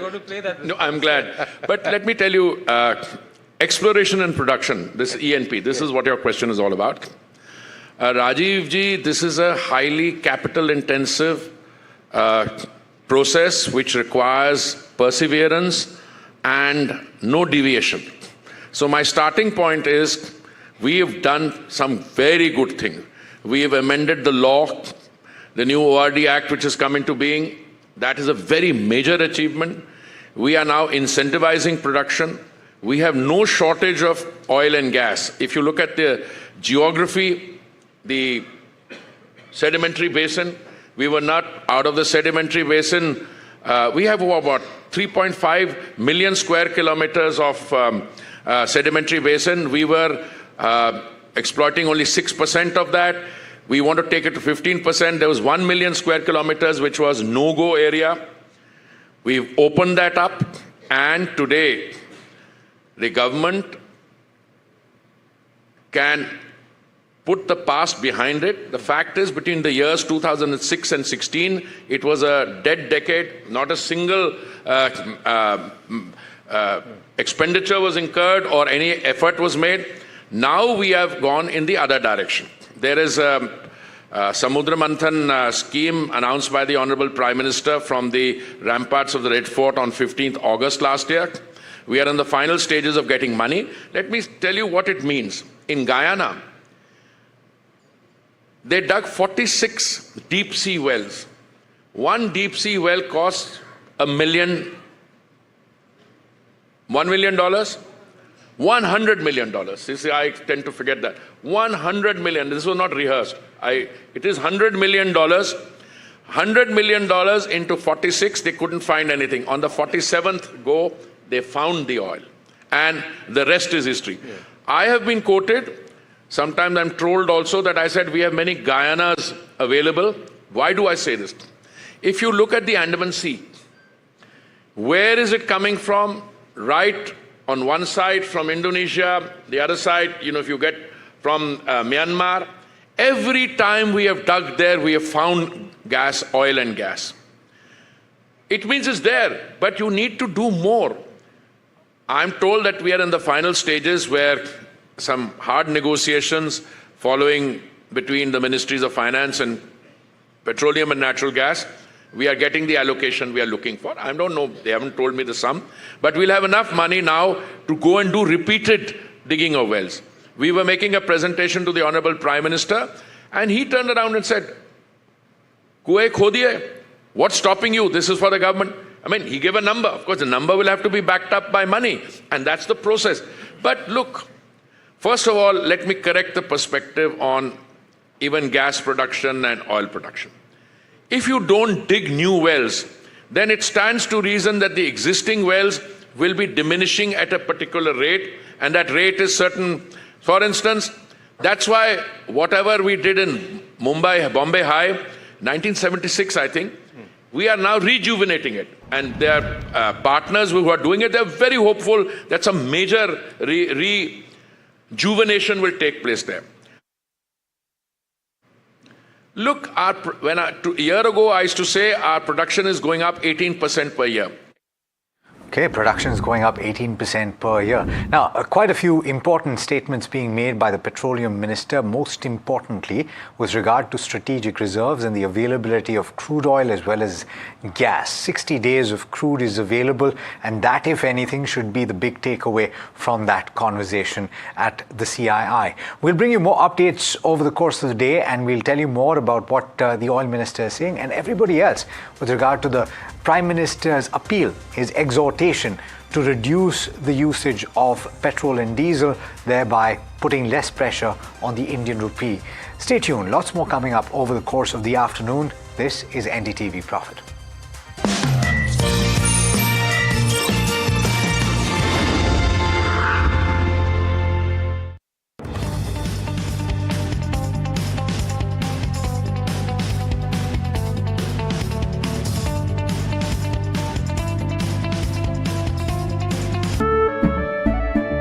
केसरिया से मन जोगी हुआ रे दिल झूमे देखो मतवारा हुआ रे केसरिया से मन जोगी हुआ हर पल मनाओ केसरी त्योहार विमल बोलो जुबान Kesari India's unshakable news habit. NDTV.com is India's #1 English news website.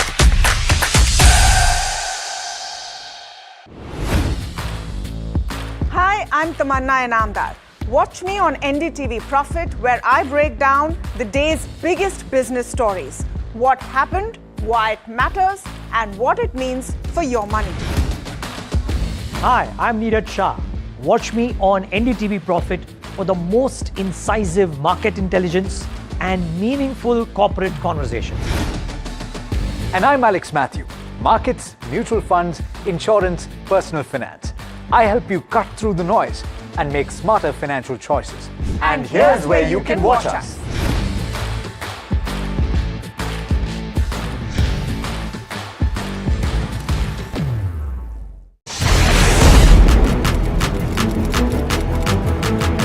When the headlines move fast, perspective matters. On Editor's Cut, our editors come together with experts to distill the week's information plates into clear perspective. Down the stories shaping the world, from markets and the economy to global conflicts and what lies ahead. This is where experience meets insight.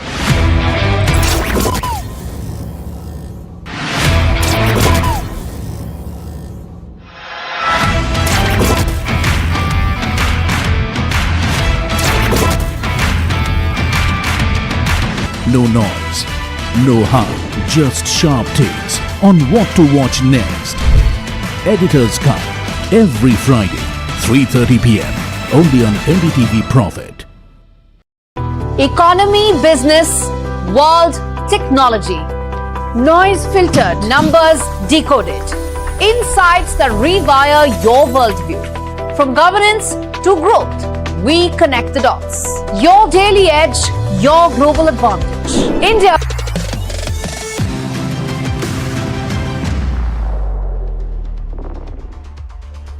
Hello and welcome to NDTV Profit. You're watching Trending Stocks with me, Hiral Datia, and Sharad Dubey, who's standing at the NDTV Profit market pit with all the action in the markets today. Sharad, I mean, the downtick has continued. The sentiment continues to remain weak. And I think it's Prime Minister Narendra Modi's second appeal that he made last night is something which is having that sentimental impact, because he's talking about government and private institutions, from offices, schools, all of them, to probably look at a work from home kind of a culture as of now. And that's something which is creating that little bit of panic. Well, that's right. Good afternoon, Hiral, and you are exactly right. For the second straight day, the markets are spooked. Of course, there are some domestic cues which you discussed, Hiral, and the international as well. But right now, as we are talking, we are at the day's low level. Look at that. We had a gap down opening, but We are seeing more sell-off intensifying. The same thing is going on for Nifty Bank also, if you would like to pull up. And important technical levels are being broken. And yes, look at it. Look at these levels. We are at the day's low for Nifty Bank as well. That's where the concern starts coming in. Is the street getting spooked for something further as well, especially on the domestic cues front? And you rightly mentioned PM Modi's second appeal as well. But let's look at the key factors to watch out for today. What's actually happening? And remember, both international cues are also not very strong, and that's why the Asian markets are also largely mixed or red.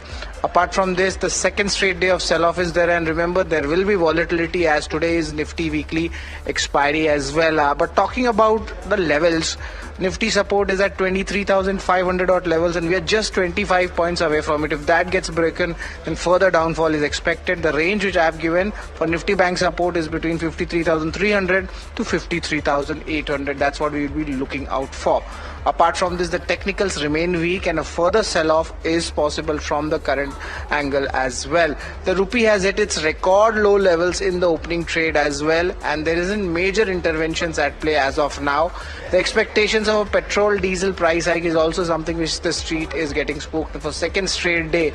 We are having that sentiment. The IT stocks are dragging on the AI sentiment. The SMIDs, there is no value buying also there, and that is where a concern comes in. India VIX jumps up, of course, for second straight day, and yields are also climbing up, both domestic and international segment. US-India CPI data today, and interestingly, the Q4 numbers, something to track. Remember, all of them are actually in the red. We have Dr. Reddy's Labs, Tata Power, and Dixon Tech making it to the list. So, of course, we'll be focusing on the earnings, but overall, Hiral, the sentiment is very muted, and we can see some further sell-off as well. Absolutely, the sentiment is absolutely muted. If you just pull up the rupee as well, that weakness in terms of rupee is categorically seen. 95.56 is what you're tracking at this hour, so pretty much down there. Let's pull up Brent crude prices as well if we have that, and that will tell you the kind of impact it's having right now. We'll come back to that, but let's look at individual stocks now and the watch list that we have on the show. ONGC, Oil India, the royalty cut impact, that's positive. You have Dr. Reddy's, Dixon, Tata Power. All the three are trading under pressure ahead of the numbers. You have the IT sector also. There is a sell-off there. It's an AI-led cloud which is looming on them on the back of what OpenAI is looking at. Abbott India, highest dividend is what they have announced. That stock is in focus, and Grow has seen a block deal where the anchor lock-in, has opened up. Paradip Phosphates, Orion Pro, Manorama, all of these buzzing on the way earnings have panned out. Heritage as well. JSW Energy is very interesting. In fact, the management is absolutely bullish, whereas the brokerages are absolutely bearish when it comes to JSW. Sonata Software is another one which is buzzing on earnings. Afcon has seen an order win, strong volumes on TTK Prestige, Birla Soft, and Lloyd's Engineering. So these are the stocks which are on our radar. But let me go across to Sharad to take the rapid fire with Vishnukant as well. Thanks a lot, Hiral, for that. Good afternoon, Vishnukant. It's always a pleasure to have you. We'll start our rapid fire segment, and the company in focus is Abbott India. Of course, the company comes out with its numbers. How are the important levels looking like here? Hi, Sharad. A very good afternoon. So the stock, has rebounded sharply from its 52-week low, but in today's trading session, the stock is down more than 3%. But the way prices recoup from the lower levels, I'm quite, sure that there will be some buying in days to come, because we are expecting that there has been some big buyers from the lower levels. The stock is currently trading above the 21-day exponential moving average, so I will be in buying from the lower levels again. If someone finds levels near about 26,150, 26,180 sort of levels, one can go along with keeping stop loss below 25,500, while on the higher side, prices has the potential to regain 29,000 sort of levels. Right, and Vishnukant, your views on Grow. Interestingly, the share lock-in expiry was there, and there was a big block also. There is a sell-off. Is there a good time to enter this stock, or do you think there will be more sell-off? And if there is, what are the stop losses? Well, so the stock is in, bearish trajectory. In fact, the stock has, fallen below its all key moving averages. So I will not go long in the stock at a current market at least, because I'm expecting there is a more pain in the stock left. And I'm expecting 178, 177 sort of levels will be on card very soon. So it's a clear-cut avoid counter. Right, avoiding grow right now, there might be further pain in the counter as well. Next stock, Paradeep Phosphates, a mixed set of numbers coming in. Do you think this company will be around that consolidation mark, or is there any breakout or breakdown levels to watch out for? Yeah, definitely there has been a breakout from the very thin consolidation band of 127, 120 sort of level. So stock is now up more than 7% in today's trading session, but yes, it is down below. It is currently trading below its 200 exponential moving average. But the way prices are rebounding, I am quite expecting that prices will definitely invalidate its 200 exponential moving average. So yes, it's a buy counter, and I am expecting 150, 155 sort of levels will be on card. So one can go along in this counter at a current market rate. Right. Orion Pro Solutions, interesting cash market stock. Our company come out with its numbers also. There is a little bit of volatility at play. Is there any alpha to be made here? No, definitely not. I am not expecting any firework in the stock, because I am expecting the next support align somewhere around 725. It's making a sort of lows kind of pattern and M pattern on a daily chart. So it's a clear cut avoid counter. Right. Another stock, Manorama Industries, numbers were on the good side. A capex plan is something which the street is bullish on as well. On a medium term to long term basis on the charts, especially on the monthly charts, how does this counter look right now? Well, so if you look at a monthly chart, prices are now just recoiling from the upper range of 1550, and it is just toppled around 11% so far this month, and I'm expecting slight pin in the counter that should be containing around 1350 sort of levels. So if someone is planning to buy or get entry in this counter, so 1350, 1340 can be a good price zone to get under. Right. Another stock is Heritage Foods, a very weak set of numbers. The stock, of course, there is a sell-off happening in this stock. So I just wanted to understand, Vishnukant, there's a further downtick in the technicals for this stock or the support levels? Yeah, definitely. Next support aligns somewhere around 326, 320. So I'm expecting prices to extend this losing streak towards that support area. So there is no buying at this present juncture. Right, and a quick view on Sonata Software also. Last week, of course, the numbers came in. There was a good up move. Profit booking candidate right now? Which stocks? Sonata Software. Okay, Sonata Software. Well, so in fact, the stock is currently trading above the their short-term moving averages. So yes, as long as prices are trading above 257, one can hold the positions. But if prices falls below 255, 250 sort of levels, so definitely there will be a exit plan in this counter. Right, and Afcon Infra, a quick view on that as well. They have got a large order win. So technically prices are just oscillating in a very thin horizontal band, that is 353, and in lower side 310. So as long as prices are just oscillating in this trading band, one can buy the dip and sell the rallies. Right, there are some stocks like TTK Prestige and Birla Soft, which are the volume buzzers. Either of these stocks, any view on them? Well, Sharad, so TTK Prestige looks quite bullish, as the stock has just penetrated its 200 exponential moving average, and the way prices are moving and the volumes are coming in this counter, I am expecting the winning journey are likely to remain intact with a potential gain towards 620 and 630. So one can go along in TTK Prestige. Right, go long on TTK Prestige. That's the rapid fire round, but Hiral has some interesting stocks to focus on. Hiral, what's there on the Google trending stocks? Even I'm eagerly waiting, Sharad, to see what's actually trending on Google, because there's so much happening right now with Prime Minister Narendra Modi's appeal, the impacting stocks.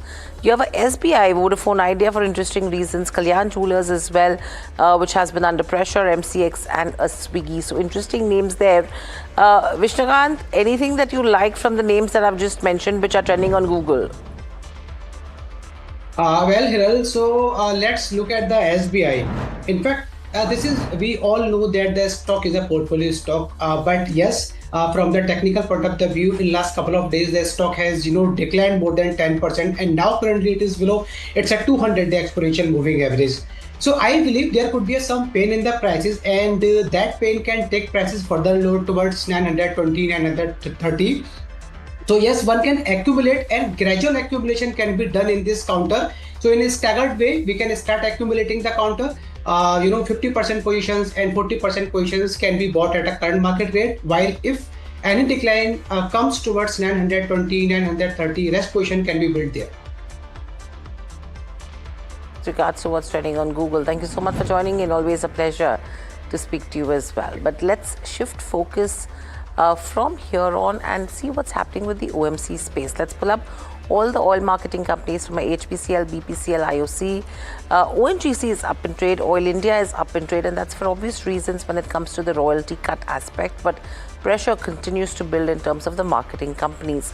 And amid these concerns over supply disruptions and speculation of restrictions, Petroleum Minister Hardeep Singh Puri sought to reassure markets and consumers on India's energy security. He actually said that the country has adequate stock of crude, LNG and LPG. I think 60 days is what we're talking about. Let's listen into what he had to say. No problem on the supply management side, no shortage of anywhere. And I'm going to conclude this by saying we have 60 days of crude, which is the maximum we need. We have 60 days of LNG and we have 45 days of LPG.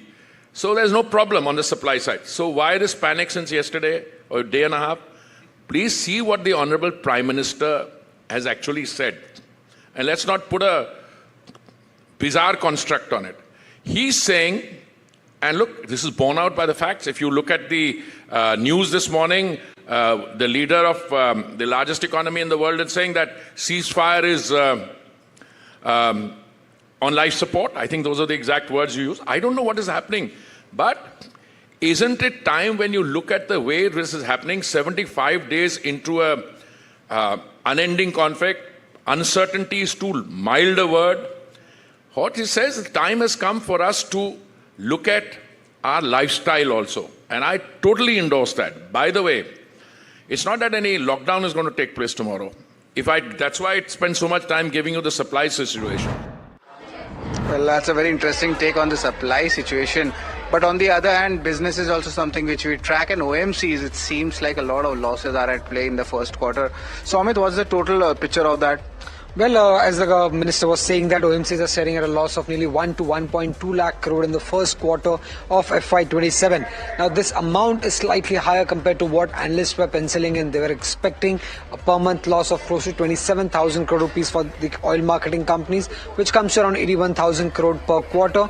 But what the government is quoting is around 1 to 1.2 lakh crore rupees. And this is at crude being at around $120 per barrel. Now, how long could the oil marketing companies sustain is the biggest question here.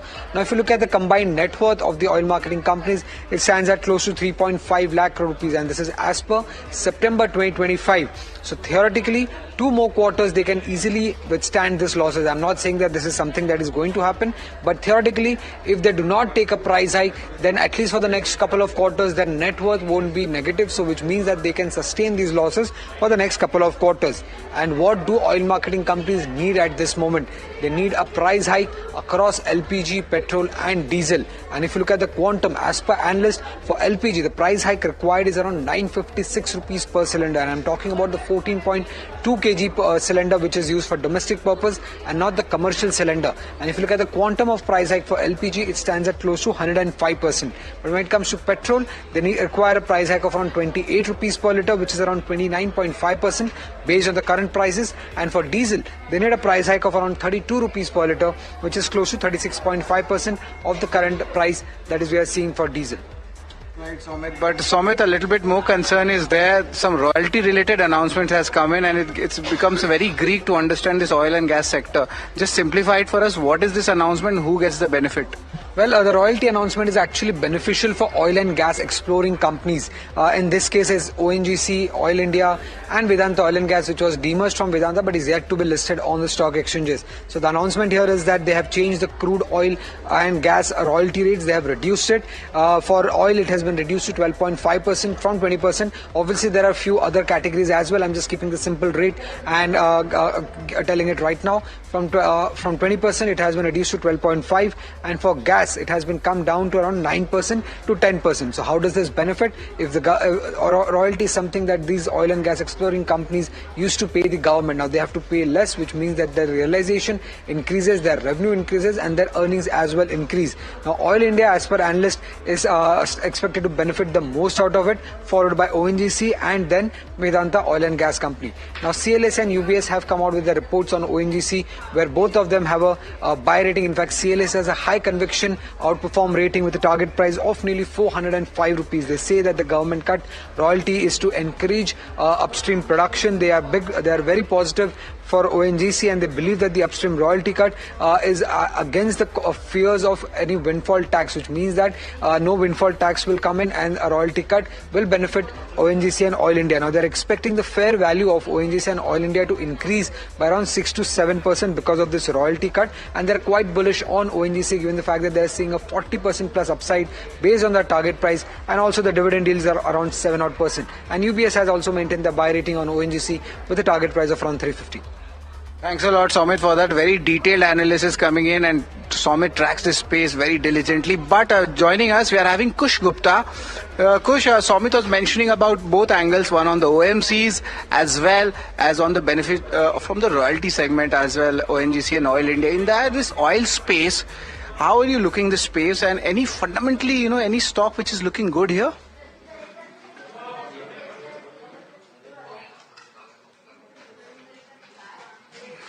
Kush, can you please unmute yourself? Oh, yeah. Sorry. Yeah.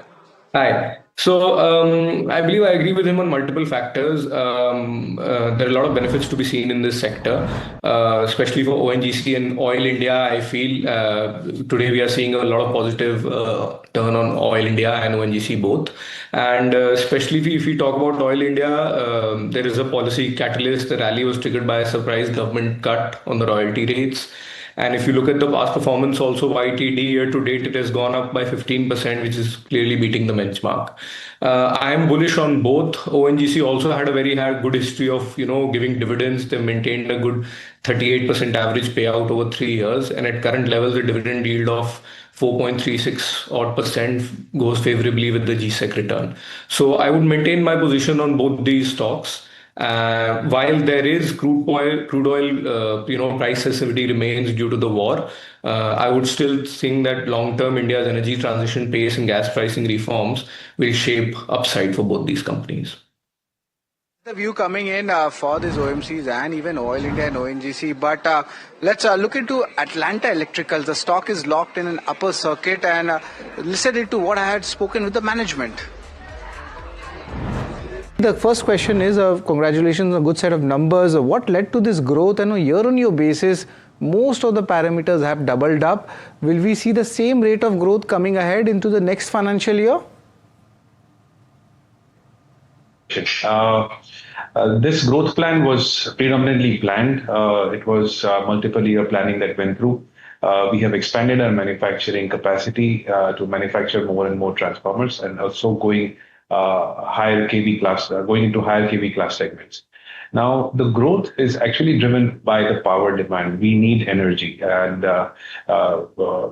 when we shift from fossil fuel to the renewable, more and more energy would be required. And our products, transformers, are predominantly used for transporting energy. So there's sort of demand coming in for energy in power in terms of from railways, EV charging, like Mr. Modi, our Honorable Chief Minister, just said that we need to cut down on fossil fuel, where we need to still drive cars. So EV requirements will come in, and energy for that particular is going to rise in the near future. Right. Right, Anandji, apart from that, I have a question for you. Is how's the numbers looking like? Any outlook you'd like to give? Now we have finished the financial year 26. Anything, future forward looking which can be quantified? Everybody wants to hear that. We have refrained till date in giving any forward-looking statements. But again, what we always say is that we are a company which has been growing at a pace of 14% CAGR basis. And that is the target we have taken internally for this particular year also. The kind of capex we have done in last year, we are sure that we are pretty geared up in for achieving that kind of a growth rate in a time to come also. including this particular year. Niralji, another question is on the entry of this 400 kV or 765 kV segment. What's the growth expected from this segment? Any kind of investments you have earmarked for it? Well, the investments for this particular technology is already done by the company. We are very well placed in the market to start manufacturing 400 and 765 kV class products. We're fortunate enough to receive one 400 kV class order also. And in future, we are going to receive further. This year is going to be vital to make these kind of prototype transformers in our manufacturing facility. So the revenue stream of this kind of products will be predominantly seen on a large scale in the coming financial year because the delivery times itself for these products are long. Anandji, let's talk about the entire order book setup, how things are looking like, and the power transmission segment especially, what are the order book numbers, what's the outlook looking like? We have we registered an order book of close to 2,500 crores last year, which led to the opening order book of again close to 2,500 crores for this particular year. Order pipeline or inquiry pipeline is pretty strong. And once we get this prototype testing done for 400 and 765 kV, I'm sure it will go up significantly from that particular point on. As on date, the kind of orders we have, we are sure that we are filled for next 12 to 18 months with the execution time. So that means the revenue visibility comes in for the next 12 to 18 months. Niralji, I just want to understand about the margins. There's a good margins bump up and 20% coming for a profile of your company seems very strong. Will this be sustainable going ahead? Because this is a pretty much like a peak margin, or is this something else which is there as a growth lever for the increase in margins going ahead? Well, typically the thumb rule for our industry is higher the KV class you manufacture, higher are the margins. This particular year, since we have already done the capex, we utilize the capex, the facilities to make more 220 kV class products, which actually was one of the vital points in margin correction. And plus economies of scale, when we ramp up the facilities and use it to its full utilization, we get economies of scale, which again help to build certainly good EBITDA numbers. Anandji, another question is on the export market growth front. Is there some issues there coming in, or are you looking at some new geographies also? I just wanted to get that entire picture for the export markets. Export market is one wherein, we did not approach export markets till last year because of the domestic orders, our facilities were running full and hence we did not touch base with the export market. Now is the time that we have started exercising our options for export market. We are not restricting ourselves during this discovery phase to specific geographies. We are looking for markets where we can start and we can work for a longer duration. So we are in a process of finalizing those. In coming months, I'm sure we'll have our own set of geographies wherein we would like to work for a longer duration. Fair enough, and maybe the clarity also comes in, especially on the tariff trade front, because there seems to be a little bit of issues definitely globally in the export play as well. But Niralji, I just want to understand, from the perspective of the industry, the entire industry has been re-rated when it comes to the transformer demand in India. You spoke about it also. I just wanted to take your views, especially in Eastern India. A lot of changes have happened and everybody is trying to go there as well. Do you think any kind of East India exposure or something, the demand is coming in? Certainly. And development, whenever a state goes into a major development, requirement of transformers will definitely come in because that is one infrastructure the government would always focus upon. So yes, we see a lot of requirements coming in from the eastern side. We have constructed our presence there in the eastern market as well, and we see a lot of inquiries coming in, both from the private sector and from the government utility side sector also. Okay, so that's the management of Atlanta Electricals. That stock is locked in upper circuit on the back of the strong set of numbers. And as Sharad was talking to them, it's very interesting to see how growth is panning out. But moving on, JSW Energy, it's an interesting set of numbers that the company has reported. Management is pretty confident, but Varsha, it seems that the brokerages are absolutely in denial of the performance and they've cut the target price as well. Right, so if I were to talk about the overall numbers were above estimates, but there were certain one-offs, which has given a strong number. So let me just highlight it for you. So revenue includes one-off of rupees 100 crore. There was an adjusted miss on estimates, and the one-off income, if I were to talk about, so almost 210 crore income was from Supreme Court win incentive ruling, 100 crore in revenue and 110 crore in other income, and the earnings were supported by one-time gain as well. Onto the interest cost, if I were to talk about, there was a there was an increase of 138% year-on-year, which is I would say a negative thing. Also higher than estimate, which was due to elevated debt levels, which had a drag on profit. On 27% of generation sold in stock in short-term market versus 13% last year, and also the good things were the renewable energy, which was strong, was up almost 68%, and the capacity, the target of 30 gigawatt by 2030 remains unchanged, and they've added 22.6 gigawatt of renewable capacity in FY26. Now, talking about lastly the strategic shift, of course, the focus remains on retaining part of thermal capacity, and renewable addition will be slow, 3 gigawatt guidance by FY27. So overall the number looks good, but there are certain one-offs which have given this strong set of number, and hence we are seeing the stock under pressure. Thanks a lot, Varsha, for that detailed analysis. But Kush, I just want to get your views also on JSW Energy. Numbers were decent, but the fall happened. Varsha explained us the reasons. What do you think on the medium-term, long-term perspective for this counter? So I feel, great analysis on JSW. I feel the debt to equity ratio is 2.5, which is, very hard to follow. And, while all the numbers are great, the operational capacity is also reached 13.45 gigawatts. And there is a very ambitious target for 30 gigawatts. So I feel like, first of all, achieving this target may be a little bit of a, tall order for them to reach. So I would stay cautious on JSW. While we are bullish on the India's energy sector and renewables specifically, where JSW has shown a lot of, green signals on the renewable side. But I feel operational capacity and operational challenges still remain. So I would wait and watch before taking a call in JSW. Well, that's an interesting take. Thanks a lot, Kush, for your time. And it's always a pleasure to talk with you. But now we are running out of time. That's all, folks, for the day. It's from me, Hiral, and the entire team who have put together a show of trending stocks. Keep tuned to NDTV Profit.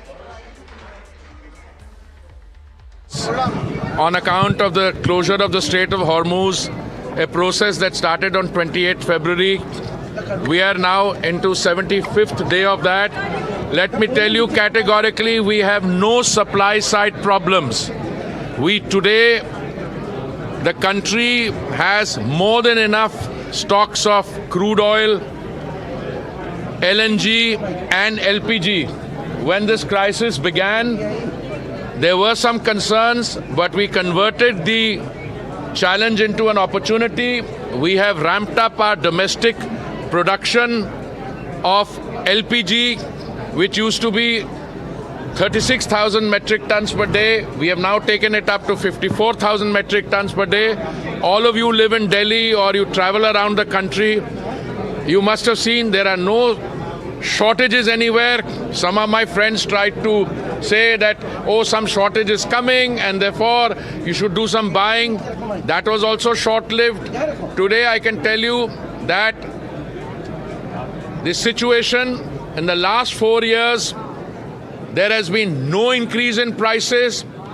Today we are in a situation, we don't know how long the blockades or counter blockades in the Strait of Hormuz will continue.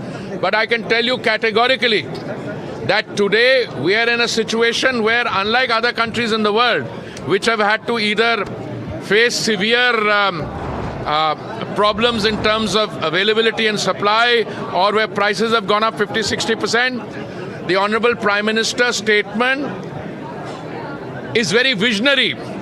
It looks to the future, that if this were to continue, we also have to look at what we can do in terms of lifestyle changes. And I think, as I mentioned in the CII session this morning, I warmly welcome the support that the CII corporate executives have given to that call.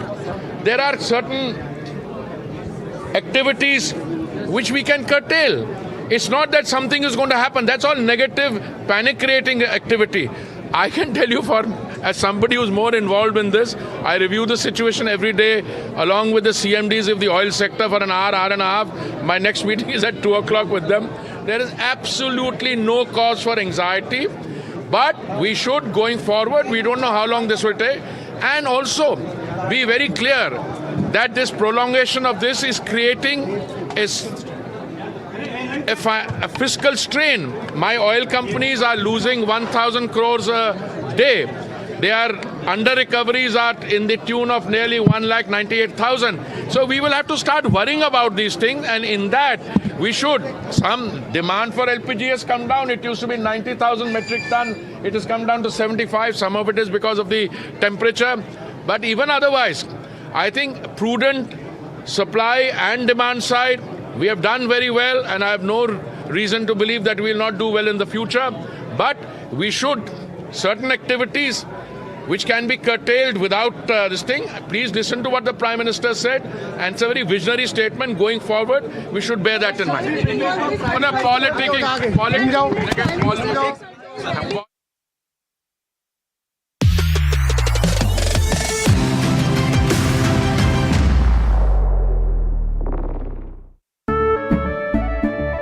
केसरिया से मन जोगी हुआ रे दिल झूमे देखो मतवारा हुआ रे केसरिया से मन जोगी हुआ हर पल मनाओ केसरी त्योहार विमल बोलो जुबान Kesari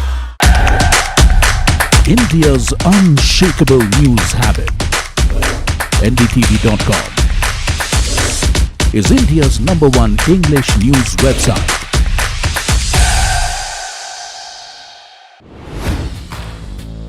Hi, I'm Tamanna Inamdar.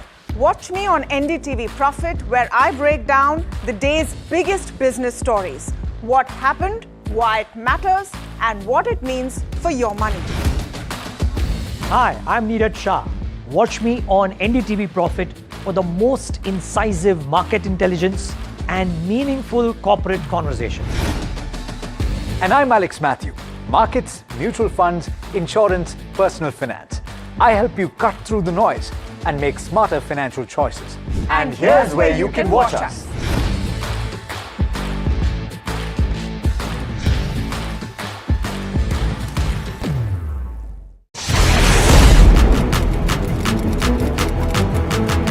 When the headlines move fast, perspective matters. On Editor's Cut, our editors come together with experts to distill the week's information plates into clear perspective. Down the story. Prime Minister Narendra Modi reiterated his call for reduced fuel consumption, greater use of public transport and electric vehicles by citizens, and urged people to defer gold purchases amid the West Asia crisis, which has caused large-scale disruptions.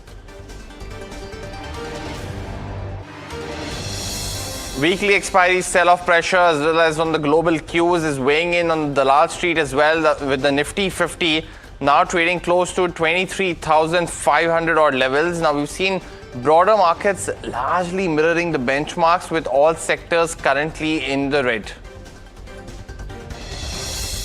Major tech stocks are under sharp selling pressure, with the frontline companies such as Infosys, TCS, Coforge, as well as persistent all-round 3 to 5% amid growing concerns over the global economic growth, rising geopolitical tensions, as well as what we've seen with OpenAI and going into the IT services side of things, along with Anthropic, which had already done the same.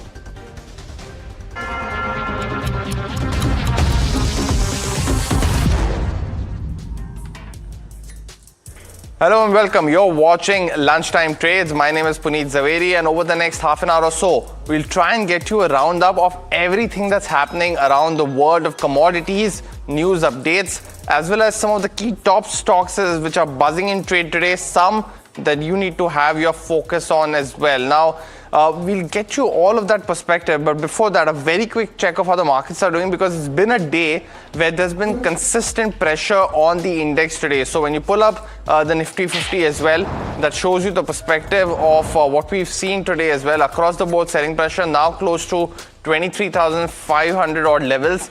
And we said that in the morning that 23,600 is going to be a crucial level that got broken down in today's trading session.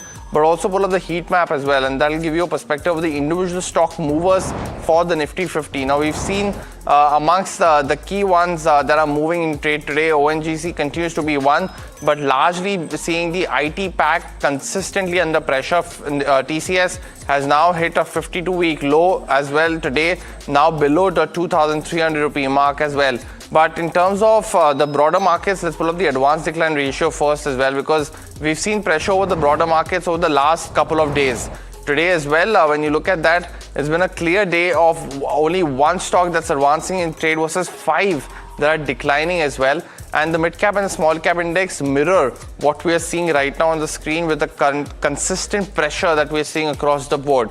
So 1.5% down, the small cap index almost down 2% at this point of time, and the BSE 500, which gives you the perspective of the individual movers as well. Some have reacted to results, so we've seen at least the oil and gas pack doing well. TTK Prestige is also up, but largely a day where Sonata Software on results, Privi Specialty, JSW Energy also down in trade today, and GR Infra after a weak set of earnings as well. But let's focus on some key national news as well, because amid concerns over supply disruptions of LPG and crude, PM Modi appeals again for work for home, for government as well as for private offices. Let's listen into what he had to say. Technology की मदद भी हमारे लिए बहुत फायदेमंद होगी। ये जरूरी है कि सरकारी और प्राइवेट दोनों ही दफ्तरों में वर्चुअल मीटिंग्स और वर्क फ्रॉम होम को प्राथमिकता दी जाए।